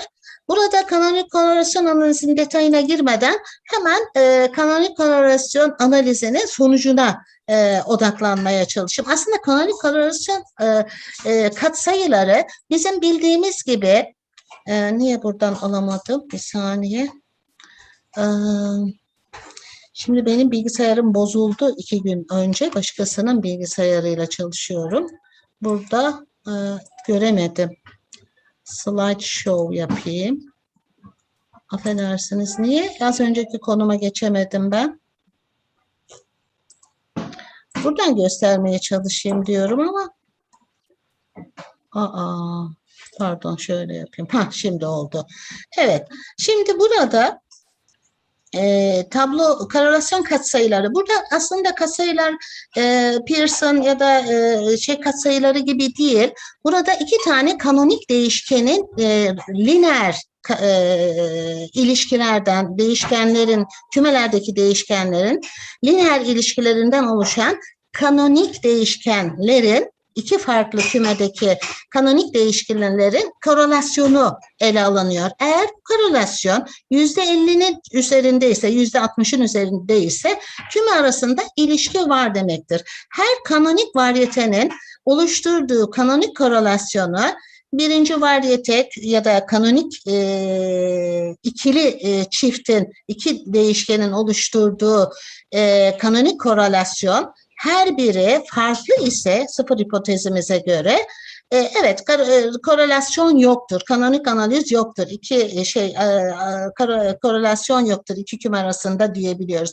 Ama bunlardan bir tanesi sıfırdan farklı ise yani ilişki vardır yorumunu elde edebiliyoruz. Var olan ilişkinin, evet son cümlelerimi toparlıyorum hocam. Anlamlılığı tabii ki önemli. Burada birinci varyete, bizde 3 varyete var. 3 ilişki söz konusu korelasyon. Diğerleri anlamlı değil. Şurada tablo 2'de gördüğümüz gibi. Ama bir tanesi anlamlı olduğunu görüyoruz. Bunu da Wix-Lambda anlamlılık testiyle aşağıda teyit edebiliyoruz. Şimdi buradan biz ne anladık? Kısaca geçecek olursam, katsayılarda birinci varyetede hangi x1 değişkeni, bakınız x2 değişkeni yani yüksek öğretime katılımın %92 oranında etkili olduğunu, bu kanonik korelasyona etkili olduğunu görüyorum. Adalet kümesinde birinci korelasyonda yine Y1 neydi? Adalet algısının yüksek ve etkili olduğunu görüyorum. Her ikisi etkili ama nedir? Bu değişkenlerin baskınlığı çok fazla. Y3 mesela şiddet ve vandalizmin o kadar fazla etkisi olmadığı sonucunu elde edebiliyoruz. Tam olarak toparlayacak olursam son söz ile, affedersiniz yine aynı sorunu yaşıyorum. Yukarıdaki sorun aynı. İşte ben evet. Sonuç olarak şöyle diyebilirim. Bu çalışmada evet eğitimle adalet arasında ilişki beklenildiği şekilde var olduğunu görüyoruz. Ama hangi değişkenlerin birbirini etkilediğini ayrıştırmak açısından bunun altını çizmiş olduk bu analizle. Bir ikincisi eğitim ve adalet arasındaki başka değişkenleri de, daha anlamlı değişkenleri de bulabildiğimizde bu çalışmanın tekrarlanıp daha detaylı irdelenmesi diğer çalışmalara katkı sağlayabilir.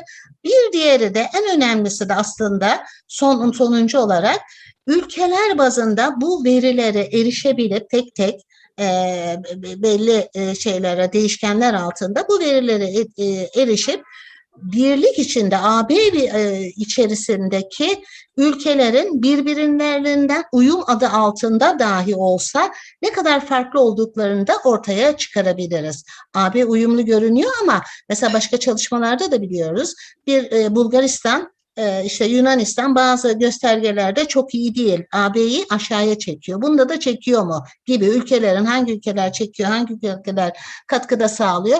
Bunları da ayrıştırmak gerekebilir. Yine aynı analizde farklı verilerle diye bitiriyorum ve kaynakçamı da kısaca gösteriyorum. Teşekkür ediyorum. Biz de teşekkür ederiz Semin Hocam. Emeğinize sağlık. Semin Hocamıza soru sormak isteyen hocamız var mı?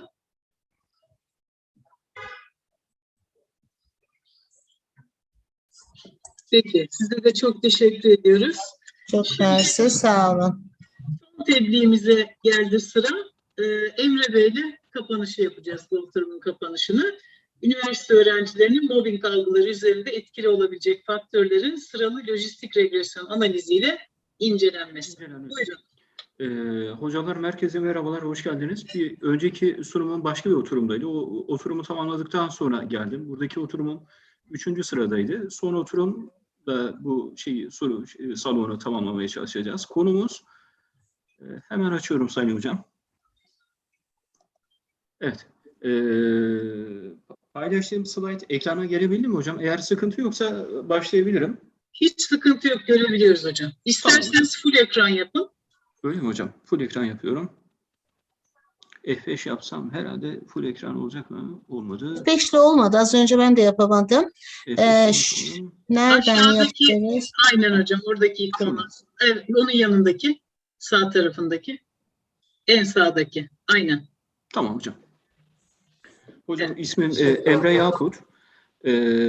Atatürk Üniversitesi'nden Erkan Oktay hocamla ve Lütfü Efe arkadaşımızla birlikte gerçekleştirilen bir çalışmaydı. Bu çalışmanın konusu üniversite öğrencilerinin mobbing algıları üzerinde etkili olan faktörlerin sıralı lojistik regresyon analizi incelenmesi. Hocam Osmaniye Korkut Üniversitesi'ne katılıyorum. Yönetim Bilişim Sistemleri bölümünde. Çalışmamızın konusu Evet. Çalışmamızın konusu hocam, Atatürk Üniversitesi'ndeki öğrencilerin mobbing algıları üzerinde etkili olan faktörleri belirlemek, bu faktörlerin etki büyüklüklerini hesaplamaktır. Çalışmanın materyalini Atatürk Üniversitesi öğrencilerine sunulan, içeriğinde demografik sorularla birlikte öğrencilere uygulanan mobbing ve mobbingin kültürel etkileriyle ilgili 15 ifadenin yer aldığı bir anket formuna ait cevaplar oluşturmaktadır. Anket formu internet ortamından dağıtılmış ve analize uygun 511 öğrenciden cevaplar elde edilmiştir. Araştırmanın örneklemi Atatürk Üniversitesi'nde öğrenimi gören 511 öğrenci anketi uygulanarak sağlanmıştır. Bu kapsamda araştırmanın uygulanmasına ilişkin olarak gerekli minimum anket sayısı yansıda görüldüğü şekilde formül yardımıyla belirlenmiştir. Burada büyüken ana kütle büyüklüğünü ifade etmektedir. P ifadesi ifade edilen bir olayın ortaya çıkma olasılığını, Q eşittir 1 eksi P, Z değeri 1 eksi alfa güven düzeyinde test istatistiğini göstermektedir. D ise tolerans değerini açıklarken örneklem büyüklüğünü %95 güven düzeyi ve %5 tolerans değeri dikkate alındığında bu değerin 384 olduğu anlaşılmakta ve bizim için esas alınan rakam 384'ün üzerinde olduğu belirlenmektedir. Evet. Çalışmanın önemi, çalışmanın ana çerçevesini oluşturan mobbing, kelime anlamıyla hareketli insanlar, şiddet eğilimli, kalabalık gibi anlamlar taşımakta. Kelime Latince'de çete, İngilizce'de saldırmak ya da rahatsız etmek anlamına gelmektedir. Mobbing, kişinin sağlıklı sayılabilmesi için Dünya Sağlık Örgütü tarafından tanımlanan fiziksel, ruhsal ve sosyal açıdan iyi olma haline zarar vermekte, ifade edilmekte ve bu durum öğrencilerin akademik hayatına olumsuz yönde etki etmektedir. Çalışmada kullanılacak bağımsız değişkenlere ilişkin kategorik değişkenler şunlardır. Demografik değişkenlerden ve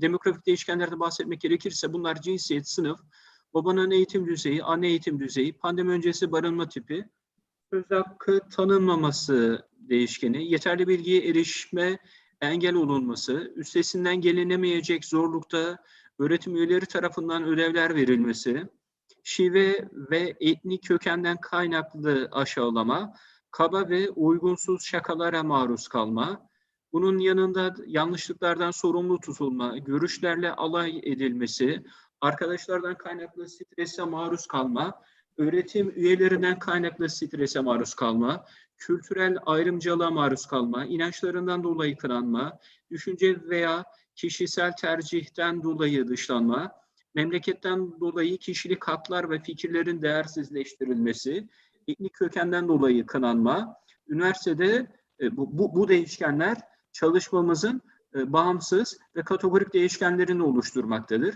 Çalışmamızın bağımlı değişkenini ise üniversitede öğrencilere yöneltilen hangi sıklıkla mobbinge maruz kalındığını ifade eden soru yer almaktadır. Demografik değişkenlerin dışında kalan diğer değişkenlerin tamamı için cevapları katılımcıların 3 kategoriyle 1 hiç, 2 ara sıra, 3 sürekli olmak üzere 3 kategoriye değiştirilmiştir. Bağımlı değişken şöyleydi. Üniversite öğrencilerin mobbing algılarına ilişkin frekans dağılımıydı. Buradan hareketle ankete katılan 511 öğrenciden yaklaşık %73'ünün hiç mobbinge kalmadığını, mobbing maruziyetine kalmadığını, %19'unun ara sıra ve %8'inin ise sık sık ya da sürekli olarak mobbinge maruziyetine kaldığını ifade etmişlerdir. Analize kullanılacak yöntem sıralı lojistik regresyon analizidir. Bağımlı değişken, ordinal değişken söz konusu olduğu için sıralı lojistik regresyon analizi SATA 11.2 paket programı yardımıyla analiz edilip sonuçlar gerçekleştirilmiştir. Sıralı lojistik regresyon analizinden bahsetmek gerekirse sıralı yani ordinal bir değişkenin kategorileri olarak sıralanabilir. Bir çıktı değişkenin olası yanıtları 2'den fazla kategoriye sahip ve gerçekte ordinal olduğunda başarı kavramı çok farklı şekilde algılanabilmekte ve sıralı cevap değişkenleri için regresyon modelleri bunlar için tasarlanmaktadır. Sıralı lojistik regresyon analizi için normallik ve sabit varyans varsayımı gerektirmeden açıklayıcı sıralı kategorik değişken üzerindekilerini açıklamak için bağlantı fonksiyonları kullanılmaktadır. Regresyon katsayısının değeri sıralı kategorik değişkenin kategorilerine bağlı olmadığından dolayı sıralı lojistik regresyon modeli açıklayıcı değişken ile sıralı kategorik bağımlı değişken arasındaki ilişkilerin kategorinden bağımsız olduğunu varsayar. Sıralı logit modelinin önemli bir varsayımı paralellik varsayımıdır. Bu beta tahminlerinin eşik değerlerinde sabit olduğu durumudur. Paralel eğriler varsayımı ya da oransal risk varsayımı bağımsız değişkenlerin yani x'lerin yani katsayıların hangi kategoride olduğuna bakılmaksızın sabit olması gerektiğidir. Şimdi burada f değerleri ve frekans ve yüzde değerlerine ilişkin tablo vardı. Ve bu tablo büyük bir tablo söz konusu olduğu için yansıda yer almadığından dolayı bunları sözel olarak ifade etmeye çalışacağım. Ankete katılan öğrencilerin %47'sinin erkek, %58'inin bayan olduğu ve öğrencilerin %52'sinin 21 ve 24 yaş aralığında olduğu, bireylerin %65'inin 4. sınıf olduğu, ankete katılan bireylerin %31,6'sının nişanlı ya da evli olduğunu belirttikleri, öğrencilerin %51'inin babasının ve %73,5'inin annesinin eğitim seviyesinin ortaokul ve altı düzeyde olduğu, öğrencilerin %78,7'sinin sosyal, sağlık ve eğitim bilim dallarında eğitim gördüklerini ifade etmişlerdir. Bununla birlikte öğrencilerin %27'sinin devlet ya da özel yurtta barındığını, öğrencilerin %72,4'ünün 4 ya da 6 kişilik aileden geldiği ve %74,4'ünün ailesinin herhangi bir ilde yaşadığını, öğrencilerin %53,8'inin kısmi ya da tam zamanlı bir işte çalıştığını belirtmişlerdir. Öğrencilerin %67,5'inin ailesinin aylık gelirinin 5.000 TL altında gelire sahip olduğunu, %70,8'inin 1.000 TL altında aylık harcama yaptığını, %86,7'sinin babasının özel sektör, çiftçi, emekli olduğu ve %69,7'sinin annesinin çalışmadığını belirtmişlerdir. Bununla birlikte öğrencilerin %92,3'ünün internet ve sosyal medyayı takip ettiği, %59,3'ünün televizyon ve radyoyu, %23'ünün gazete ve dergiyi sürekli takip ettiğini belirtmişlerdir. Öğrenciye uygulanan mobbinglerin üstesinden kalkamayacağımız zorlukta ödev verildiğini ifade edenlerin %45,4'ünün sürekli ya da ara sıra mobbinge maruz kaldığını açıklamışlardır. Öğrencilerin %18'inin öğretim üyelerinden kaynaklı strese maruz kaldığını açıklamışlardır. Öğrencilerin %3,5'inin kültürel ayrımcılığa maruz kaldığı ortaya çıkmıştır. Ankete cevap verenlerin %2,5'inin inançlarından dolayı kınandığını belirtmişlerdir. Öğrencilerin %11,9'unun fakülte yöneticilerinden, %12,5'inin idari personelden ve %5,1'inin Erzurum halkından kaynaklı mobbinge sürekli maruz kaldığını açıklamışlardır. Böylelikle frekans ve yüzde değerlerini belirtmiş oldum. Bundan sonraki aşama pi kare testi gerçekleştirilerek bağımlı değişken ile bağımsız değişken arasında ki kare testi ile anlamlı olmayan değişkenlerin çıkartılarak geri kalan değişkenlerden hareketle sıralı lojistik regresyon analizi stata programı analiziyle gerçekleştirilmiştir.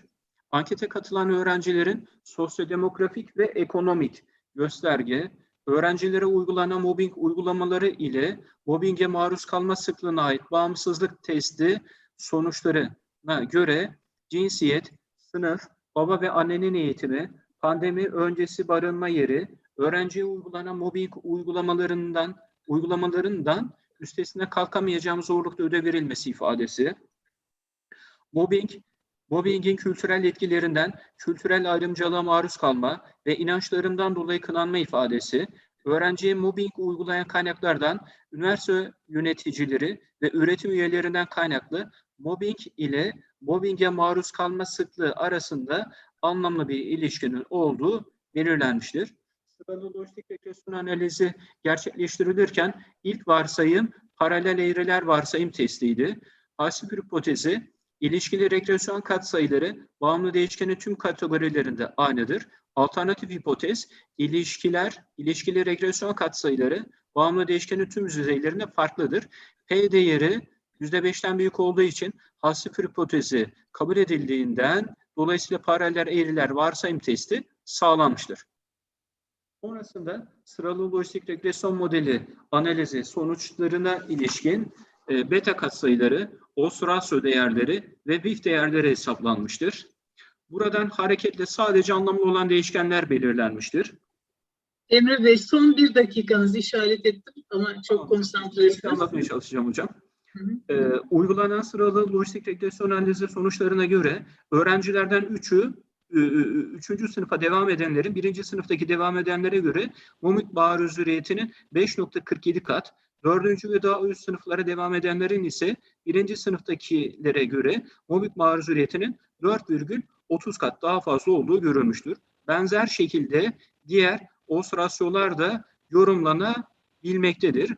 Sıralı lojistik regresyon analizinden sonra yapılması gereken diğer kavram marjinal etkilerdir. Marjinal etkiler ise bağımsız değişkendeki bir birimlik bir değişmenin bağımlı değişkenin olasılığında meydana getireceği etkiyi incelemek için hesaplanmaktadır. Marjinal etkiler dikkate alındığında şöyle ifade edeyim. 3. sınıfta okuyan öğrencilerin 1. sınıfta okuyan öğrencilere göre mobbing maruziyetinin 1. kategoride olma olasılığı %23,3 daha az iken 2. kategoride olma olasılığı %14,3 daha fazla ve 3. kategoride sık ve çok sık olma olasılığı %8,9 daha fazladır. Benzer şekilde diğer marjinal etkiler de yorumlanabilir. Bunlardan bir tanesi de şöyleydi. Üniversite yöneticilerinden mobbinge maruz kaldım ifadesine katılanların katılmayanlara göre mobbing maruziyetinin sırasıyla 1., 2. ve 3. kategoride olma olasılıkları %13,4, 1. kategoride daha az iken 2. kategoride %7, 3. kategoride ise %6,4 daha fazla olduğu hesaplanmıştır. Benzer şekilde diğer marjinal etkilerin yorumları da yapılabilmektedir. Sonuç o öneriler kısmına gelindiğinde bu çalışmada üniversite öğrencilerinin mobbing algılarını etkileyen faktörler belirlenmeye çalışılmıştır. Bu doğrultuda gerçekleştirilen analizlere göre demografik açıdan öğrencilerin sınıfları ve pandemi öncesi barınma durumlarının mobbing maruziyetinde etkili olduğu anlaşılmıştır. Okul yaşamlarında öğretim üyeleri tarafından öğrencilere üstesinden gelinmeyecek kadar zor ödevlerin verilmesi ve öğretim üyesine kaynaklı stresin öğrencilerin mobbing algısını etkilediği tespit edilmiştir. Elde edilen sonuçlara göre öğrencilerin en üst mobbing algısı seviyesinde bulunma ihtimali en yüksek olan değişkenlerden birisi de kültürel ayrımcılıkla ilgili olduğu bulunmuştur.